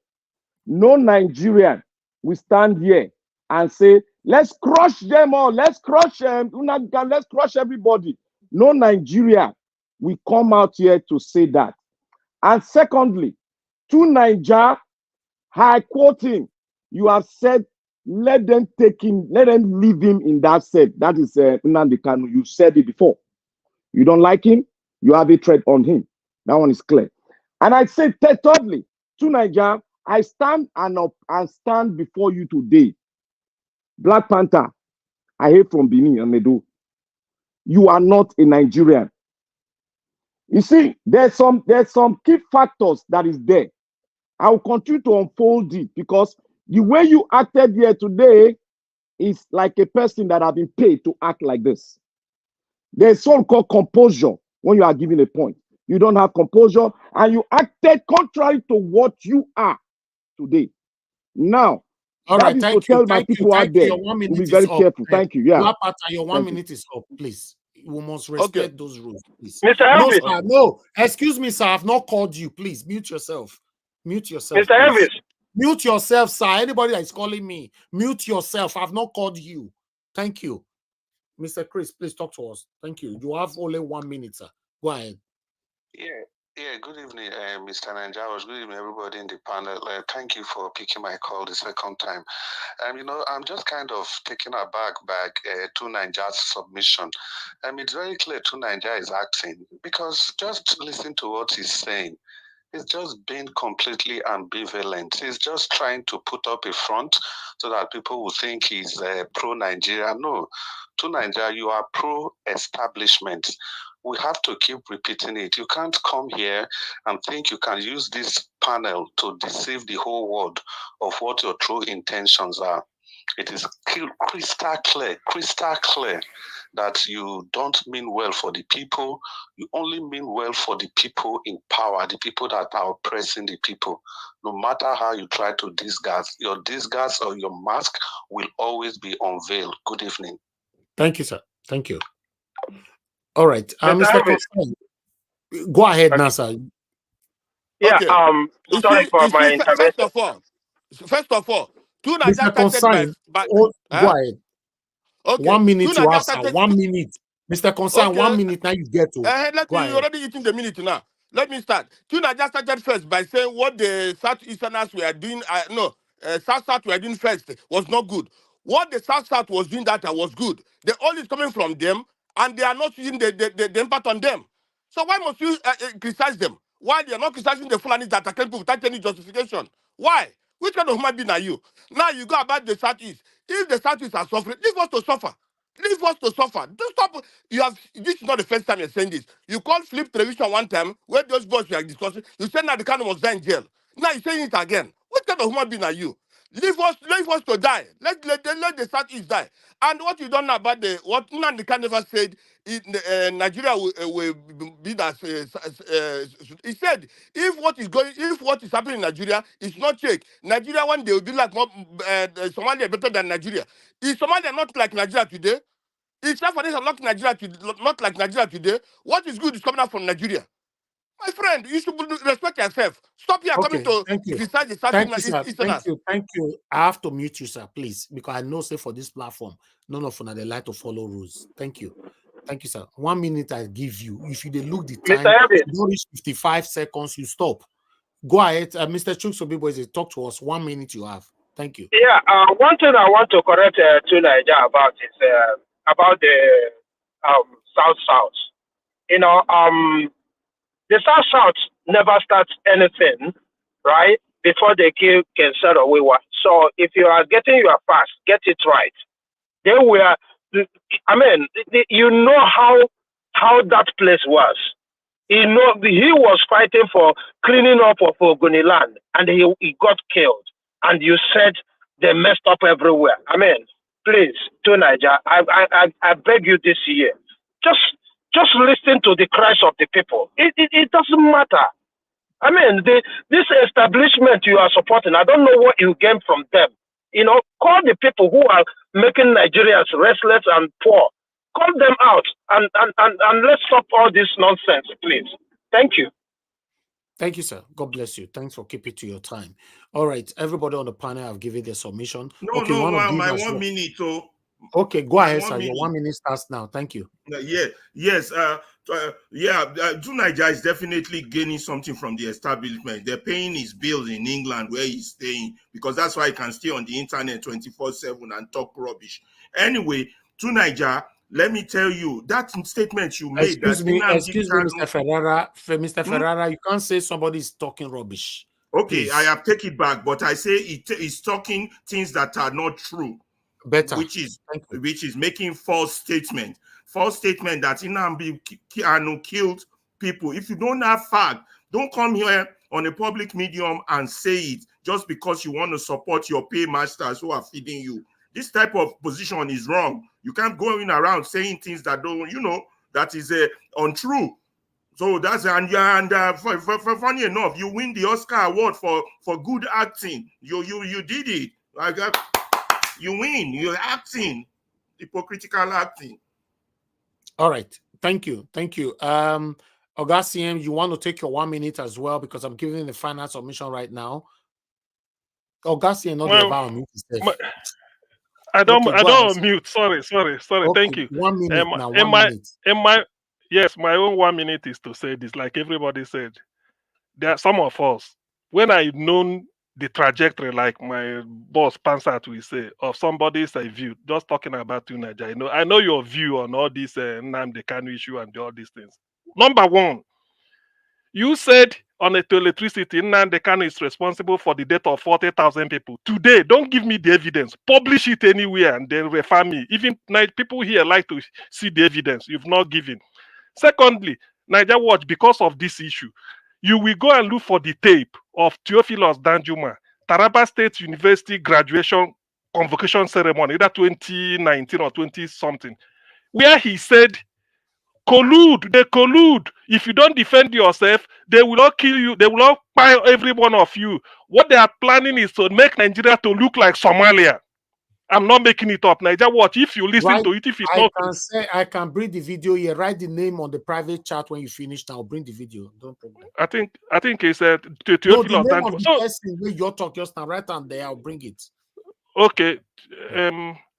Theophilus Dan. Okay, when I'm done. So Theophilus. So you see, to Nigeria, because I remember when they asked you what did Nnamdi Kanu do, he said you turned Nigeria to Somalia, and the evidence is the interview Nnamdi Kanu granted the Rudolph on Sahara Reporters.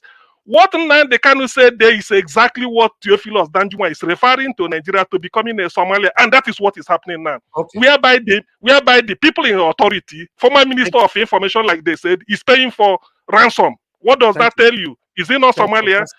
I don't mute you already, sir. Thank you. Thank you very much. Augustine, that they mute you. This is your mute, not they work. Not if they work for your side. God. Now British, Nadine now. You know what I'm saying, Nadine? Be the mute, not the now the mute when me don't press 7 years ago. Now it can't work. My God. Am I giving an opportunity to respond? Okay, you also have 1 minute. Go ahead. Thank you. Thank you. CM, you keep repeating that. I'm going to get the video if Nigeria Watch is going to play so that he can know what happened. And also, see, my point is clear. If this is the result you get, every one of us that are Christians here know by their fruits you shall know them. This is the fruit of Nigeria today. Can anybody tell us that we have done very well? And this leadership, the so-called Danjuma that led us to a civil war and all the rest is the one we are quoting. These have provided failure only to our people. And we should be calling them out. And I thought that's what we are here for. But we are making excuses. And somehow I'm the establishment person. Funny, isn't it? We really are not serious people. We pretend as if we really want to change, but we are just pretending. We just want our own change in our pocket. That's all I'm going to leave you guys with. If you are serious, you have heard what I've got to say. I don't have to say too much. Thank you. Okay, everybody, please. Thank you very much. God bless you all. I've done my part. So we need to have our final submission right now. It's not up to you to use your final submission to talk about Two Niger, or use it to talk about forefathers, or use it to talk about Elvis or Mr. Niger Wash. Is now you want to use your final minutes they do, consign me. But once it says that your final minutes, I will stop you. And if now me interject you will get your minutes back. But if now somebody else interject you, say Augustine talk for 1 minute 40-something seconds just now because say me and I talk for his side, I be 30-something seconds. Yes. So if now another person interject you, Mona, you swallow like that. God bless you now. Because now every dollar they give me a headache for you. Not be me be the president of the Federal Republic of Nigeria. They're gonna let me breathe. Nigeria shall be beg. Wait, you want us to beg for now? I beg. If you want give us time, give us 6 minutes. And why I go give you 6 minutes? I know I beg. Yeah. When they bring hot topic, they always be ready for late coming, late. They ready for that one. 3 minutes I want give. Una don't talk tire. You know, Give thank 3 you very minutes much. for we never talk Nigeria issue finish. No, Nigeria issue don't finish. We don't talk. We not listen. One thing you must understand: Nigeria issue cannot be discussed in one day. Because tomorrow, another thing we want to talk about tomorrow, we go break everybody's hearts. They wait. That's Nigeria. That is what we are trying to stop now. Make we begin to talk about the good news of our country. Not be say the kid. How can we were on air yesterday? Say they buy one girl, 6 girls kidnapped with father, release the father to go and raise 60 million. Later increase the 60 million to 65 million. Later on, they don't buy one of his daughter, tell her location where they keep his body put. Then we discussed yesterday. I say make I your quick go sleep, make I wake up. I hear say they don't buy another girl again today. Where they still demand another 60 million from. Me, I don't understand this country. To be honest, I don't get it. I don't. Anybody that is directly or indirectly defending this government or supporting this government, don't worry, you will get your reward. I know all of them, they insult me all the time. Now they call my email, my WhatsApp, my inbox, and everything, my DM. I know they call me, my call, they tell you now which they receive from these people. But I'm not doing anything wrong. I just want a better Nigeria. I'm not part of the people that even want the destruction, make Nigeria destroyed. No, I want a better Nigeria. And I'm here speaking facts. Constitutionally, I'm demonstrating my rights. So if you know, say you don't like camp, I believe say train they pass on our backyard. If now abroad you day, you'll find one train there and breeze. If now Nigeria you day, you don't see train, you find one story, climb, go top. Then you're from there, jump. Simple. Because we can't continue like this and be pretentiously ignoring the things that's affecting everybody. Oh, you want these people to knock on your door first before you know that is a reality, that people are actually losing their lives every day in Nigeria. I heard the person they carry for here every day. I'm giving a final submission right now to everybody. Mr. Jonathan, thank you very much for your patience. You are the first person on the panel today. Please give us your final submission. 5 minutes, sir. Thank you. Thank you very much, Mr. Elvis. Thanks to everyone there. I really appreciate it. You know, in as much as I will want to focus on the unabated looting of the Nigerian Commonwealth, in as much as I will want to focus on the economy woes or the economic troubles of Nigeria, the prevailing injustices that we see all over the place, and also to focus on how to solve these problems, I am still, one way or the other, I'm still constrained somehow to talk on this major proposition. I'm still constrained to talk about it because it has something to do with our problem, the underlying problem, and the way we've been handling our problems in Nigeria. Merger is completely uncalled for, politically uncalled for at the moment. Selfishly right for some people, selfishly is the right thing to do for some people. It is uncalled for at the moment. If they want to merger for electoral reform, yes, it is right. If you come together with one strong voice for electoral reform, fine. If you come together with one voice to get Mahmoud Yakubu out, yes. If you come together with one voice to take the electoral powers of appointing the chairman of INEC, of appointing the state electoral commissioners, you want to take it away from the president to march together with one voice. After all of you were cheated out at the last election. It is not one party. All of you who wants to march now, you have that common problem. So what merger are you talking about politically? You are talking about yourself. Talk about Nigerians. So merger to solve this problem, yes. To speak collectively with one strong voice to achieve this common goal of correcting all the all the evils that mass that all the evils that marred the last election, especially that of 2023. If you want to come together for that, fine. And having said all of this, I look at it. The fundamental question or questions they will all need to honestly ask themselves. These people, I will put them together. Atiku, Kwankwanso, Peter Obi, if truly this is what is coming out is true. The fundamental questions are this for me. Will Maja make the vote of Nigerians count and not stop INEC from switching off beavers? Will your Maja achieve that? I want to know your answer to that. Will your Maja ensure the outright removal of Mahmoud Yakubu from conducting any election henceforth in Nigeria? If your Maja will achieve that, we see. If your Maja will work to take power of appointing INEC chairman, residence electoral commissioner from the president, if your Maja will achieve all of this, then fine.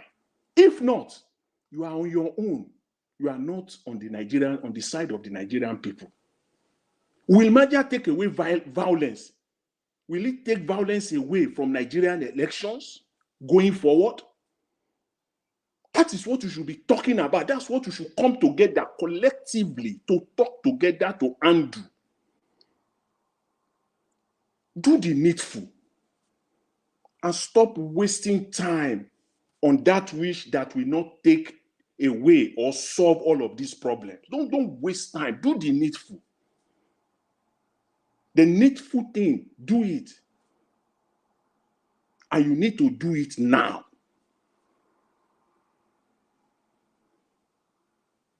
In fact, when you march, for the sake of it, when you march, who will still be in charge of assigning security officers on election day?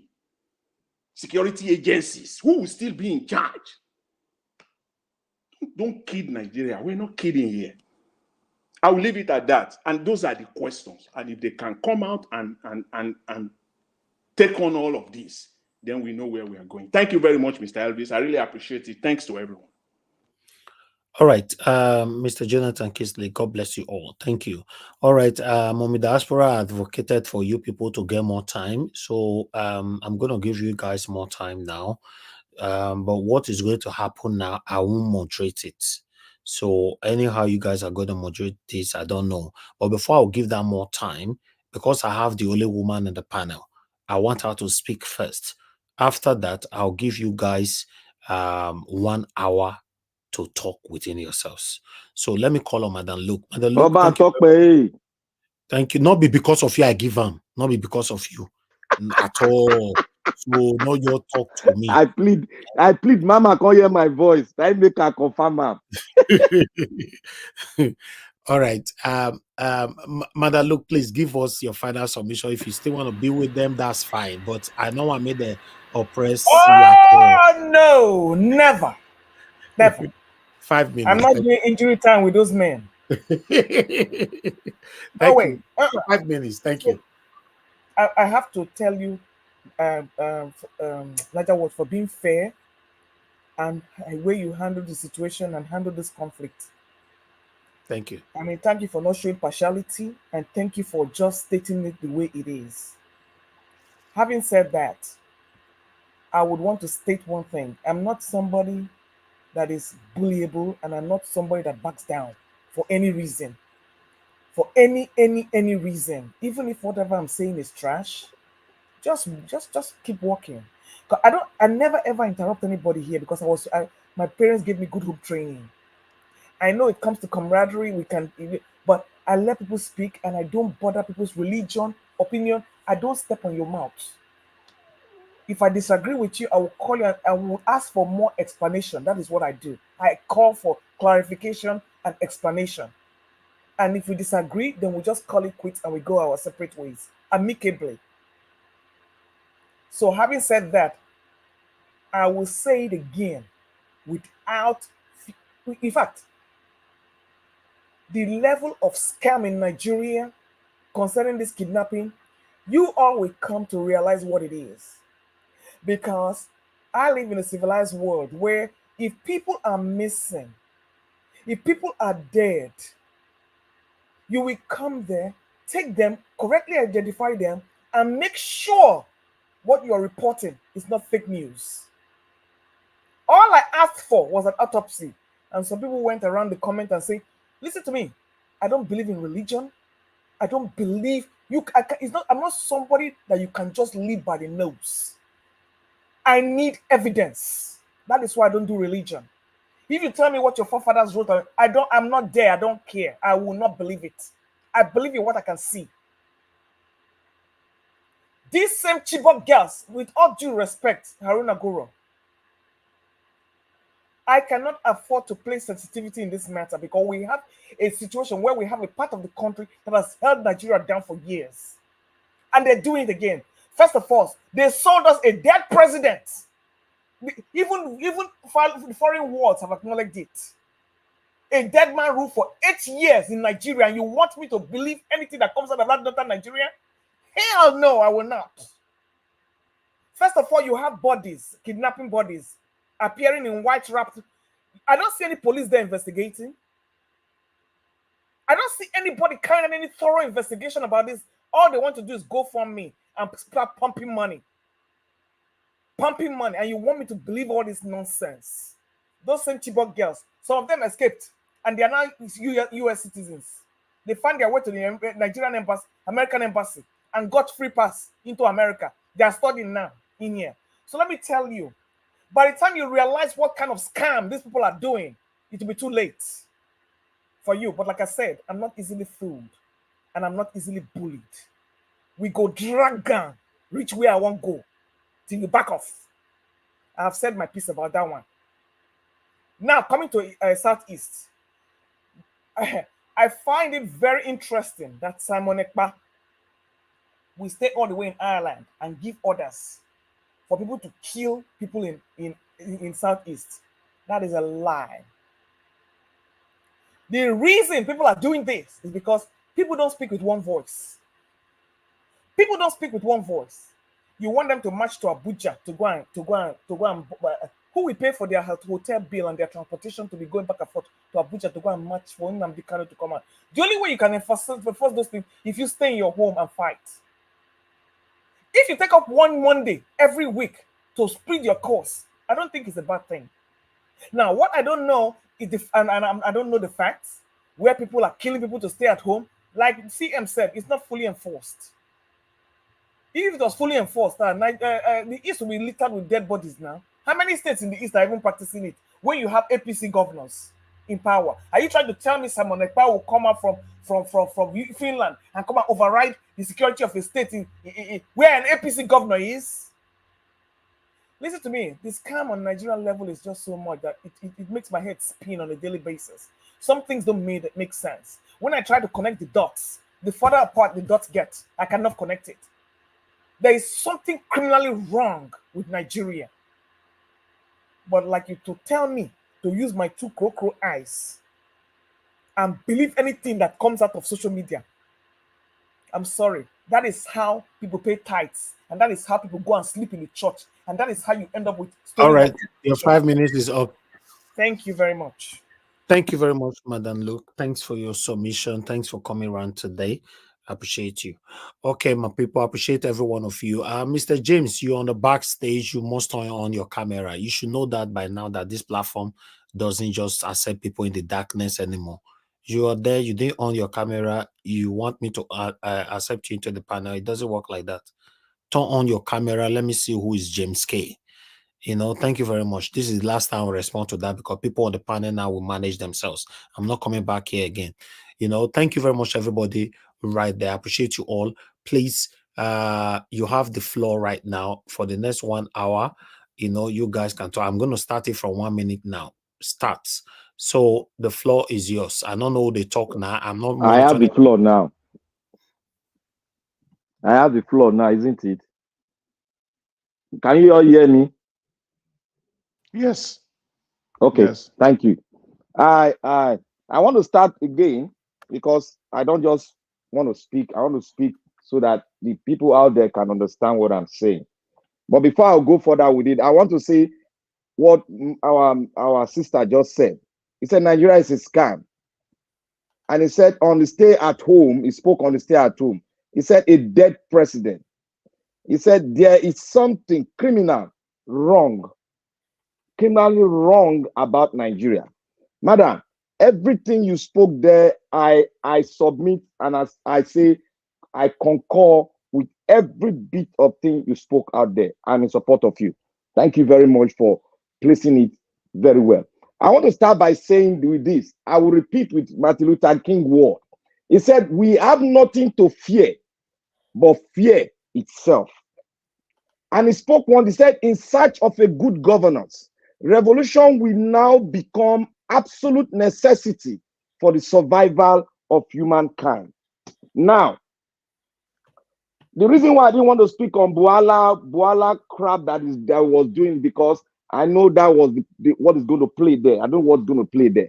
But earlier on when I started this year, I said one thing, that I'm going to be blowing that trumpet about the Constitution itself. Now, Nigeria came here to say a lot of things concerning corruption at the deepest places. People get into offices, they come out, go, blah, blah, blah, and all he established every problem a nation like ours, which is abnormal, is having. Now, let us go deep. This woman called Etabeta, she has been corrupt all along.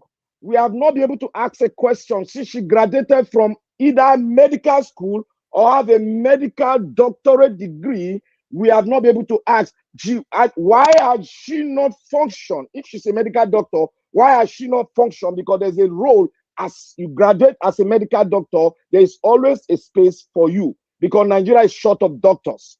Now, she did not do that. That is a red flag. She has all along been concurring herself with corruption to the latter.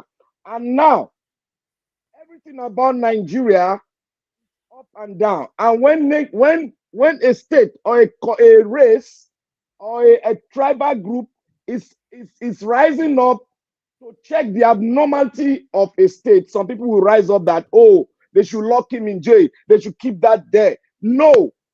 Anywhere there is uprising, anywhere there is oppression, anywhere there is tribalism, anywhere there is nepotism, we are expected to see all this uprising. And how do you change the trajectory? He said Nigeria is a scam. He said they gave us a dead president, which we have not been able to investigate, but they played along. How will somebody rise in a day and say this man is dead? Why are you bringing some prototype to us? They played it. All of us concur, which is a fact. Now, how do we remedy this issue about a nation that is having a tribal issue, ethnic diversity, having every kind of issue? This nation called Nigeria have never sat down and have a unilateral agreement written, agreed upon, and upheld by the people that has the power. Why do we practice democracy if we don't want to come together to see? Why do we really go into democracy? Is democracy part of African setting? Is democracy in our blood, in our vein? Was it a borrowed ideology? For us to, since we have borrowed it, since we have accepted it, now we have to go through the line, the in total, the space, everything, all the procedures about democracy. Now, we have to go back. If we want to stop this uprising, if we want to stop this nepotism and somebody getting there, his mother will say, go and tip money, we have to go to our foundation. We have to set a constitution that will bring up institution that will blind to corruption, to nepotism, and every other thing. We have to set it up. It is because we don't have this. Excuse me, Mr. Black Panther. Hello, excuse me, sir. We are not getting most of your messages. because of the device you're using. Your voice is going off and on, and it's not good for TV. It's not good for those who are listening. So maybe you should disconnect. Maybe you're using an earpiece or something, because really you're going off and on, and the information you are giving, people need to really hear it. Thank you. Can you hear me now? Yes, better now. Okay. Like in all this problem we are having, we need to now set how are we going to solve it. We can no longer continue to have a government after the government after government and still come to a round table while the fundamental issue we have not really announced it. Let us, I said it before, I said there's potentials in our diversity. We need to come together. We need to sit down and fashion a way out. If we don't do that, the likes of Tunaja will come here and tell you to have more army, which you know that the fundamentals is not being clarified. If you have large army, somebody there, one tribe, we want to show superiority in everything, in every dealing you are doing. So therefore, we need to go back to our roots, sit down and have an African and Nigerian constitution that has never been done before in our diversity. Let us annest it and make it strong so that it can give birth to new structures that will blind to any form of illegality in our society. Thank you. Okay, Madam Rita, you can speak at least. You've just joined us, unless you don't. Madam Rita? Yeah, I can hear you. Please, Dr. CM. Yes, you are Yeah. just the only woman on this, so you can speak. Please. Okay, good evening, Dr. CM and everybody, Mama Diaspora, Mr. Elvis. Thank you for this opportunity. I've been listening off and on, and I don't know what Mr. Black Panther was saying. I don't know. I didn't really get half of it because I couldn't really understand what he's pointing at, because he kept saying, we need to look at the most important issues. Okay, so what is really the solution? Like me, I've said number one. I've said it in the past. Number one is capital punishment. That one has to be there. Number two, if the constitution needs to change, we need to change the leadership in Aso Rock, and especially the Senate, the lawmakers. If we don't change that, all these things that we are saying, is nothing's going to happen. So what I'm essentially saying is that grassroots level,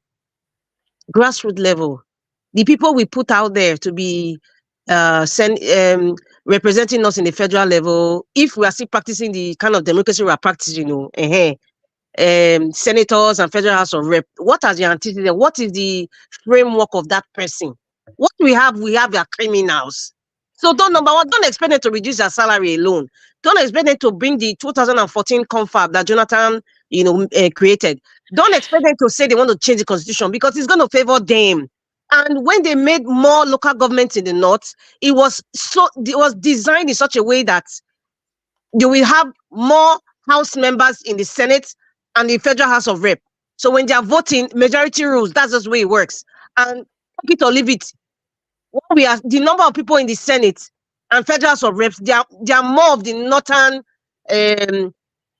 part of Nigeria than the south. When I mean south, I mean east, west, and south combined together. They are more, because Babangida, Abacha. Who else again? Who was the last person that created state? I think it was Babangida when Edo State was created. It was deliberate. It was Abacha. Yes. No, it was Babangida because they created. Okay, after Babangida was Abacha, right? It was Babangida and Abacha. Yes, it was deliberate. Meanwhile, we're happy during that time. We have Anambra State. We have the separated the Edo State. We're happy. We did not know what was happening, really and truly. But the likes of Obasanjo, who should have stood up then, those ones were just lily-livered. We don't listen. The days of when we say we had men in Nigeria, they're not there again. You see all those Babangida and Danjuma and OBJ, they're all weak right now, and they know it. They know it. Why is this OBJ quiet? From the time that they said there was an apparition, I'm talking about Buhari, that they said whether it's the half one, the real one, or somebody from Sudan, as Nnamdi Kanu was saying, or from the Janjaweed in Sudan. Me, I don't know. But someone like OBJ knew. He kept quiet. Why are they quiet? It's like there's a kind of force that is sapping their energy to speak. I don't know. Maybe that's what they say. When you get there, you become a different creature. Maybe there's something. I don't know. Maybe there's something. And then this thing now, it has now kind of emasculated our generation. That's not emasculated, it kind of like enveloped our generation, that someone like Beta Edu will come now, because the mantra is our sister did it. Her family will say, our sister did it. She was a commissioner in Cross River, then Ayade's a commissioner. I think she was commissioner for health or something, or primary health care. Okay, from that time, I'm sure her family or her friends are like, our sister is commissioner now. Then she not graduated, thanks to Ayade, graduated her to Aso Rock, being in politics and everything, and now Minister of Humanitarian Affairs. So such a person, she didn't start now. She probably started when she was in her 20s. It's not today she started. She probably started when she was in her 20s. So what kind of adult do you think would have? And there are many more Beta Edu. That's why when they talk about this Beta Edu issue, I laugh. It's like we are just picking and choosing. That's us ways. It's like we're picking and choosing. Let us be screaming and shouting. What Ajia Farouk that was in that ministry? I'm just mentioning a humanitarian ministry now, because Beta Edu she's the star right now in Nigeria. So if you want to talk about her ministry, let us go to Hajia Farouk. Let's be Fashola on the other side, NDDC. Hajia Farouk, let Nigerians be screaming for audit. If that's claimed that they say she took £billion, euro, Japanese yen, even naira on top, then you can imagine what Madam Farouk, or rather Hajia Farouk, took. Let us start there. If they don't start there, they should all shut up and enter house and start talking about Beta Edu. They should all shut up. And I'm not saying this because I'm supporting her. Let us, if you want to go to the root of certain things, I'm just using the last administration. I don't want to even go further back now. Let's just start with Hajia Farouk.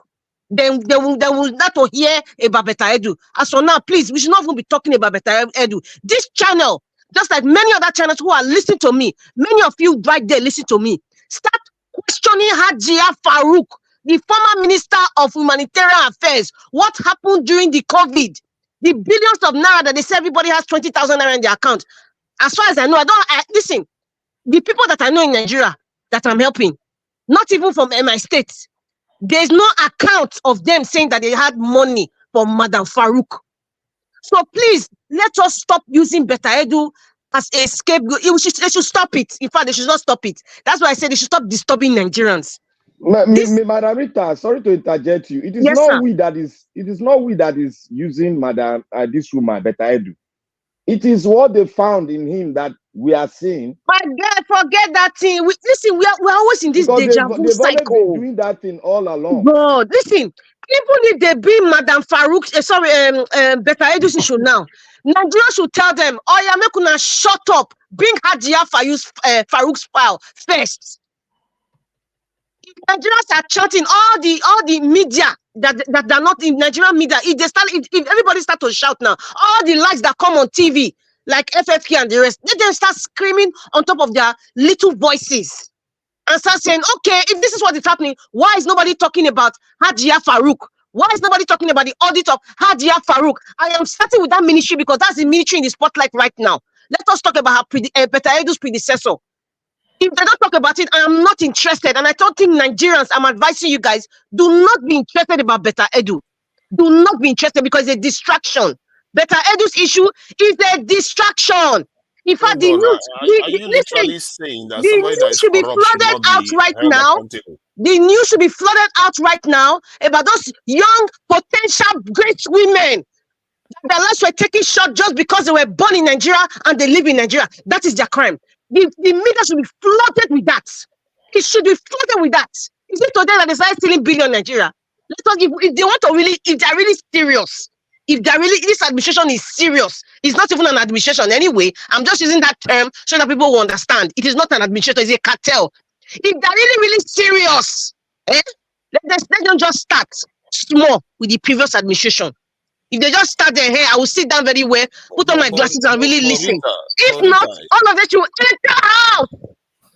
If there is a spate of robbery on the street and so many people are robbing, you don't say if they catch one, they should let that one go until they catch the big ones. Analysis does not fit. Listen, you are talking about a square peg in a round hole in what I'm talking about, sir. Mr. Tunanja. How is it a square peg? You are asking no, listen. Pay attention to somebody that was caught that's part of saying people are stealing. Listen and It does not understand fit what in she's what saying. I'm saying. It does not fit in. I agree that everybody should be accountable.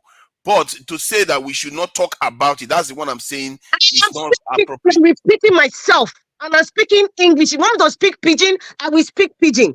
Better Edu issue should not be spoken about until, I repeat, until Hajia Farouk's issue should be brought out. Until every thief should be Hajia Farouk. Please. Let us.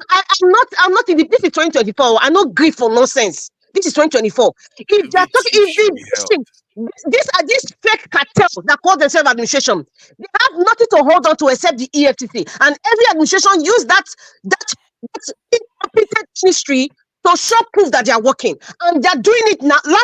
The time of Buhari, I can remember the monkey and the snake that swallowed. I don't know who was the person that they used. Now Better Edu is in the spotlight. That is what they do every year. Right, to make it seem like they are working. You are right. I beg. If they want to talk about Better Edu, let them bring her Hajia Farouk first. That's my own. This is my personal opinion. Because right now, I am so vexed that even the way the media in Nigeria is taking these two young angels that we know, because we know the statistics, we don't even have the statistics of nameless young girls and boys that have been taken away, even unborn babies that have been taken away as we speak. But the ones that we know now, in fact, Nigeria should be enraged. If not, all those people in the north right now, they should be enraged. What of the former finance minister? That woman that steals billions. Former finance minister. All of them should be brought to I don't want to talk about any other thing. Margarita is saying. All of them should start from all the. I agree with that. All of them. That one, since yesterday, you cannot use one person but as anybody a caught should for the rest. I don't know whether she's the only is what she's scapegoat saying. too.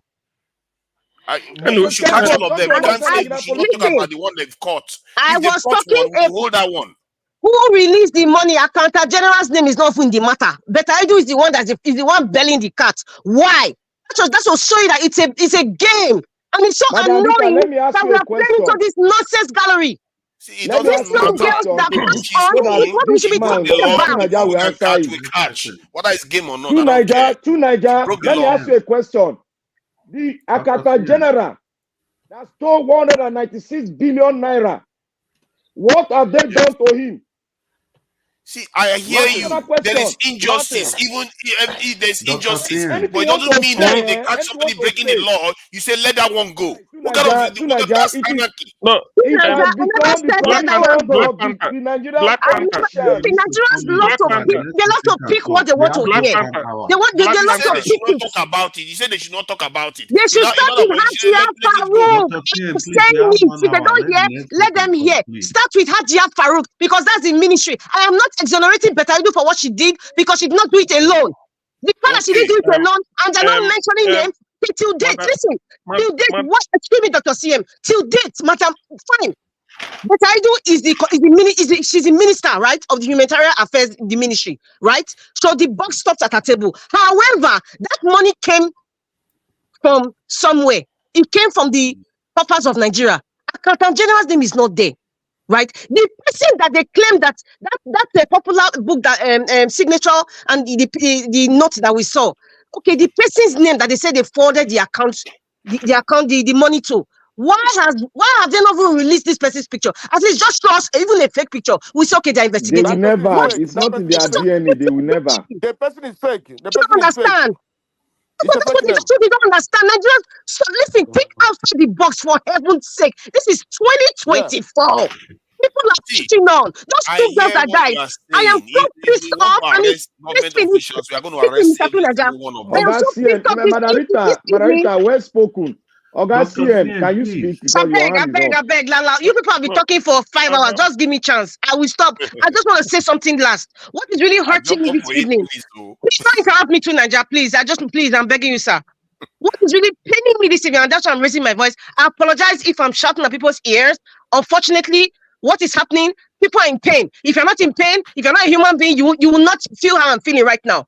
2 young, beautiful, intelligent women, their lives were cut short because of this kind of useless system. And what was their crime? They were born in Nigeria, they were living in Nigeria. That's their crime. Nobody is taking it as passionately as Mr. Najawak has brought it today. Even the media, they just say it like a normal news and it passed. Do you know what it is? Listen, God forbid nobody will pass through what the parents of these girls are passing through. I pray nobody will pass through it. But however, it's annoying.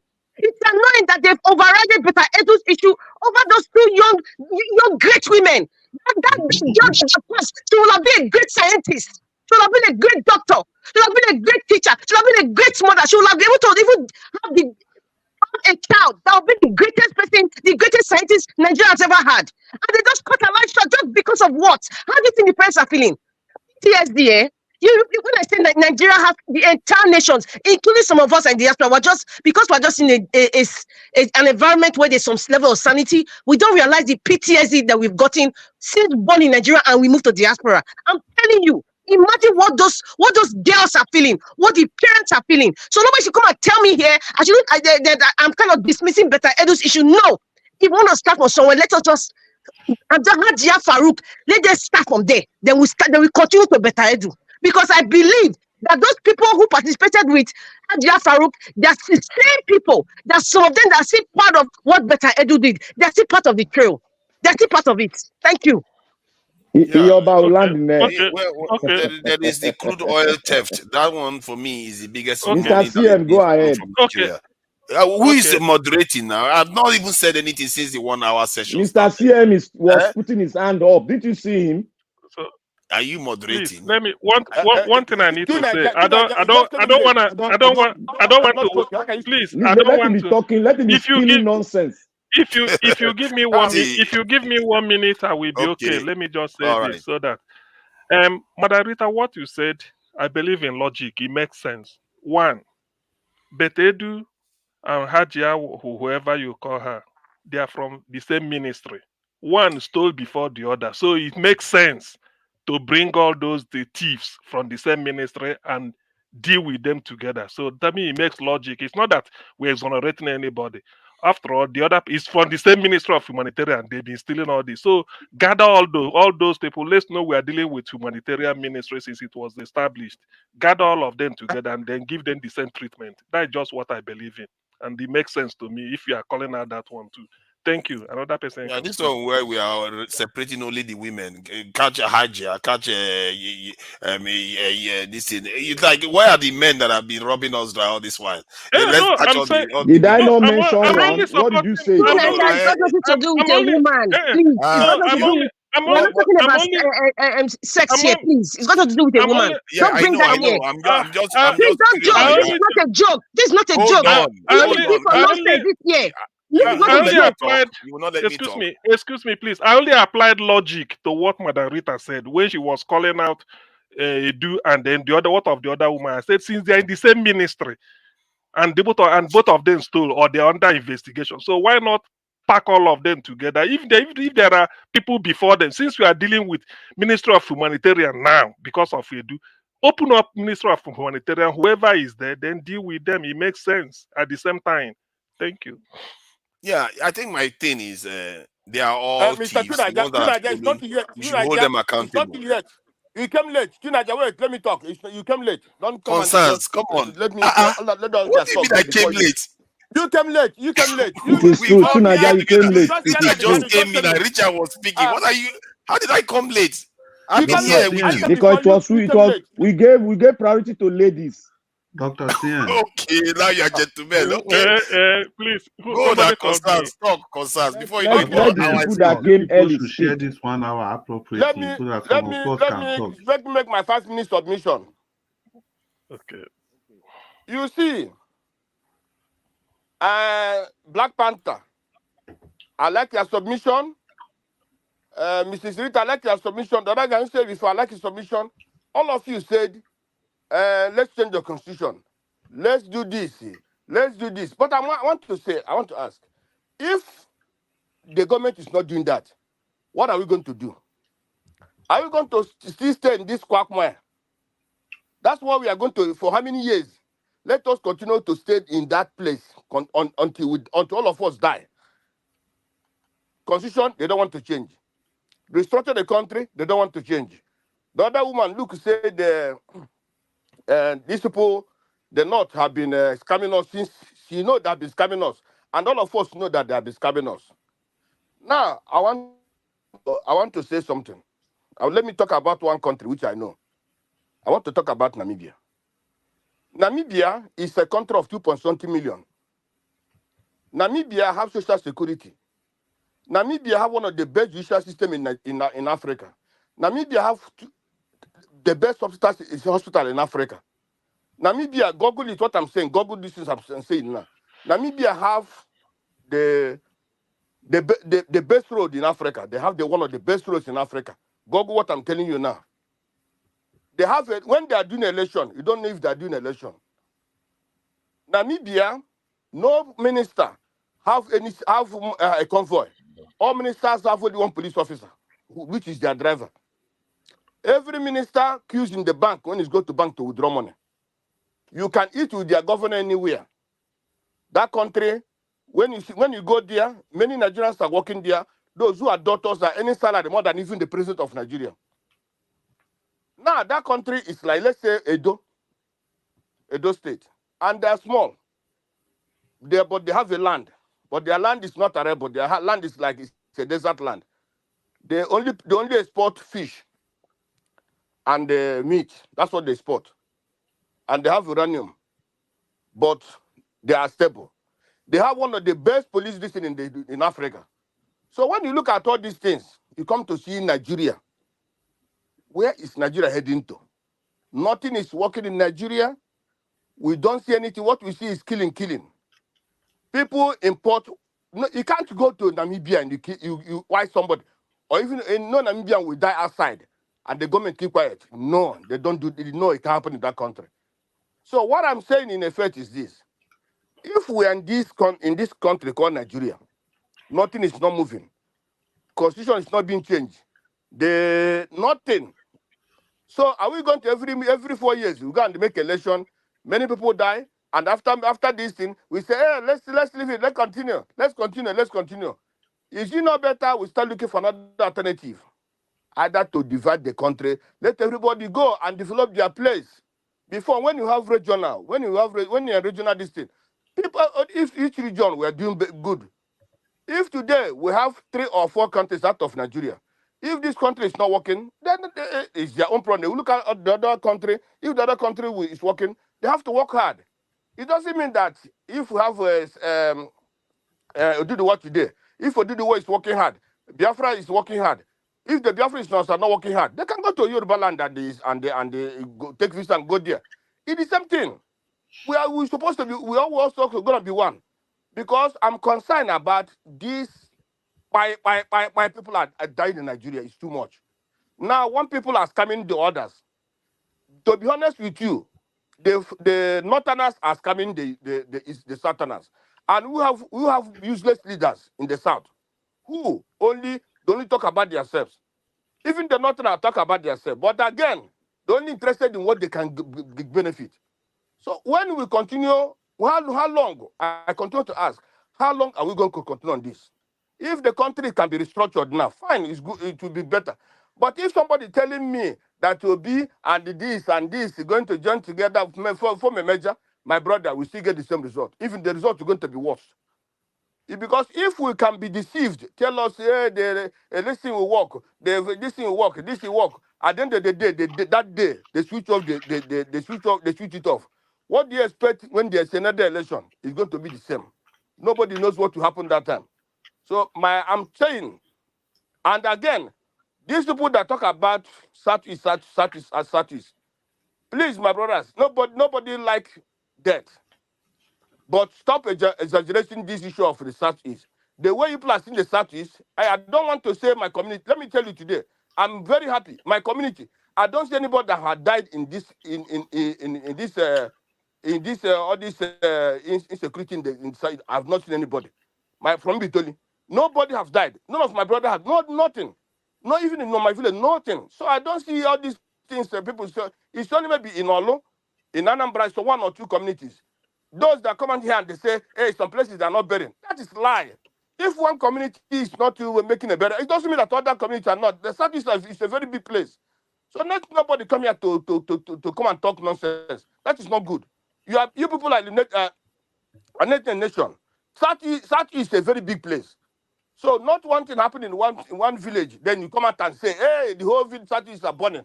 Nobody is burning Southeast. I call Imo State every time. I call Enugu. They tell me that is not what is happening. I talk to the same people every day. The issue of the sit at home.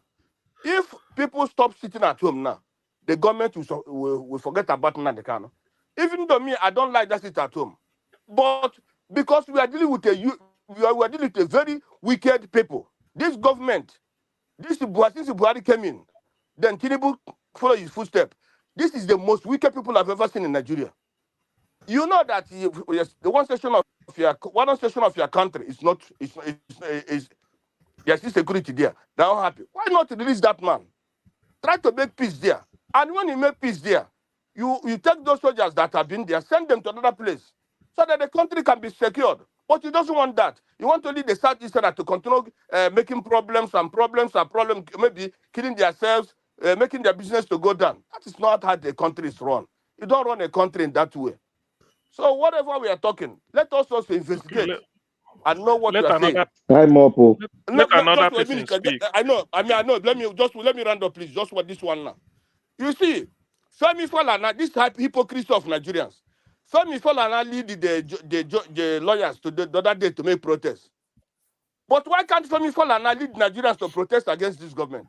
When Jonathan came in, what happened to Jonathan? Jonathan was even better, 100 times better than this government. But Femi Falana and others led the protest. Why can't Femi Falana now lead the young Nigerians and protest against this government? That's hypocrisy of the Nigerian people. Thank you, everybody, and God bless all of you. Thank you. Okay. See, my own take on all this is that anybody that is attacking the Nigerian state should answer for it. It's that simple.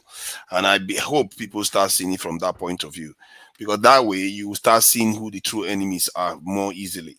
Anybody that tries to paralyze the state, you have to call them out. Because if you look at Western society, this is what they do. They are democratic, but you can't go on strike and paralyze the state too much because they understand that is killing the nation. You're not helping it. If you are corrupt, your corruption is one thing, but if you do it in such a way that it destroys the state, it affects the state, you are going to go down for it heavily. So you have to be careful. This is the thing they do here, and they understand where to draw the line. But somewhere along the line, we have lost track of that. And people can just do whatever they like, carry out any kind of agenda that they like, and they just get away with it. Destroying, they will tell people that they care about them, and they will use it to divide the country, use it to impoverish the people even further, use it to scare businesses from coming to the country. What kind of people do that? What kind of people literally do all in their power to make sure their area is not doing very well? Their children don't have better prospects. Your job is to make sure your people have a better future, get stronger. Please, who are you talking about? Around this world. Most of our leadership. That's what I'm talking about. Most of our leadership. Be specific. Are you talking about the northern leadership? He's not talking for the Nigerian people. He's talking for the leaders. I'm talking about all of them. It's for the leaders. You are talking for them. They are all hopeless. See, if you think it's only northern leadership that is wrecking the country, you are mistaken. If you think it's only the northern leadership that is wrecking Nigeria. You see, that's your head. That's your mind now, isn't it? I have facts. I think it's time for Mr. Chris to speak. Mr. Chris Dublin, he hasn't spoken. Everybody has spoken here. Can we just give him a chance to speak? What is wrong with you? Excuse me, what did you just say? I just started speaking. No, you said something just now. Please take it back. There's nothing wrong with me. Don't you ever speak to me that way. So you're being rude. I am being rude. Hello. Kunaja, please don't. Please, Kunaja, I don't want to exchange words with you. I don't have the energy for that. Please, I said please, can you let Mr. Chris Dublin speak? You have been speaking for the past 6 hours. No, it was just a request. Don't tell me what is wrong with me.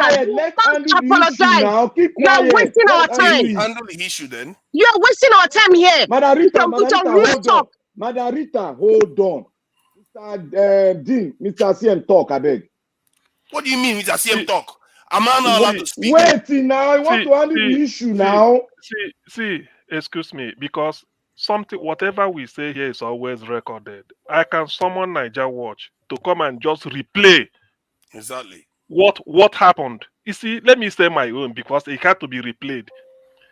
To Niger, you were saying something. Madam Rita interjected you, but it wasn't an insult. As far as the way I interpret it, it's a normal interjection. For you to tell her what is wrong with you, that is belittling on a woman. That's simple as that. What is wrong with you? No, you don't say that. That's just the thing. As Of simple course, as you're going that. to say that, but she interrupted me. No. Didn't you hear me say? Didn't you hear me say? Listen, She didn't you interrupted hear me me and say? said some other people. I said she interjected when you were saying that is interjection. Listen. This is what she said. She was asking, which government are you referring to? That is not an insult. It's an interjection. You were talking. That is what she said Then I'm coming. That is her first statement. Wow, look Is at the Nigerian how government? we are redrawing I'm not history here. okay. Do you know what happened? Let us call Naija Watch. If he repeats what was said here, if it's not what I'm saying, because all of you had it. He said which he was trying to say which government are you referring to? That is an interjection. Listen, you're not letting me forget about. Forget Let Naija Watch come and review. Listen. I'm telling you, I'm and I not. feel sorry for Nigerians. There's no truth here. What is truth? She interjected you. She asked a question. She interjected you. 30 seconds. What is 30 seconds? She asked me, and then I told you. These things are recorded. Anybody can play it. Naija Watch will replay it. Simple. She interjected you. She interjected you. Quite all right. She was asking, which government were you referring to? That is not why you should tell her what is wrong with you. That is belittling. You know it. I'm the only one that's not allowed to talk. Please, can I Everyone come in? else is allowed to talk. Mr. Jonathan, beg talk. Make it settle their matter. 6 minutes. Nobody interrupted him at all. Let me use my 5 minutes, please. Good evening, everybody. You see, now you want to use your 5 minutes. I didn't even use my time. What kind of waylaying is this? I didn't use my time. Mute yourself. Mute yourself. Just mute yourself. Radical nonsense here, I beg. No. You don't do that in Dr. Damage show. Means. You all heard everybody else unless you apologize to me, you are not allowed to. Please just mute yourself. Just apologize because you can't speak to me that way. You were rude. Listen Mr. Christo speak. Was that being rude? Yes, was that being rude? You were rude. Because you are. Madam Rita, listen, no, if you say he's not allowed to speak. You I will not yes, tolerate it. let Mr. Chris talk, I If you beg. speak to women that way, not me. We teach you how to speak to people properly. You cannot say what is wrong with you. Let me tell you what I found offensive. That the viewers hear it too. Mute yourself so that respectable men can speak. We are wasting our time. If you want to be rude, I will not allow you to speak to Naija. To Naija, you will not speak unless you mute yourself. Mute yourself. You will retrieve your minutes. Hold on. Mute yourself. Let respectable men speak. Let respectable, sensible men speak. Please mute yourself. Mute yourself. 5 minutes to Nigeria. You got 5 minutes. You retrieve it. Mr. Chris, go ahead. Everybody just be quiet for 30 seconds. My name is Chris. What I found from Dublin. What she said. Please hold on. Now that everybody's hold quiet, on.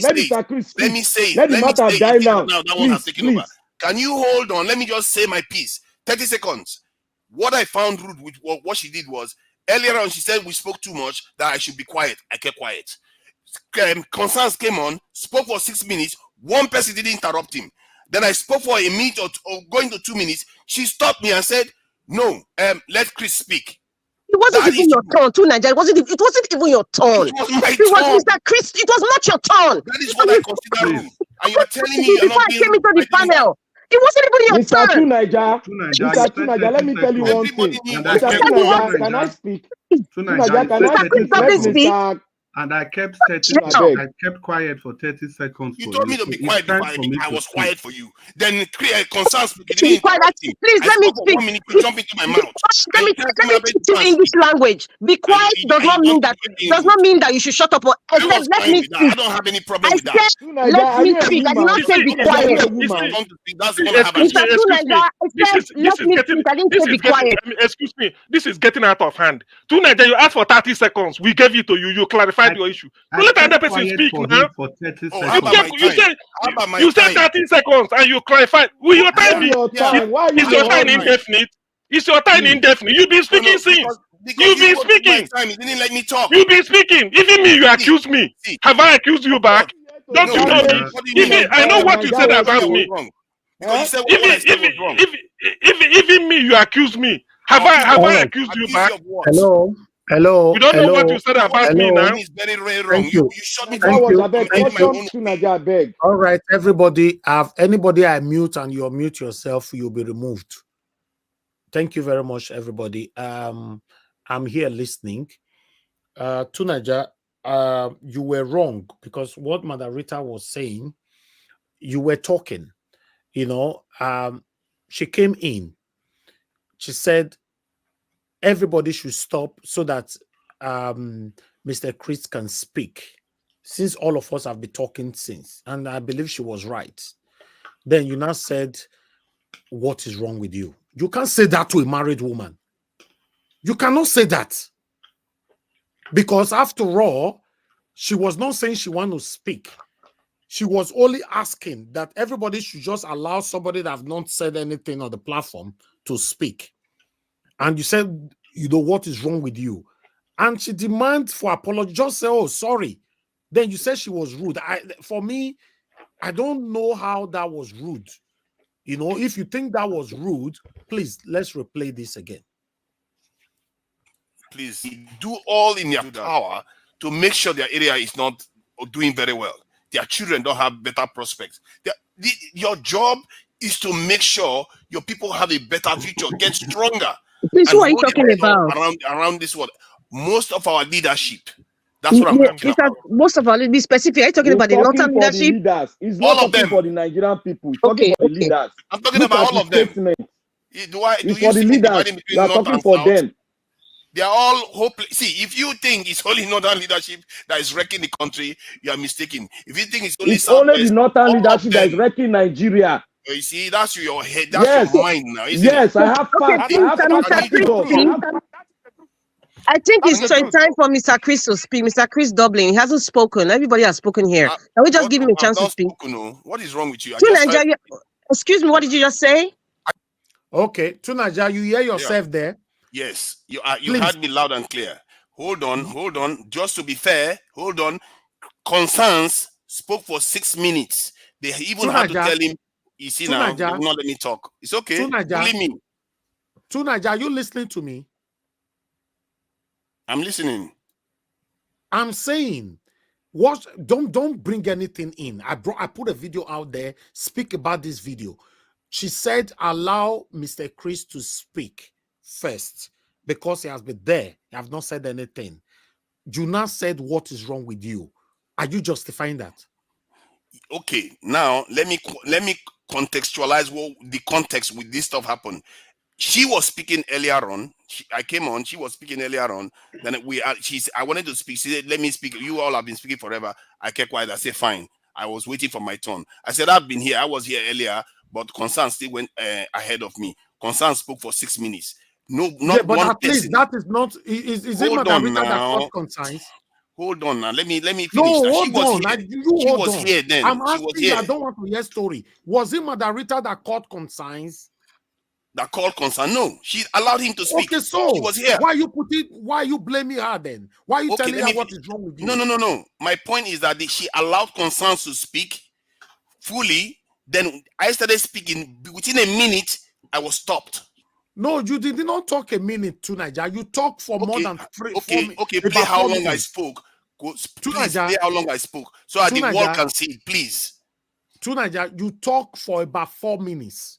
Okay, show it now. What is up to 4 minutes I spoke, please? I said you show you. I'm telling you. I don't need to lie about that. I have the video here. Do you want me to play the whole 6 minutes here? We don't have time for that.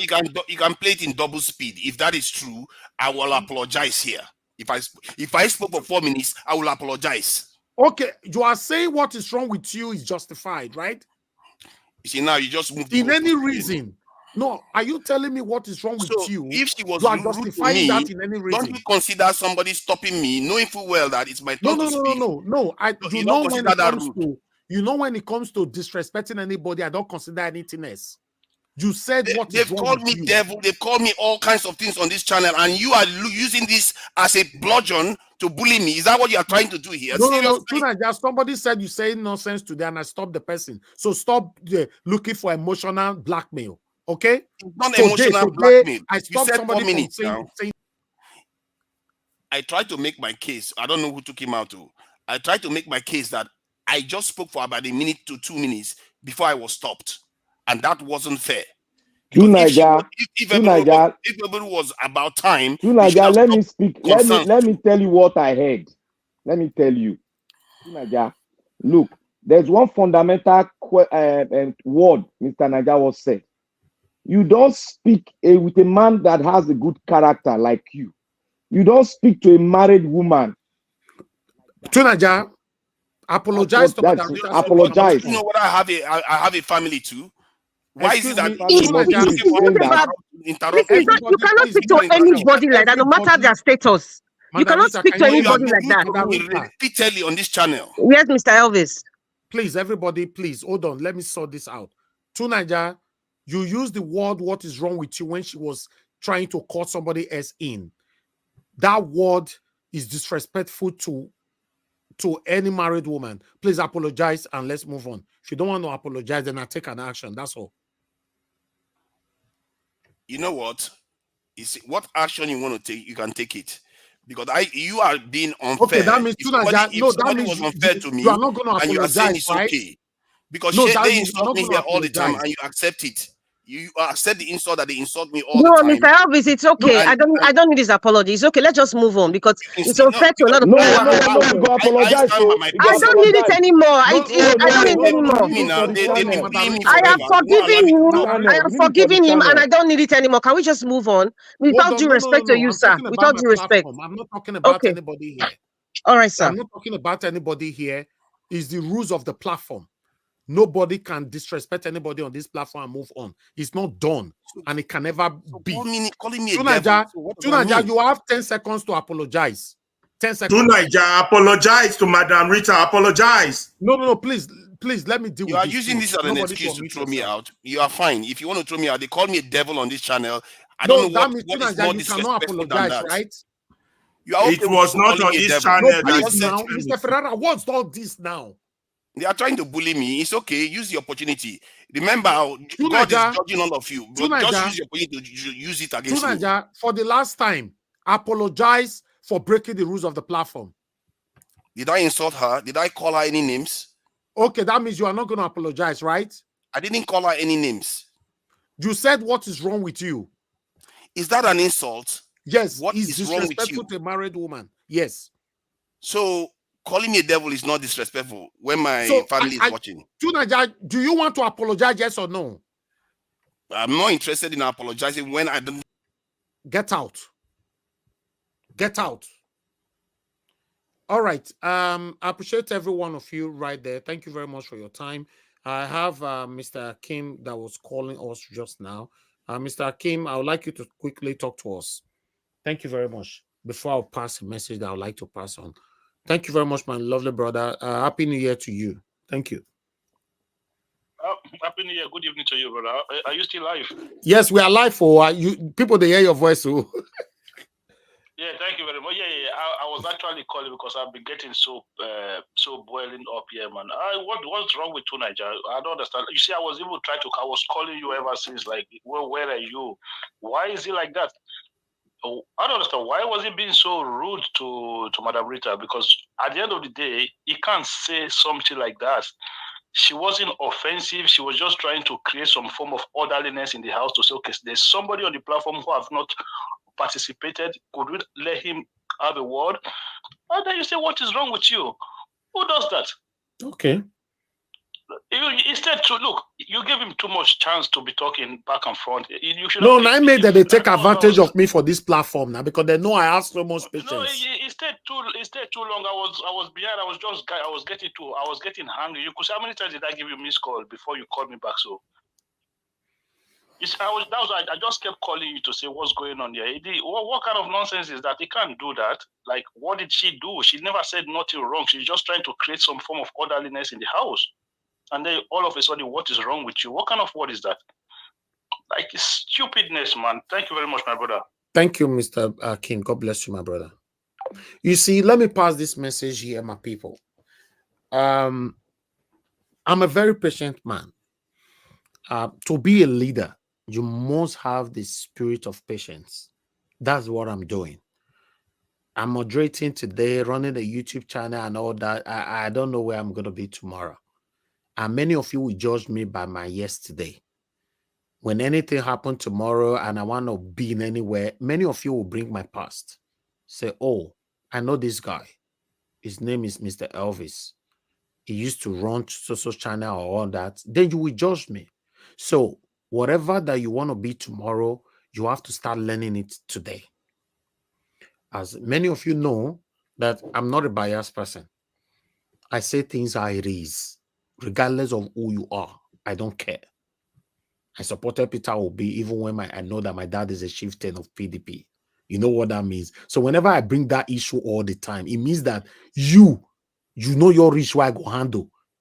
If I can turn my back on my father, my lovely father, turn my back on his party, you know you'll reach anything if you break the rules. This is a simple thing. You can't tell a married woman what is wrong with you. She's not your house girl. You cannot do that. She's not your house girl.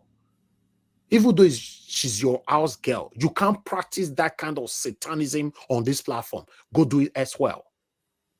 If other platforms are allowing you to mutilate, intimidate any kind of person on their platforms, you can't portray that kind of satanism here. I give people long rope. The same today on this same broadcast, when Mr. Ferreira was talking, he said Nigeria is saying nonsense.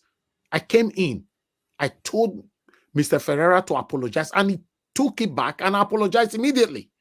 Here, this same video, for those of you that are going to play it back later on, apologize instead of you to just say, okay, I apologize for that, let's move on. You are flexing your muscle, your satanic muscle here. I don't need that. Like I said before, on this platform, I'm not here for everybody to stand with me, but I'm here for every good person to stand with me. If you need to know what that means. It means if you are only one person that is standing for what is right, come here, let's talk. Me and Mr. Jonathan was here the other day. He talked. I enjoy his submission. Now only me and a day yet. One person can't join. I can't even remember. I be like said Madam Rita, or I can't remember. The person came in, the person gives submission. We end the show. I bet you if the only one person join me for this panel and we spend just 10 minutes, 20 minutes, I'm done. I'll end the show. I don't need to carry crowd for you to come here to break the rules on the platform and trying to bring emotional blackmail into it, that people call you devil. People, we are talking about now. You are talking about things that happened in the past. What about, why did you talk reference to how Mr. Ferreira disrespected you today and I asked him to apologize immediately? And he did. You are talking about the past. Please, if you have opportunity to join this panel next time, you must never break the rules. I don't like removing people from my platform. I'm subletting. It's a YouTube platform. I only just have a channel inside them. They have the right to kick all of us out. So that's why you see I'm very patient with everybody. I give people long room to do the right thing. I don't want anybody to think because it's your platform. I don't do that here. I just let people talk. I'm supposed to end this show since my mother told me, okay, please give them more time. I gave you guys 1 hour. You guys could not coordinate yourselves. I will want a better Nigeria. Thank you very much, everybody. I'd like you all to move on right now. Thank you. Mr. Chris Dublin, please talk to us. Then the rest can take it from there. We have 20 minutes to end the show. 15 minutes to end the show. Sorry, 15 minutes. Thank you. Yeah, good evening, everybody. My name is Chris. I'm speaking from Dublin. And thank you very much, Mr. Nanjawosh, for your timely intervention. I know you've already trashed out this issue, but I beg to use 1 minute of my time to still make some comments about this issue. The truth is that, Madam Rita, you were trying to say that it's not because you are married that Tunaja shouldn't have spoken to you like that. No. Being a married woman gives you a very special status, and that status must be respected. A married woman is different from every other woman.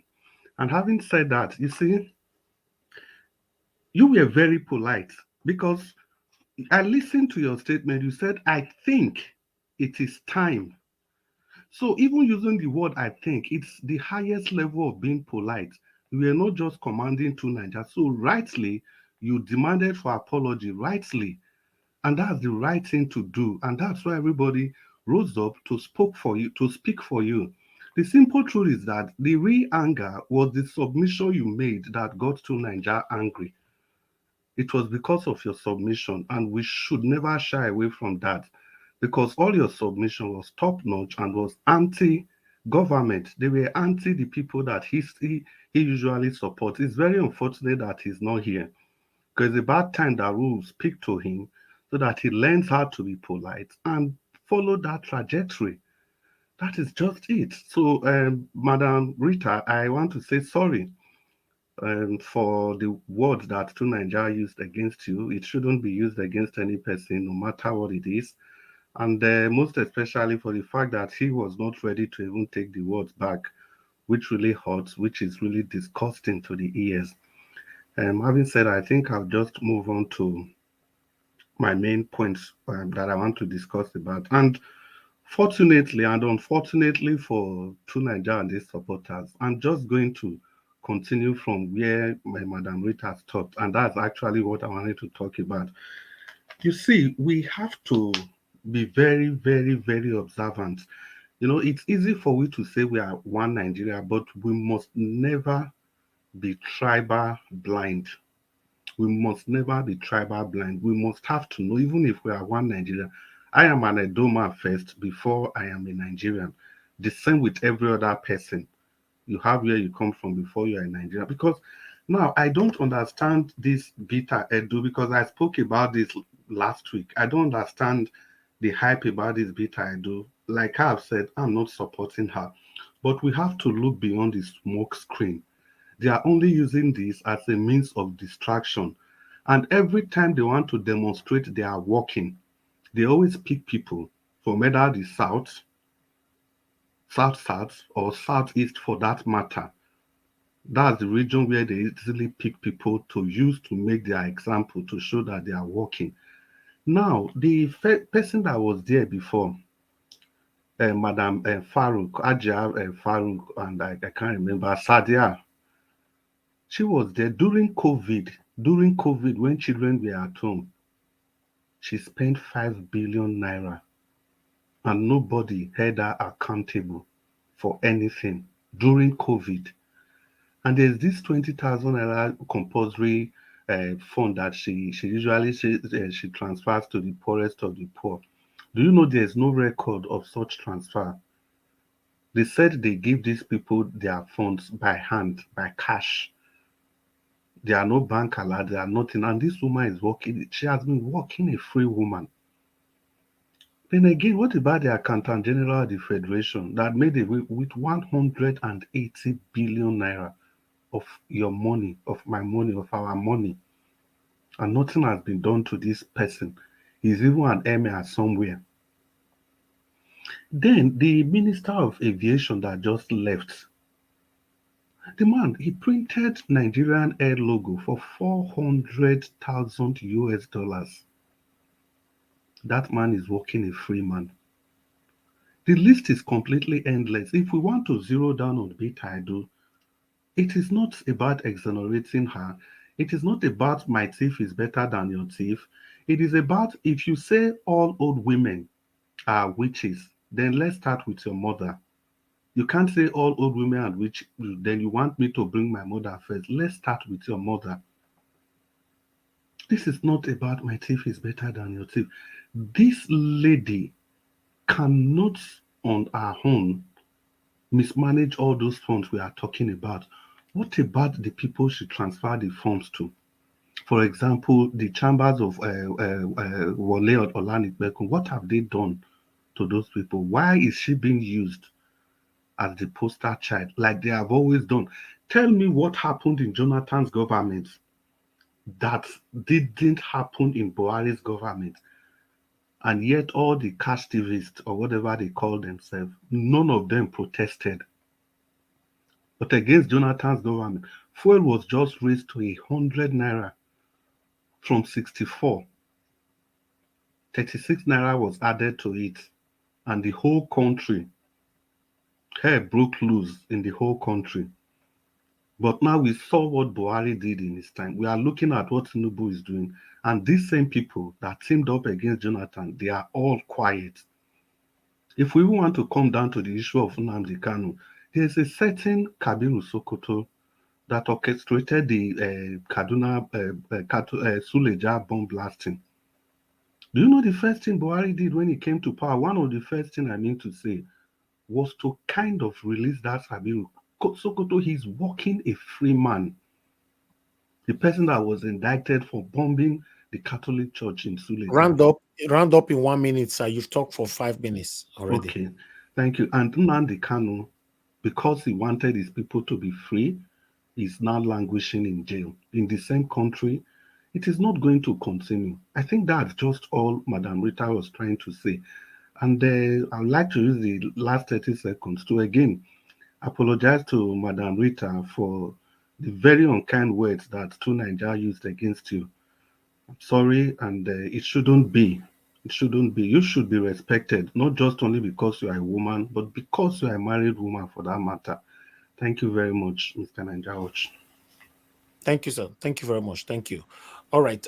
Since everybody within this panel don't talk right now, so let's round up now in 2 minutes. Rounding up to 2 minutes. I'll start the way I have it on the screen. I'm just going to start like that. I'll go with Mr. Ferrara. Mr. Ferrara, please give us your final 2 minutes, sir. Final 2 minutes. If you are still there, though. Because Mr. Ferrara is not there. Sorry, I'm here. I'm here. Can you hear me? Yeah, go ahead. So your 2 minutes starts now. Okay. Yeah, my final 2 minutes is to say that I wish we all could do this sit at home against this government to force them out. On the merger, the system is what we need to change. If they are merging to go run for another election, they are making a big mistake. We have to change the rules of the election. This gradual election has to stop. The people have to have the right to be able to elect their leaders without interference, so that we can now hold them accountable. That is the first step to nation building. We have to be able to come together to decide our own fate. So people who wants to help us lead this system to make Nigeria great needs to know, if the politicians are just getting together just for themselves, then they're still deceiving themselves and just want to continue the same game. What we need is to tear down this system that is creating all this insecurity, all this agitation, all these problems, all this lack of citizenship, all these problem that never end. We have to find a way to tear it down. We cannot continue like this. We cannot hand this over to our children or great-grandchildren. Thank you very much, Nigeria Watch, for giving me the opportunity to state my view. Thank you. God bless you, Mr. Ferreira. Thank you very much, sir, for your time with us today. Augustine, please, your 2 minutes, sir. Final. Okay. Thank you. My 2 minutes. My 2 minutes goes to Madam Rita. I will, on behalf of the platform today and whatever, I apologize. Just find it in your heart. Sleep over it. Don't bring it to heart. Because for sure, because I witnessed what was happening. Unlike me, I just kept quiet. You don't talk to a person, a woman like that, in harsh voice. Only she made an honor, just a normal interjection. And she was even asking questions to know more. Which government are you talking about? Which government are you referring to? It's a question. And it's not rude. The only thing is that you have to say, I'm referring to maybe Benue State government or any government at all. That's all. Then you say, what is wrong with no, it's not. You don't even your house girl, you can't just ask her, what is wrong with you? She may take it to be something else. So please, Madam Rita, just it's one of those days. So instead of they call all in a day's work, that the English we say, just find it in your heart. I do apologize on behalf of everybody. Sorry, it shouldn't happen again. Thank you, Nigeria Watch, for intervening the way you did. Thank you. Good night, everybody. Sir. I appreciate you. Thank you very much, sir. Thank you. Oga Concern, are you still with us, sir? Your 2 minutes. Okay, you're not there. Okay, go ahead, sir. I'm here. Go ahead. 2 minutes. Okay. What I want to say is this. Well, I apologize also. Madam, take it easy, Leave that man. You know that where that man is coming from. He's coming from another planet. Not with us. I want to also inform you guys that this kidnapping, like what Mr. Loco said, well, there's kidnapping, there's spying, but also there's scam in it. Because now they have hijacked that ransom to 700 million naira. That's why they have hijacked it now. Those people say that we have to bring 700 million naira. So that's the problem. And but we want to ask, where is the security? Where are they? Where is the army? Where is the police? Where is the NIN? They make? Where they can't use and that to trace those people? So that is where this is coming to be a scam. All along it has been scam. When they kidnap one, they make all that they put scam in it. All right, You see? So is it finished? Oh, okay, thank you. Yes. Thank you, Okay, sir. thank you. All right, God bless you, sir. Thank you very much. I'm, Yes, and good night, I'm sir. blessed. Yes, sir. Mr. Jonathan, please, if you are there, sir, your 2 minutes. Thank you. Okay. All right, Mr. Harris, thank you very much. Thank you for the broadcast today. And thanks to everyone there. For me, I would just like to end today. I want to stay on the issue of Niger. I want to emphasize it. I want to so that we can deal with it. So that because we know, for me personally, I know that the people we're talking to, with respect to the Niger, they listen. They have listening ear, and they know what is right. Pat Utomi, who is spearheading this merger process, he is an intellectual. He's a technocrat with great wealth of knowledge. Let Pat Utomi give answer to all the fundamental questions. If he can come on national TV one-on-one and look Nigerians in the face and answer those questions, then we can know where we are with respect to merger.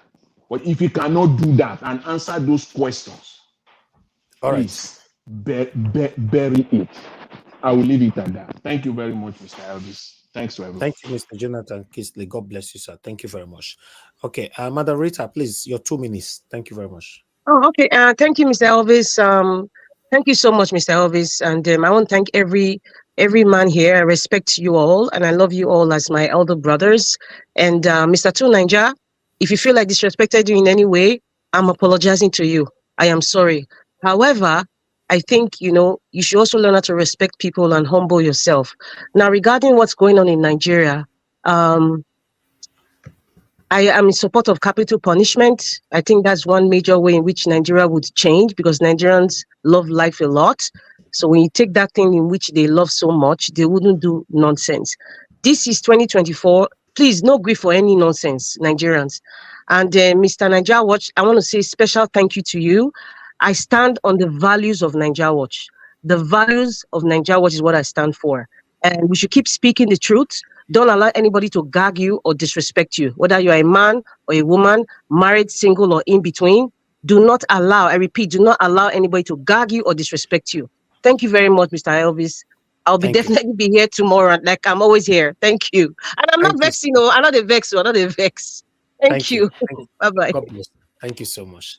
All right, the last on the panel is Black Panther. Your 2 minutes starts now, sir. Thank you. Can you hear me? Yes, you remain 1 minute, sir. I repeat myself to all Nigerians, we have nothing to fear but fear itself. And I want to quote to Nigeria, you said, I call you that you're not a Nigerian. To Nigeria, I have the right. I have the right to question your nationality, and you have the right to say where you come from. If you can tell the Nigerians that if your corruption, I quote you today, you said, if your corruption do not affect the state, it is good. Then that is to tell you that all of you were listening to him, but you were not picking words. I was picking, look, to Nigeria, I was born into somewhere. I am like an oboe. If I talk something 20 times, it go happen. To Nigeria, I will unveil you.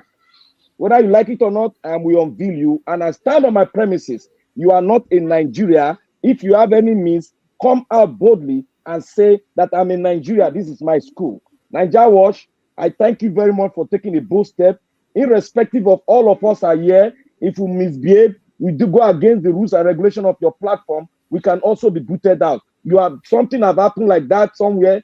I know. I thank you for taking a bold step, because that's where we have. You are a credible leader that stands by your word. That is how to know somebody who can lead right and stand upright. Madam Rita, God bless you. I stand with you. I no go agree this season. I no go agree. All right. Ladies and gentlemen, I appreciate every one of you. Thank you so much for your time with us today. Let me quickly, 1 minute, Oga Chris, please, your final. 1 minute I'll give to you. Since you already use 6 minutes just now, go ahead, Yeah, sir. well, since now only 1 minute you can't give me, so I won't just dabble into anything. I'll just only mention 3 people. First of all, Nigeria, which I'll mention you, and thank you for your timely intervention and the way you handled the matter appropriately. And secondly, Madam Rita, yeah, I want to say sorry again for what happened. And you have demonstrated a lot of courage and a lot of responsibility.